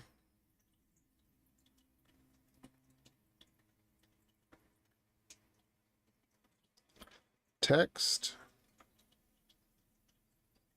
Never use ligatures. Not that kind of man.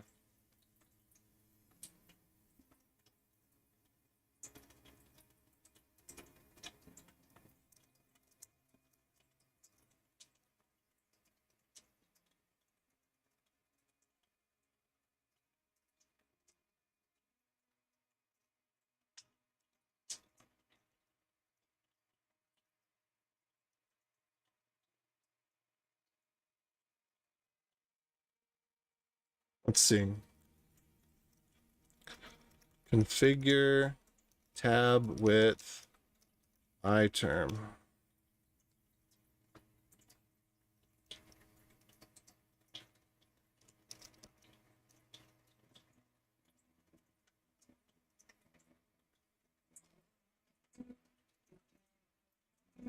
Well, let's see how to do it.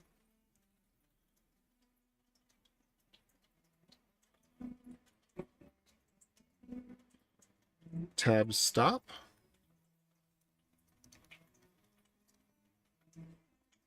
Oh, okay, tab stop. Here it is. Boom.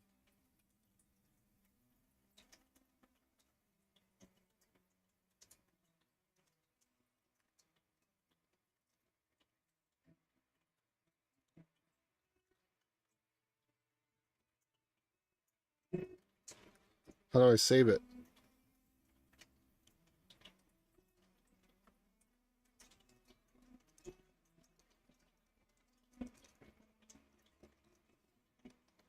Coolly. Anyway.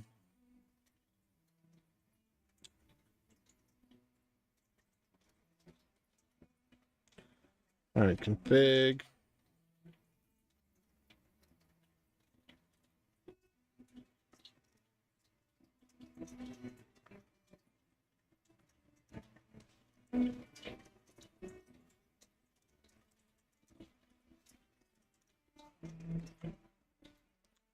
Let's see.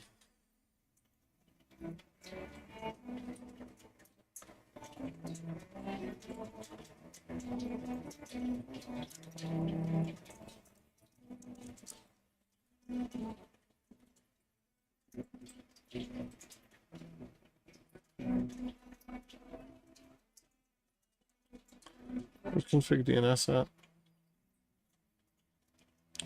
I don't need to worry about that right now.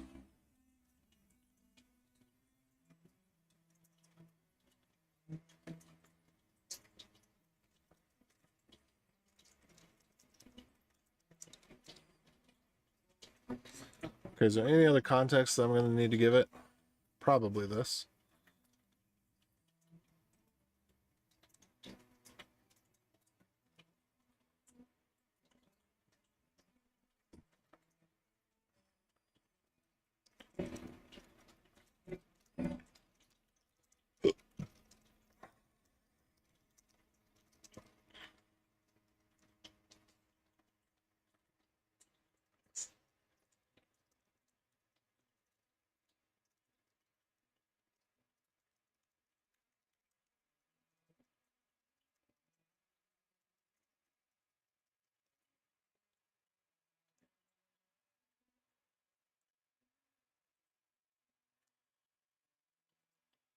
Okay.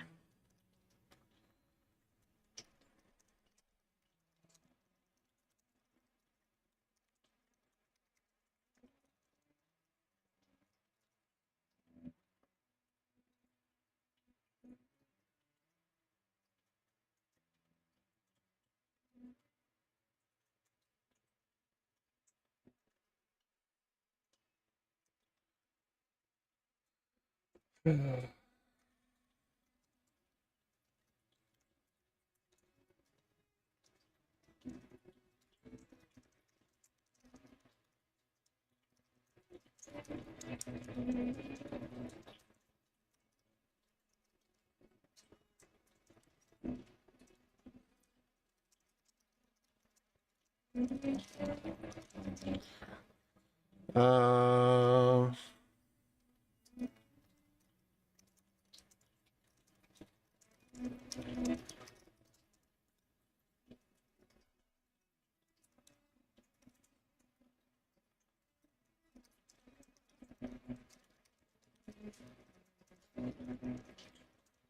so finish my handler such that it finds or creates a service. Let's see. Probably need to do a little bit more here. So app.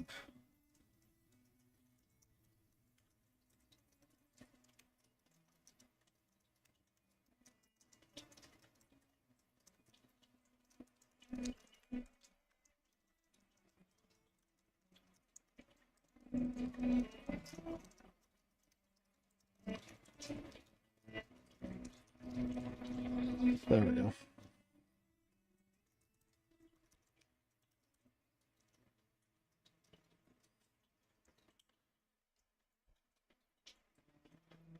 Okay, can we change? Do we do edit session?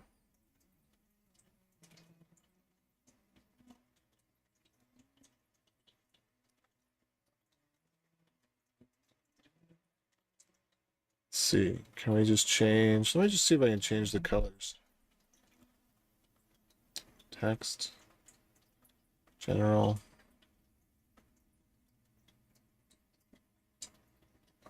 Color presets. Whatever.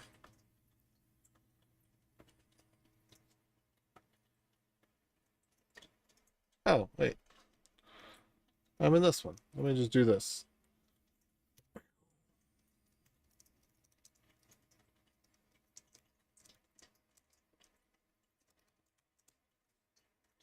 Yeah, baby.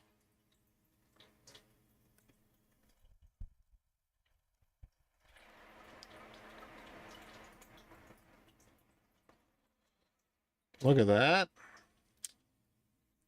So nicely formatted. Okay, so what was I going to look at here, though? I think I was actually going to look at... I don't remember. Hold on.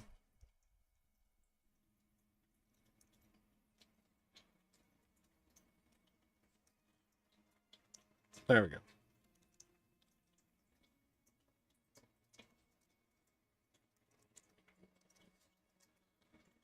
Okay.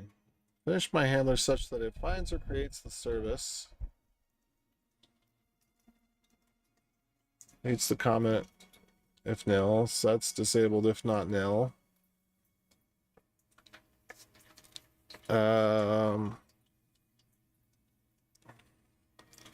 Finds backends by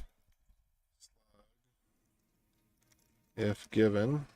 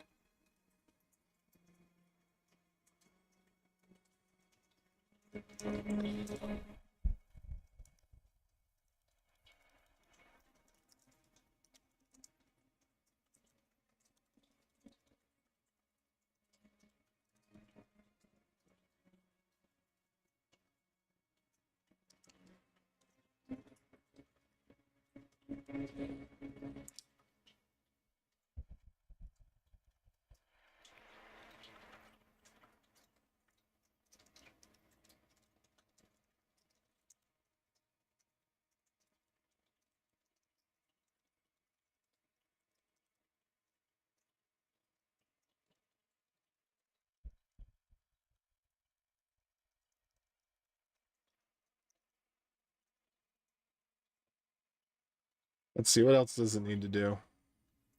This is actually just a good exercise in terms of thinking through it.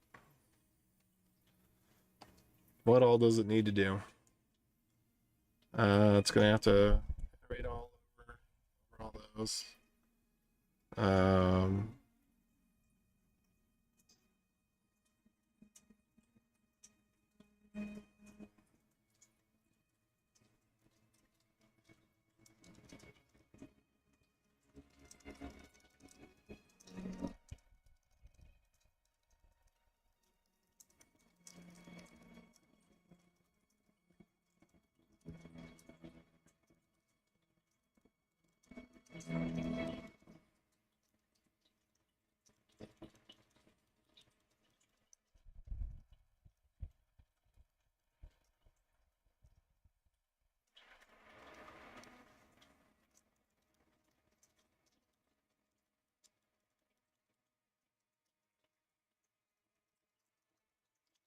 It should only search for services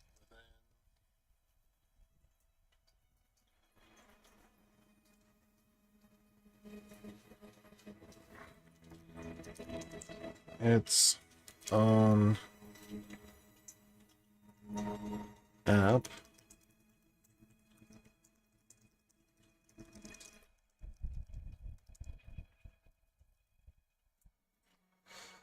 Let's see, I should warn if any.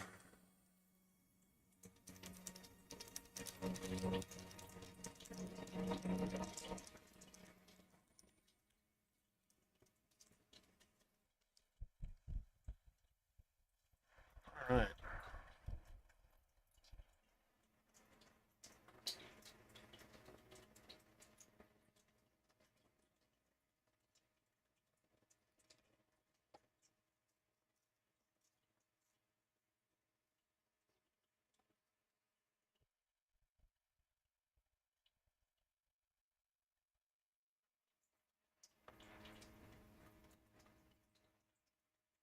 All right, this might be right.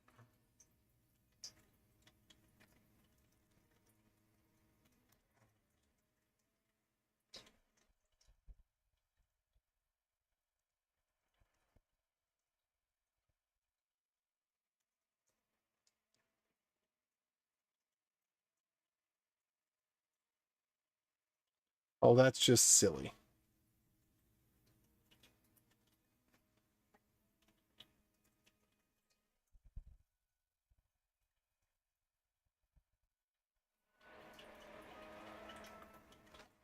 Okay. So, interestingly, it didn't do it quite right, but it did all right. Saved me some time, I bet. All right, so we're going to throw that in there. And then I'm just going to start reworking it. Or I'm not.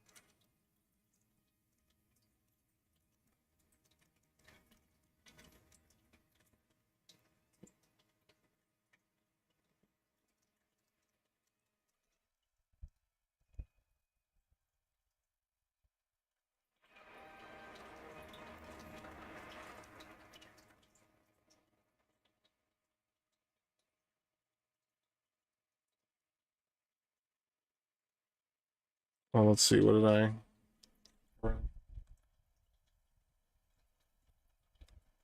That just seems silly.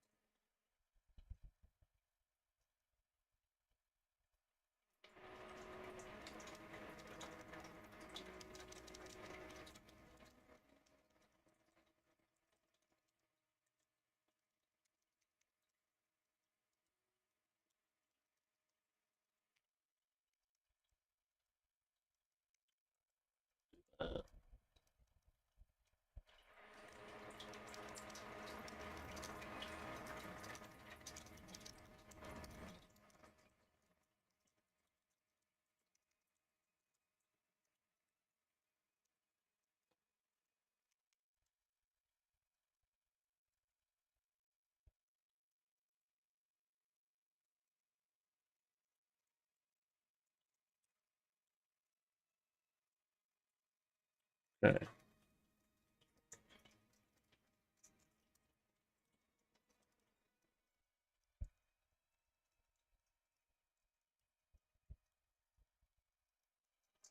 Oh. I got a lot wrong.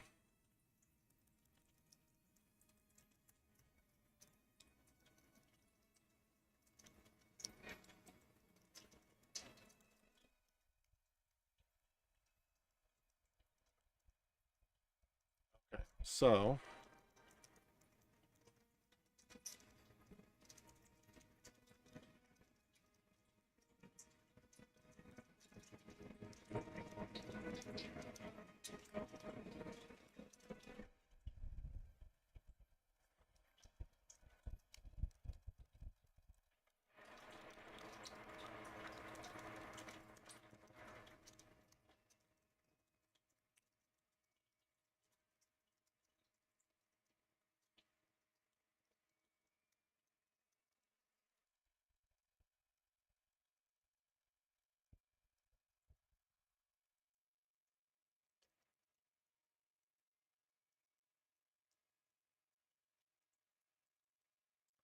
let's see.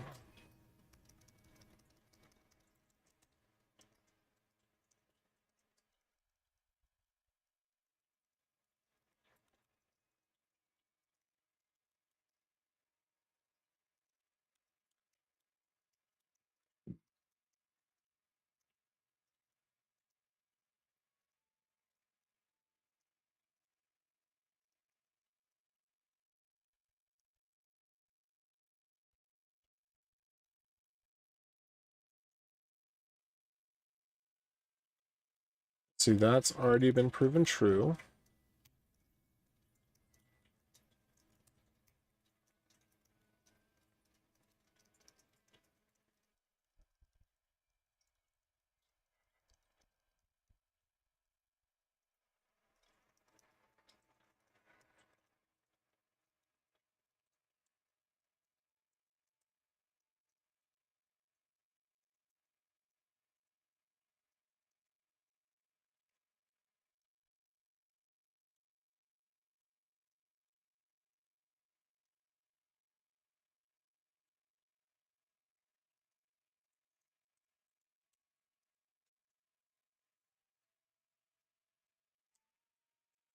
Okay.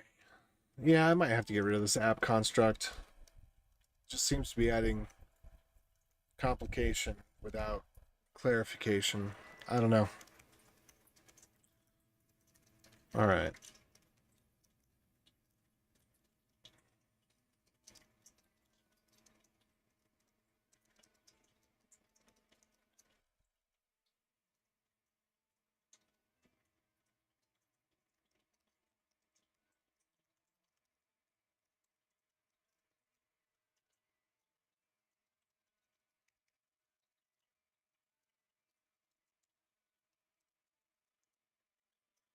Four. All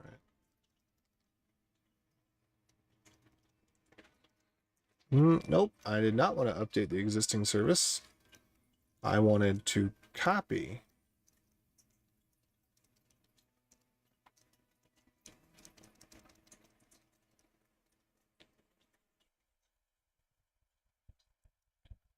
But maybe I could change my mind.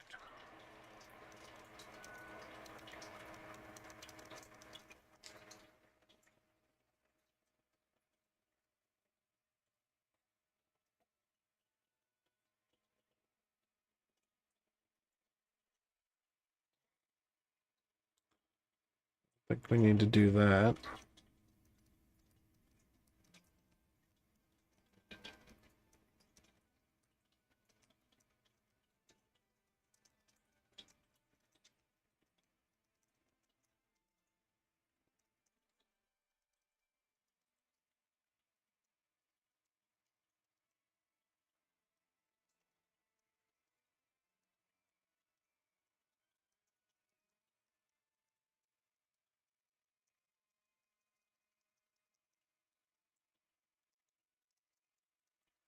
API SRV. Just gonna do this because I'm gonna do it.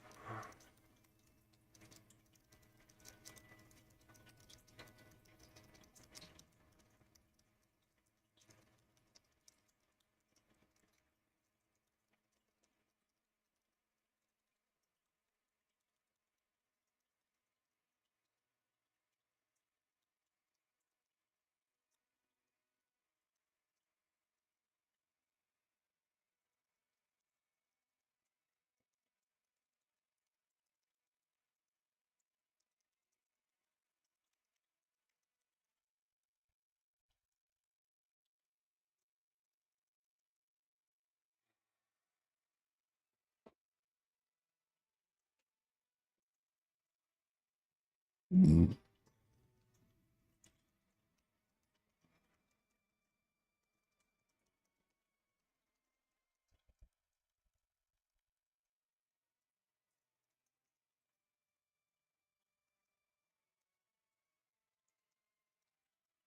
Okay, so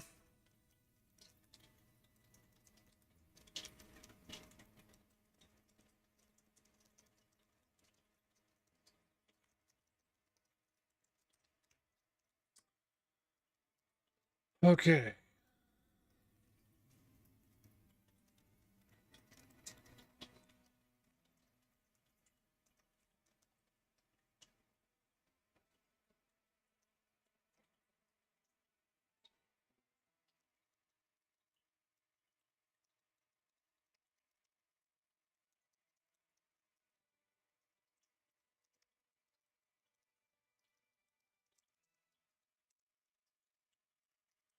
There we go.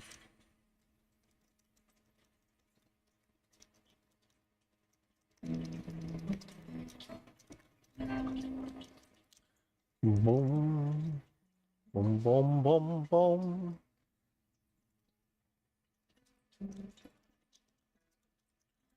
So it's more like if comment equals nil, then comment equals Badoop. Ah, so glad we don't have this bug. Well, yeah, it was finally decided that it was a bug in Go anymore.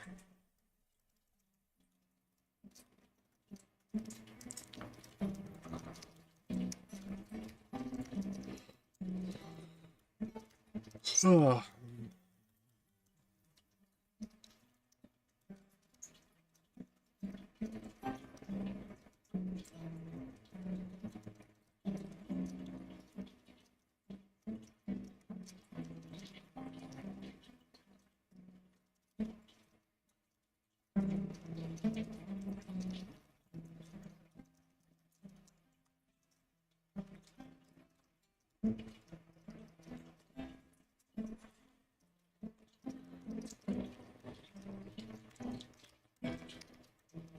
All right.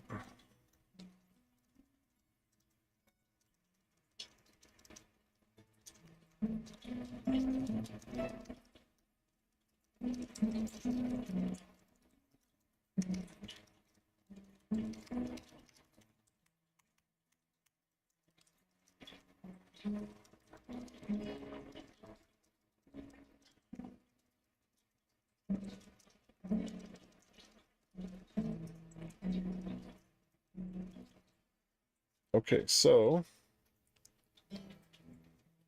if it's disabled, then it's whatever the other one was.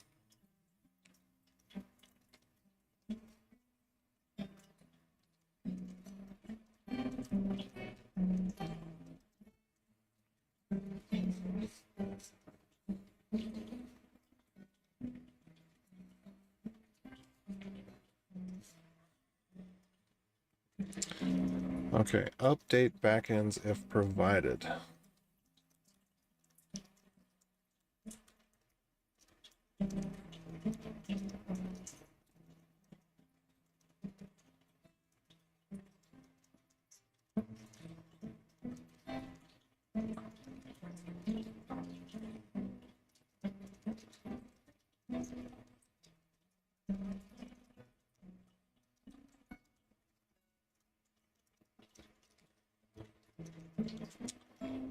Let's see.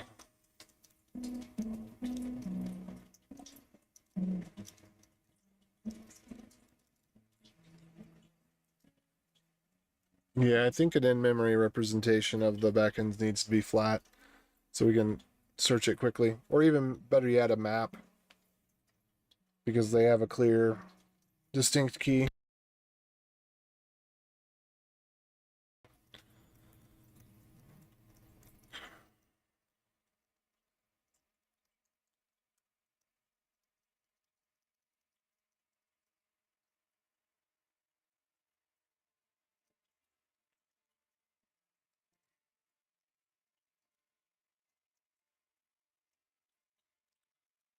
Good enough.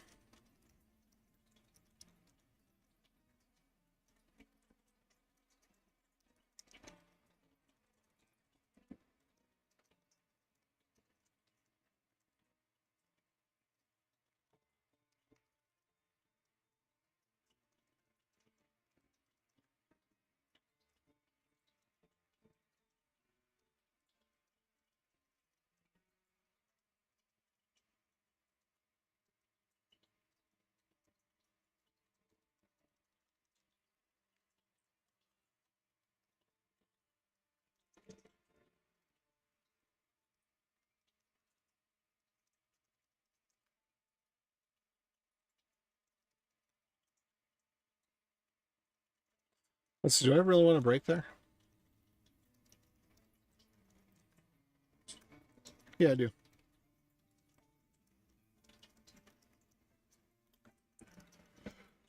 Okay.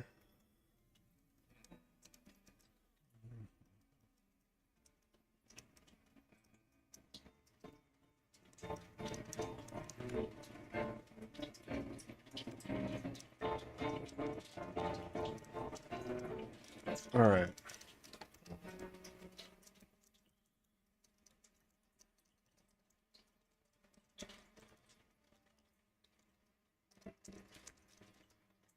Equals SRV.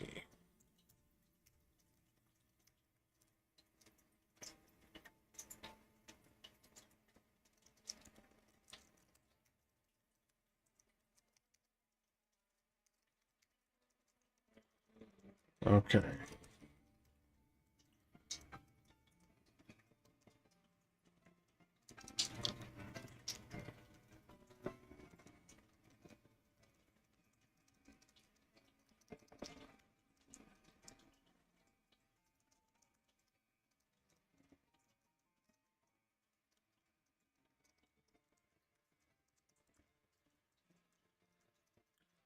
Let's see. New conf.apps.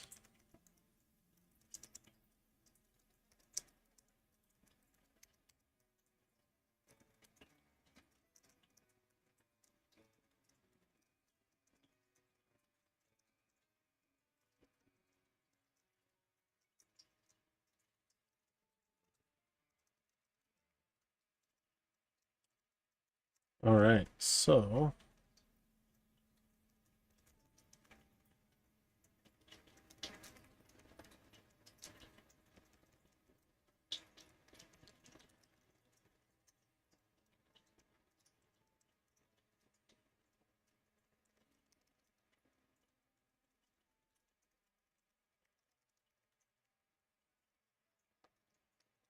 see, found equals true.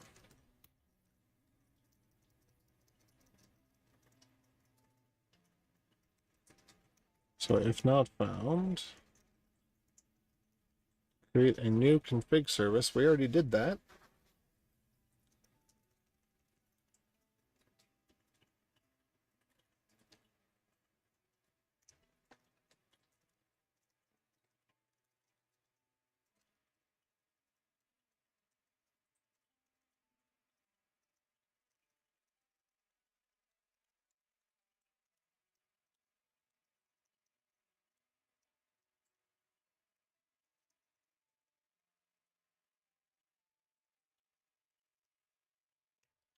You know, I think I should have put this up here.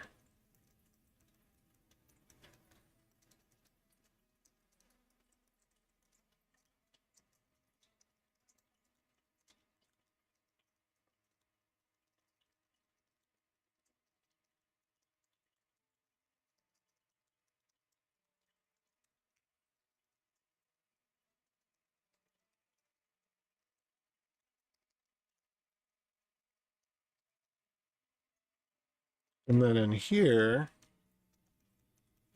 we could just add the condition of if it's null.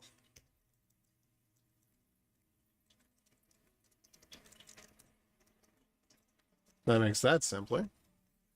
All right. And then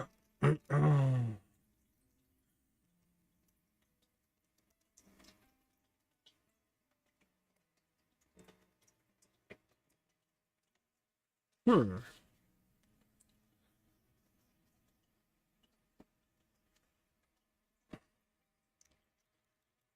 All right.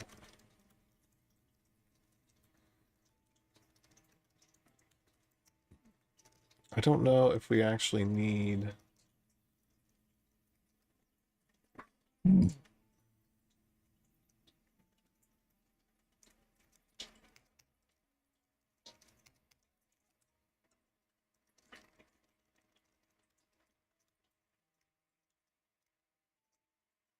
Find back in my slug.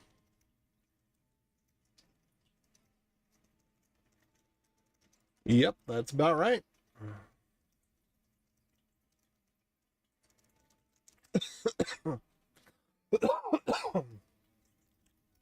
Okay, so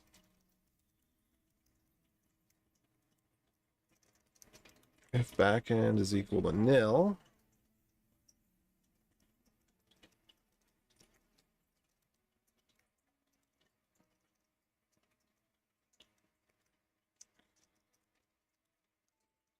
and that's true,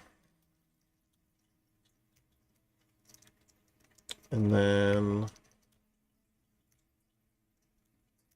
app services is just a new one, and then apps is a new one.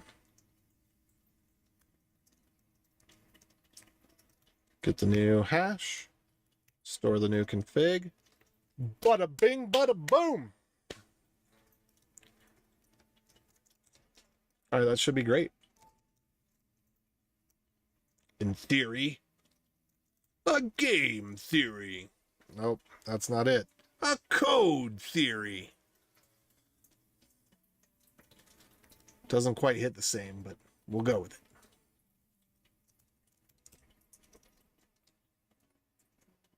All right, so now if we do our set service, where we're basically setting the same service a bunch of different times, app slug, app slug, app slug.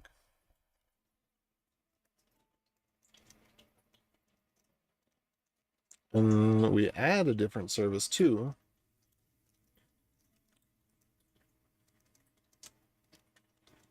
So we're not making a change to the backends. So let's see what this ends up looking like. Because right now, if we do set config, and we just get the new config, it should be empty. Blanco, as we expect. All right, set service. So this is just going to set up a bunch of stuff.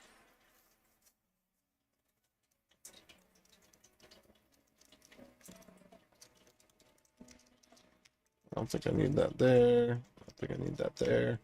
So this one is just going to create the same thing that's already there twice over.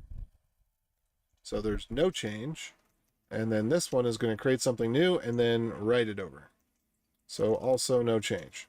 So let's do set service. Internal error. Stream 1 was not closed cleanly. All right, let's see if we got any panic. Invalid memory address or nil pointer dereference. Why am I not surprised? Okay. Set service. All right, well, let's take a look here at how we created the new config. Actually, let's take a look over here instead.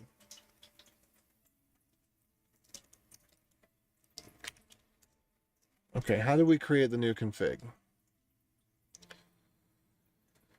All right, looks like right around API 368. So let's take a look at 368.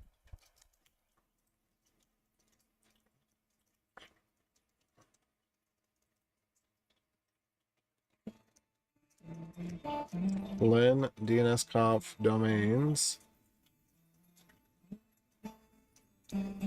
Okay. App.dns providers. Okay.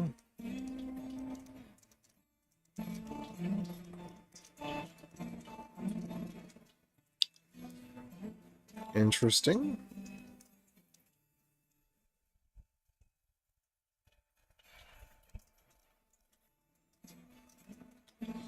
Ooh.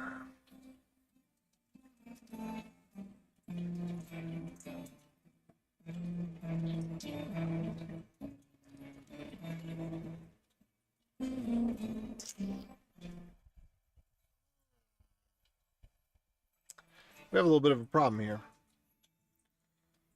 So, yeah, let's take a look at how we are creating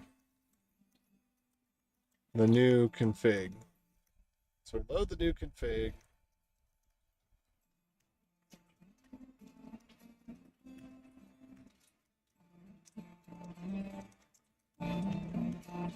Old config.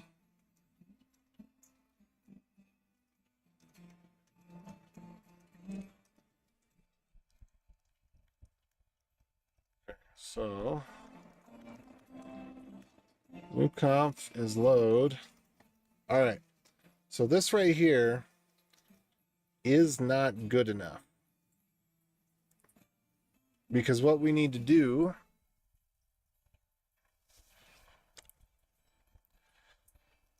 okay.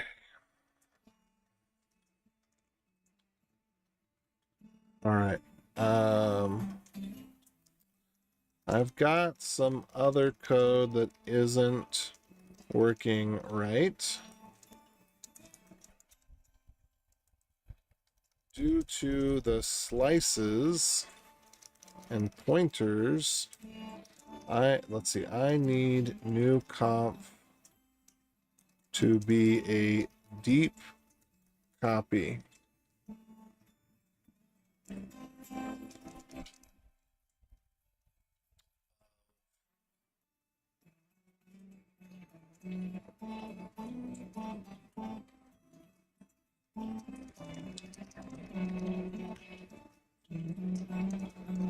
Right, the loop to do that for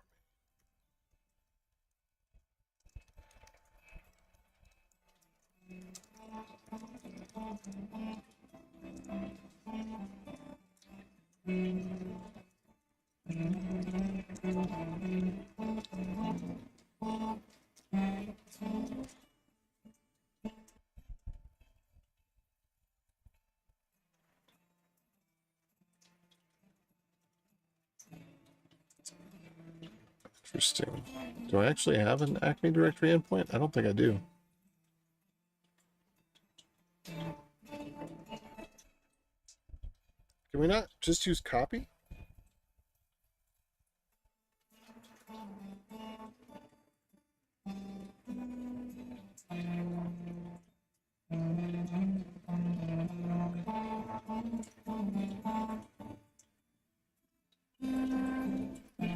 You know, when it gets late, Grok makes more mistakes.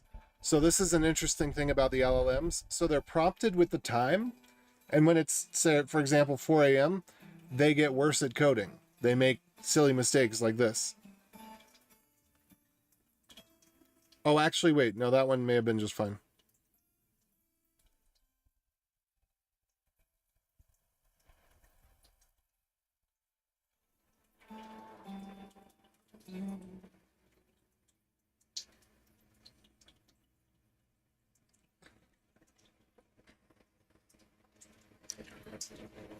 Or maybe it's time to just swap all those things from being pointers. That might be a lot simpler. Let's just see what happens when we do. So let's say that this is no longer a pointer, this is no longer a pointer, and then this is no longer a pointer, this is no longer a pointer, and this is no longer a pointer.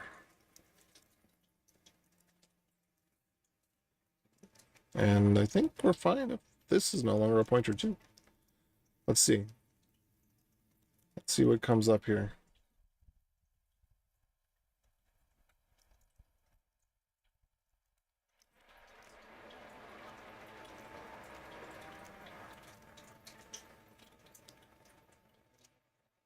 All right.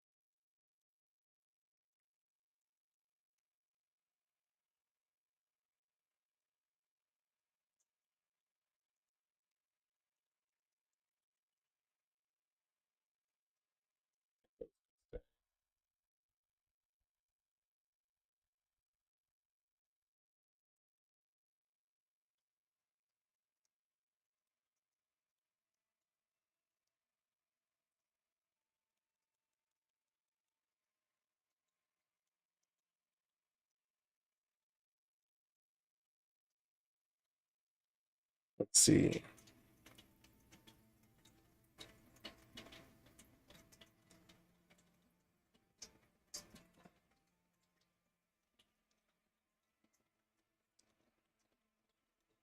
Wait, why did I need to do that? Okay. So we'll probably have to change for services. Probably have to keep that atomic there.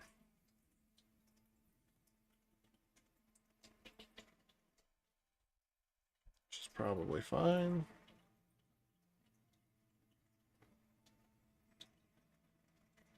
All right.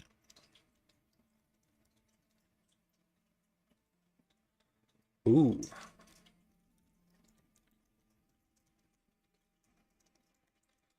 Should be fine.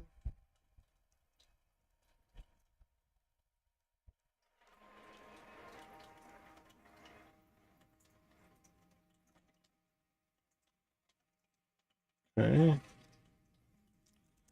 No problems there.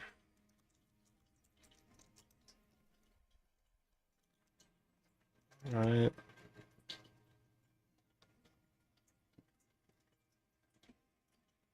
Well, it looks like first I gotta clean up this. So there's gonna be problems here. Somewhere. All right. So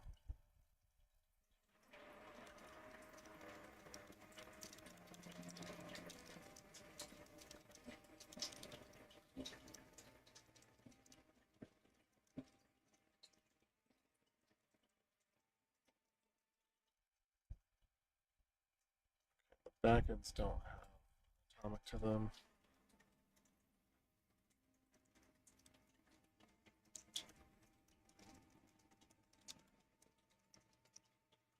Okay, so that could be a problem. No, it doesn't, and that's not a problem. It's actually not a problem.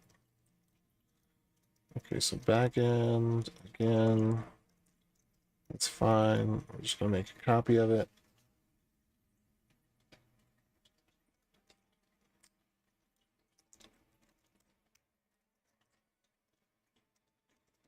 All right, and return backend. Okay, so that's good. Let's go here. That's all good. So can we just try again? All right.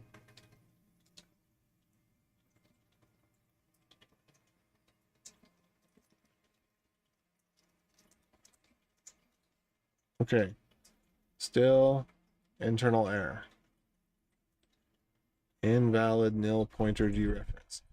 I wonder if it has to do with the JSON file being overwritten. Doesn't look like it. Although I probably should have made a little move, copy or something.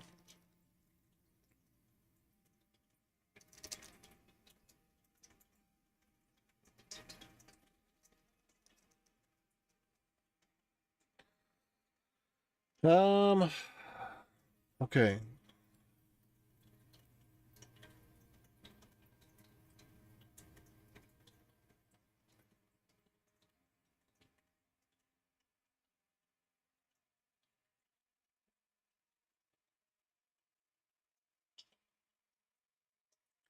All right, so let's take a look at API.go 368 again. 368. All right, current backend dot store. All right. No need to do that because we just need to do current backend atomic dot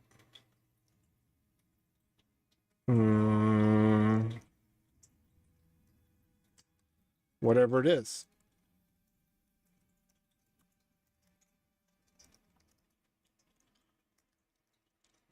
You went 32, or maybe it was 32.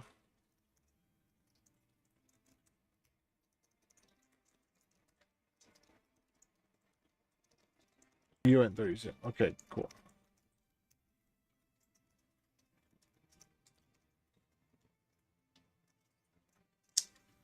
All right, let's just try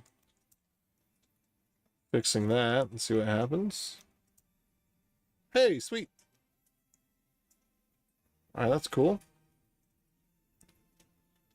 So let's just take a look at this.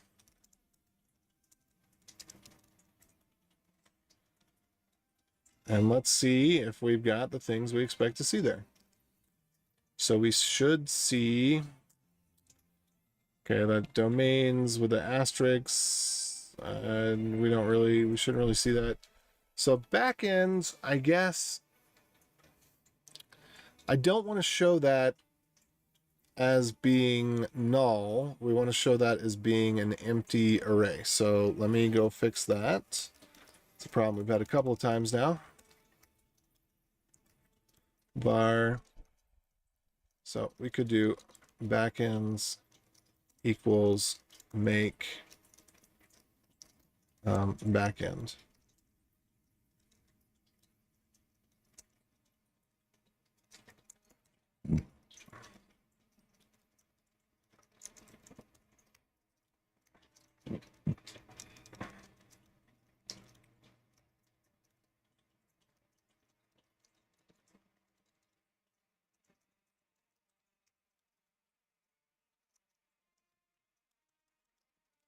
Do we need to put anything there? Yeah, we do. All right, we need to make the backend.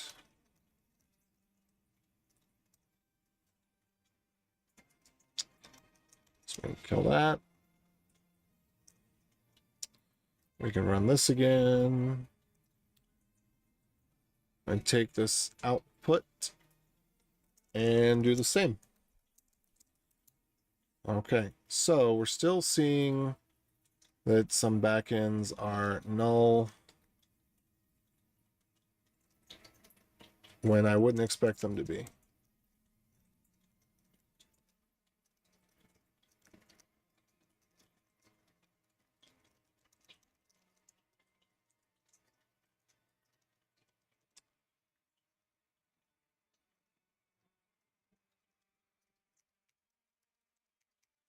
Okay, so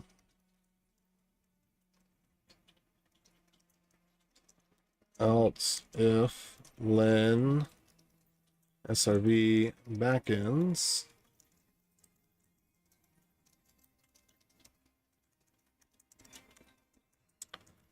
equals to 0,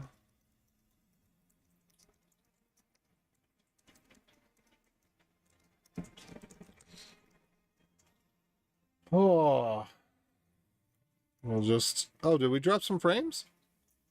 We did. We dropped 3 whole seconds of frames, or 6 whole seconds of frames.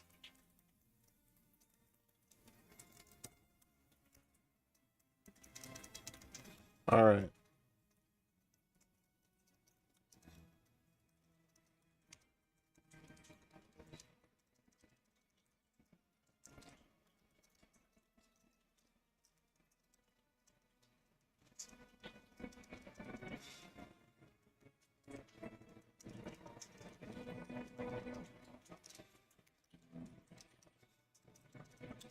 Okay, let's put this back up here.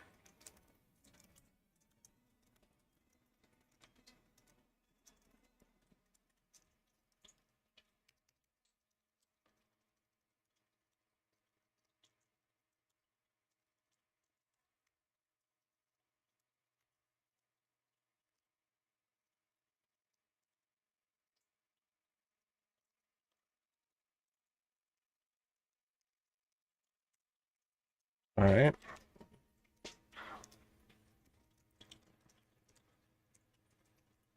So there we have backends. And if we have additional backends here,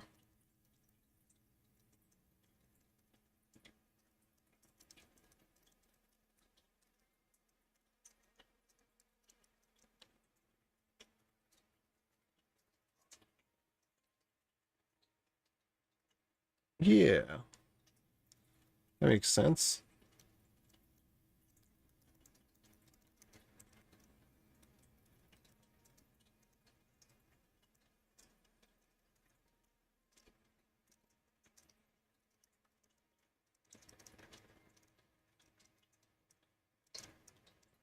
Okay, let's see here. Backends.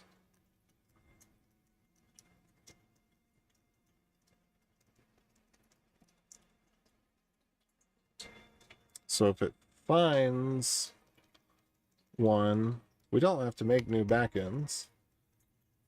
We just do srv.backends equals append.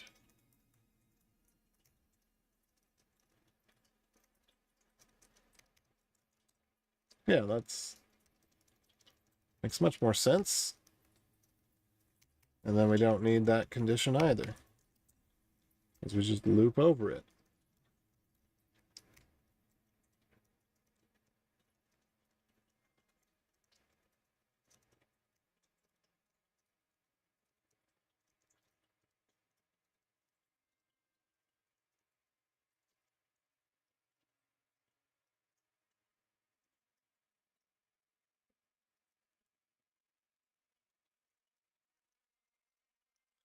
Oh, I think there's this though. Else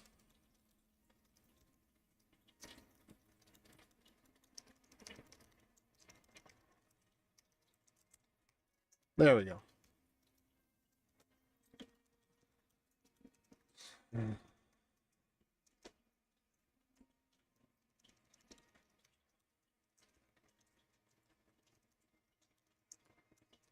Okay. So I think now if we do it again, all will be well. Ish. Okay, now I'm seeing backends look like what I expect in the JSON. Boom. Okay, cool.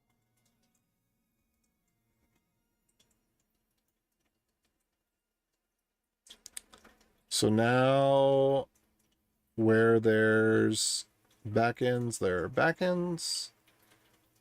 And where there are empty backends, there will be empty backends. Okay, so there's only one that has empty backends, and that's the brand new one. The SSH one doesn't have empty backends. And then the cert magic one, see where that is, slug HTTP. This one only serves that. Backends were not deleted. Okay. And then I think we ought to go ahead and do that revving of the config when we, let's see, rev plus plus.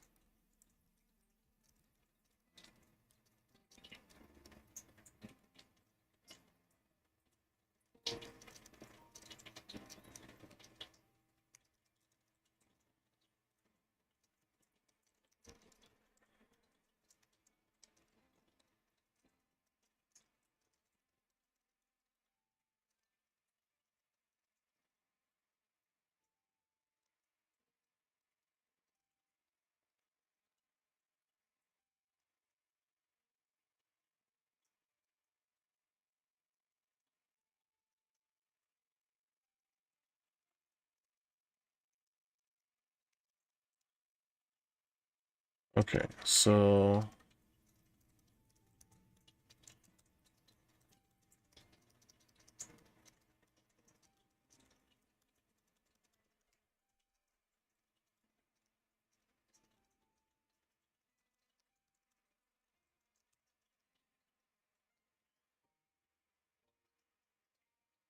okay.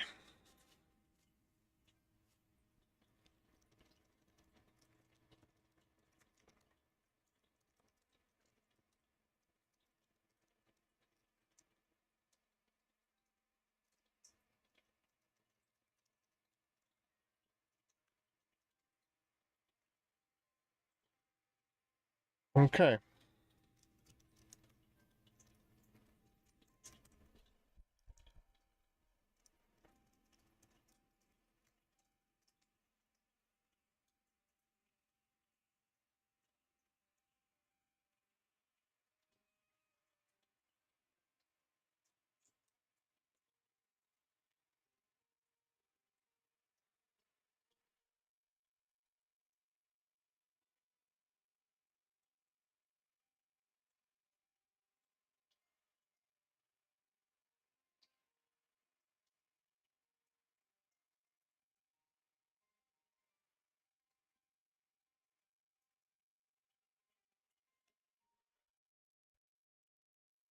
Okay, so interestingly,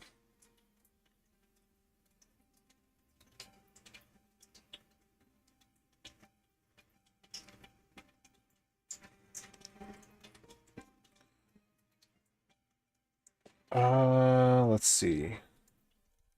New cutoff.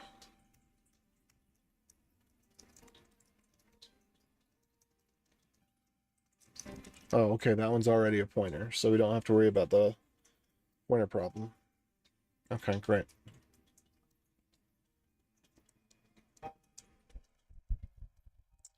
Oh, but wait. We do have to worry about load config. Ooh, we may need to worry about that one.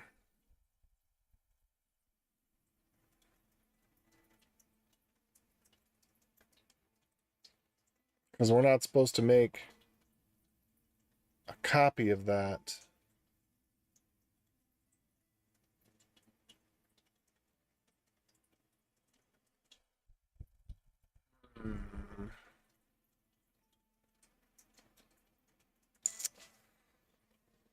Okay, so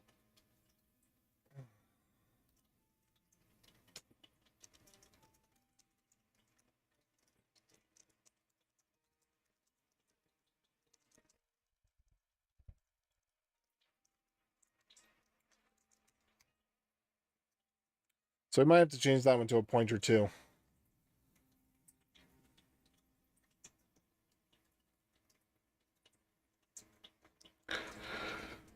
I don't know.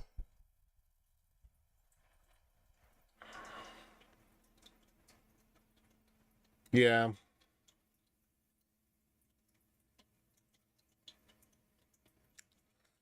Yeah, because making a copy of this is unspecified behavior. Well, I think I'm going to commit it for now because reasons, because I got to go to bed because I'm sleepy time.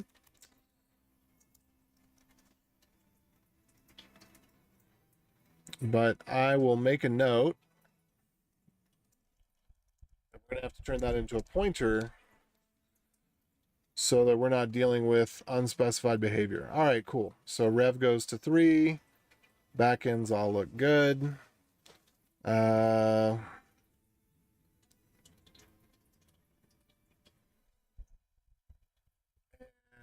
then with that,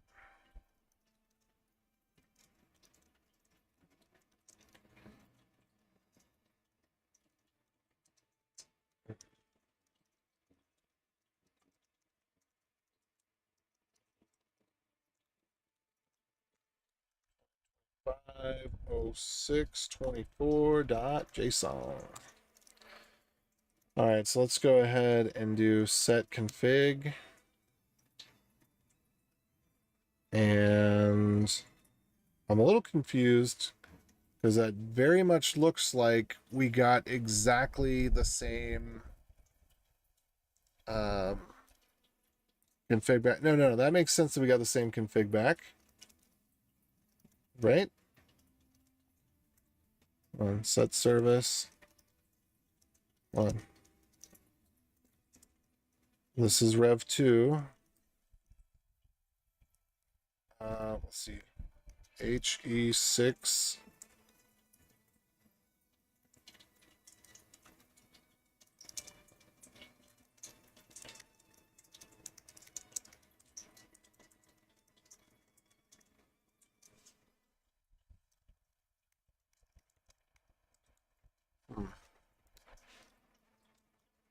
Let's see.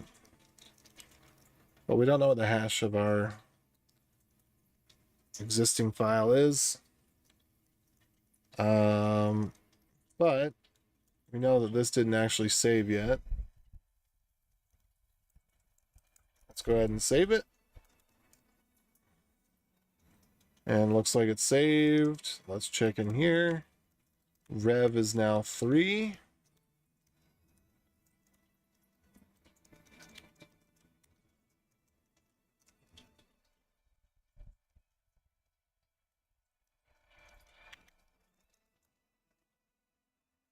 Okay.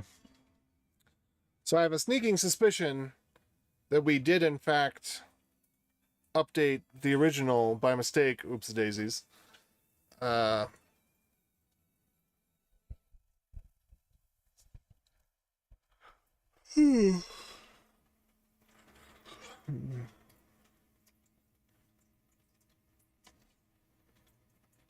Actually, that would have been interesting to see. I want to try this out. So I'm going to take this one away. Take away this service. Revert that back to 2. Get rid of this. All right, so now we've got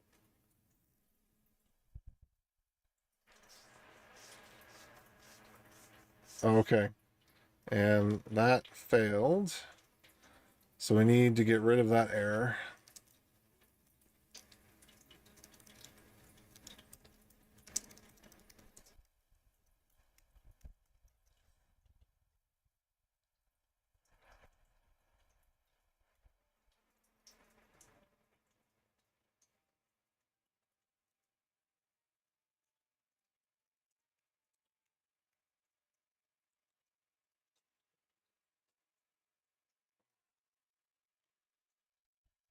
So that's not actually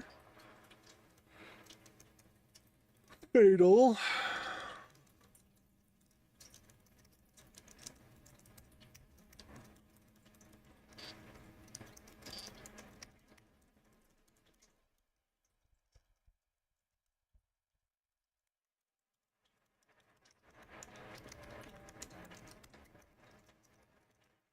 All right, let's see if we can get this to run again. All right, so what I want to do is I want to see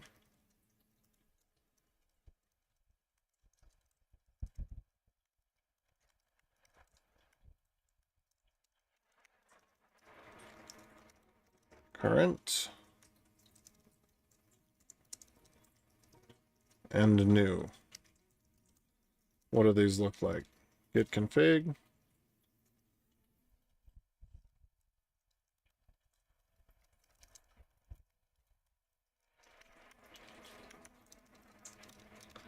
Maybe not so much V on there. Okay, cool. So there we are.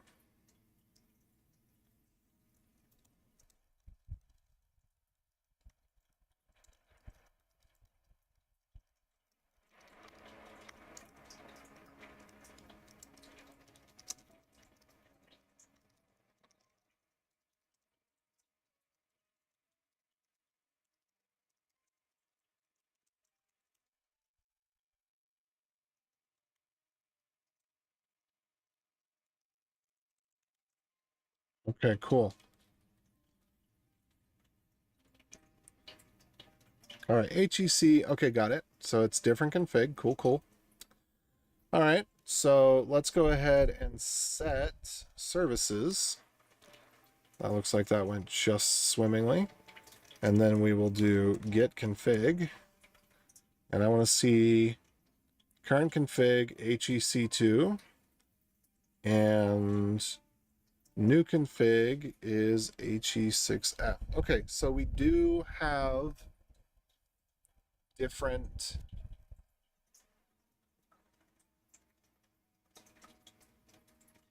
versions of this.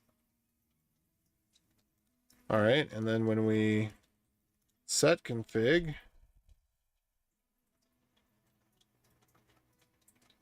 we get back the old version. And we see that there is a new server. So we do git config, we should see null again with this one, which is what we expect. That's fine. Yeah, okay, cool. And then our local version of the file is the updated version of the file that has that in there as well as the backends, and we're no longer failing on that. Okay, great. So we did a config update. Awesome.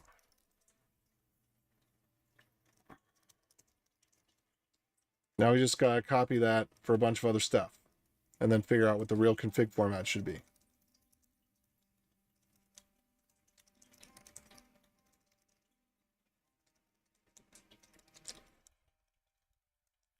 And I gotta figure out what it means that we should not make a copy.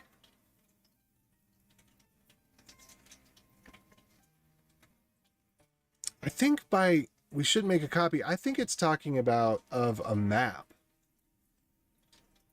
I really would like to understand better.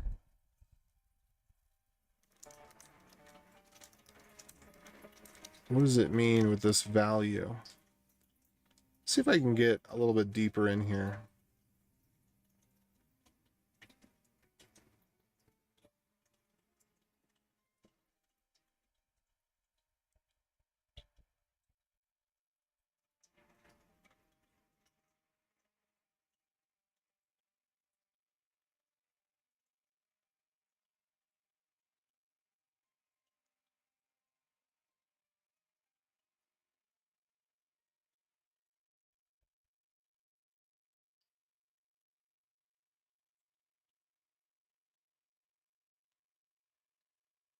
All right.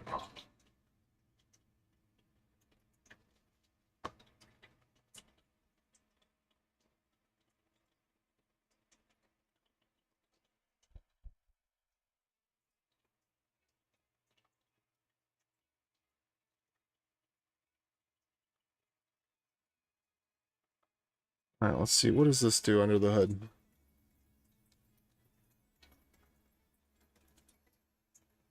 Efface words.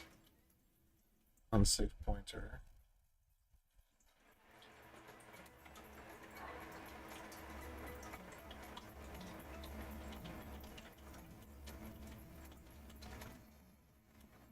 Load pointer.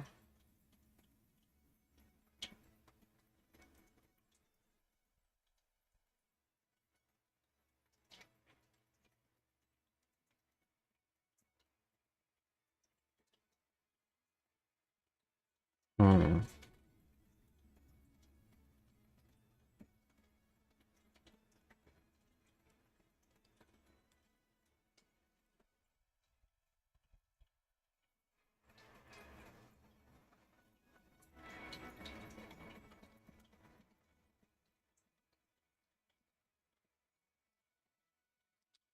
Yeah, so I think we got to be careful about anything. I think we got to be careful about maps and slices. Whether we're using this method or the other method, I don't think it much matters.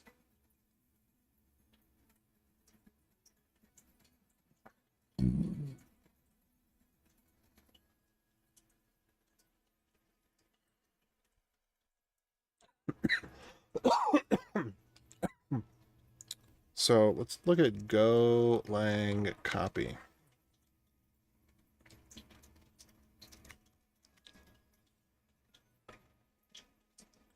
So is this just slices? What about maps?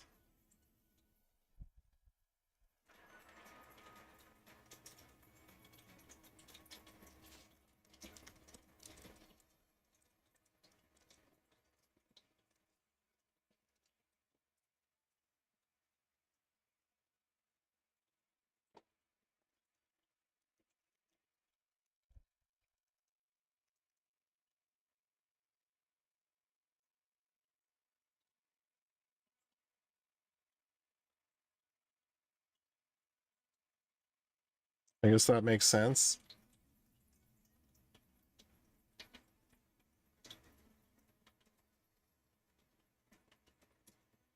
Oh, is it clone? Oh.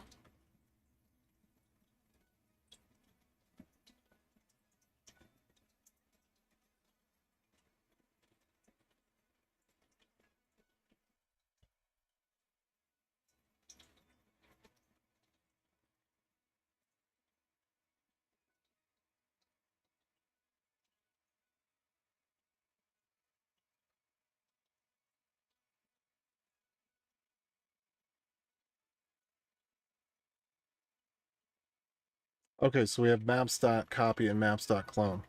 What does this mean?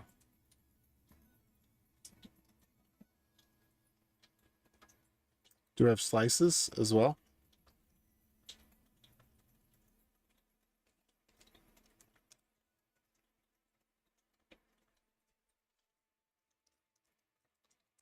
Let's see. Clone. Does this have copy?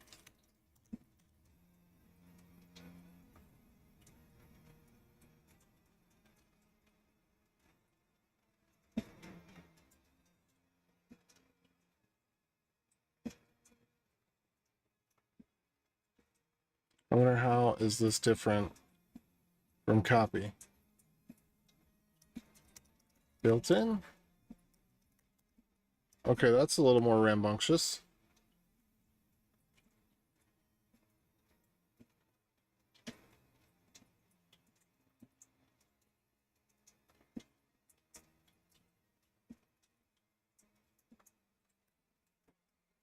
Okay.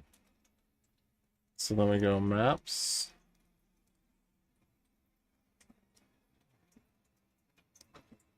Clone, collect.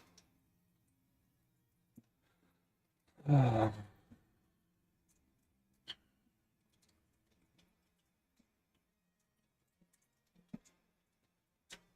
interesting.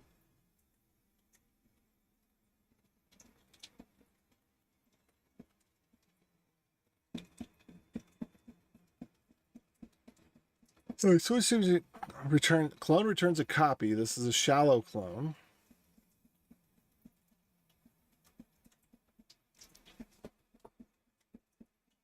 Okay, so this clone returns the new one. Copy has both a source and a destination.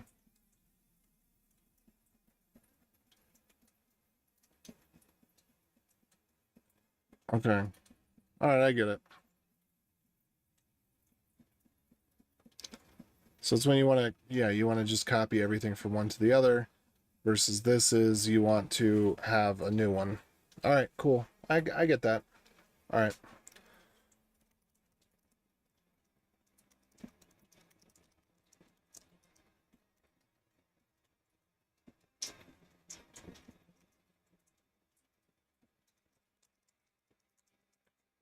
All right. Feet.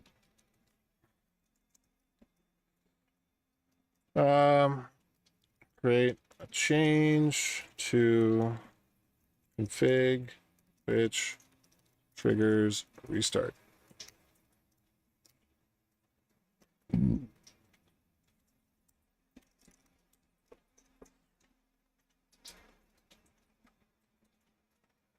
Okay, so I would love to learn more about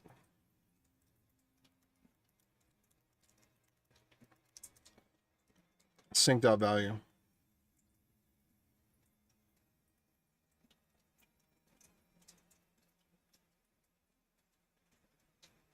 All right, I'm about to go to bed. It's been a good 5.5 hours.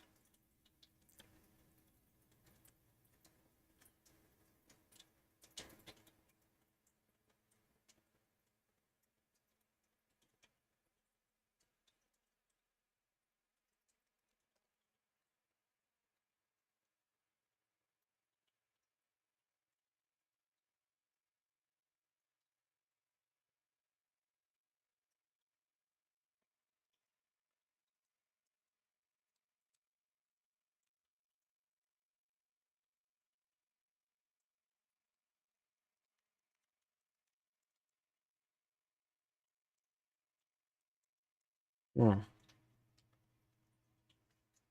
After first use, in what stores?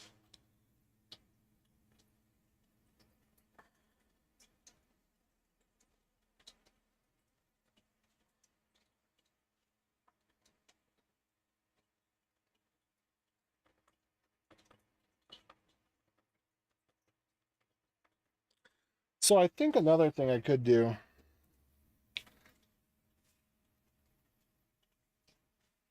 is, yeah, I don't.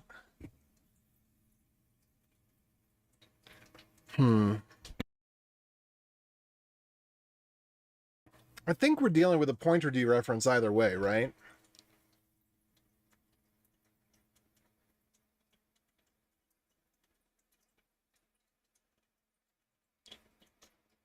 I mean, that's really the question with the sync.value. I really wish there was more information about it.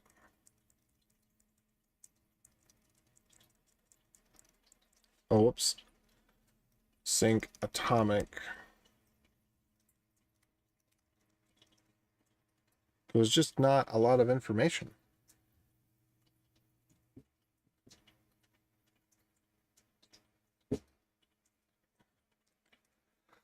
So let me look at the source code again, and then I'm gonna peace out. And get to bed. All right, so store val any. If it's nil, panic. Whatever eface words is, I don't know.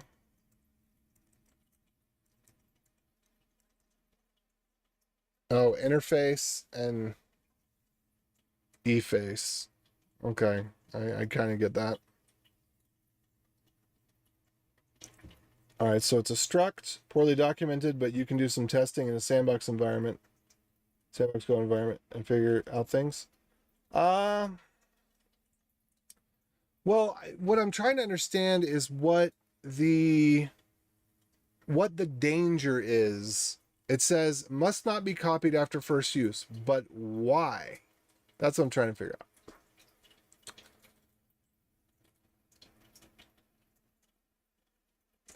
So data is an unsafe pointer.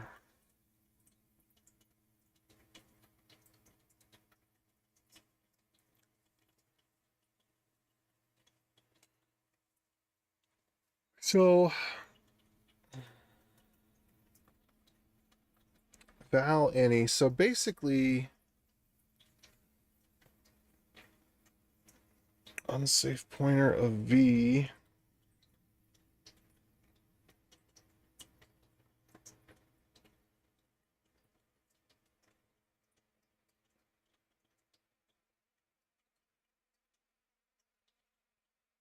Like in my case,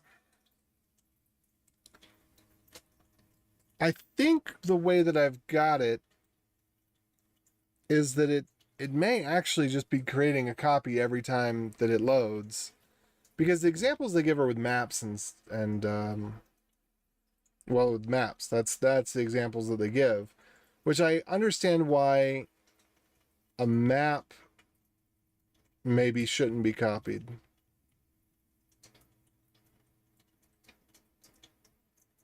I'm actually not 100% sure on that either. I don't know what they mean. because value becomes an interface when it comes into here. So let's see, val. So pointer of val. V is value. Unsafe pointer, value type.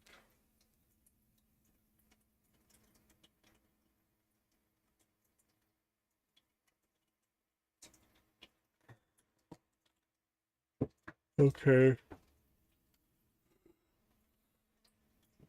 Type is equal to nil.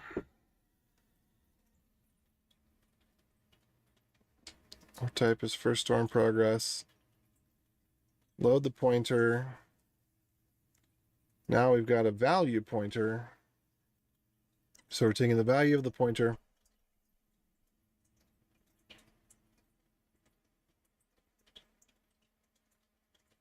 But it's actually not clear to me how they come up with the type. Unsafe pointer V of itself. All right. The unsafe pointers are not something I've really dealt with. Like conceptually, I understand them. You get the raw pointer access to the thing. Like I get that. But it's not really clear to me. Let's see, load pointer.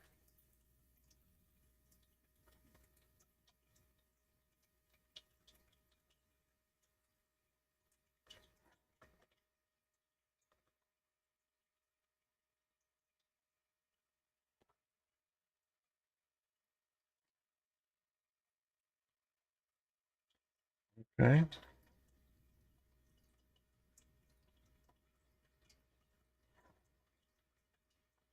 All right, compare and swap pointer.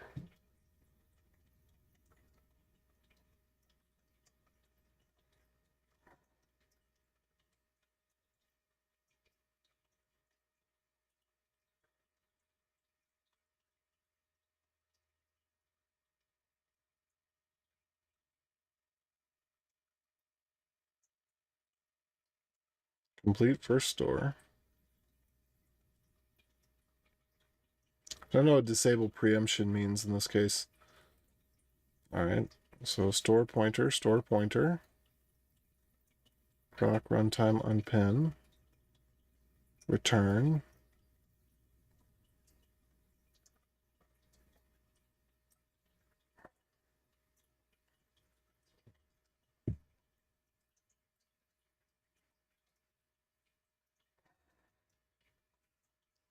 First store completed. Check and overwrite the data. Store pointer, data.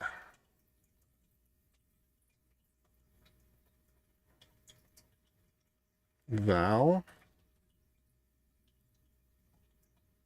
I'm a little bit confused about the pointer of the value because that's the pointer of the interface itself. So VP, unsafe pointer of value.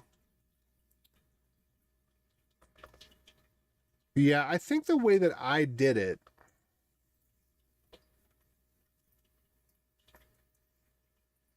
I just would love more information on this. I would love a blog post or something about it. Maybe to know where else it's used. I probably shouldn't be using it. That's probably what it is. I should probably use the one that is using the pointer generic.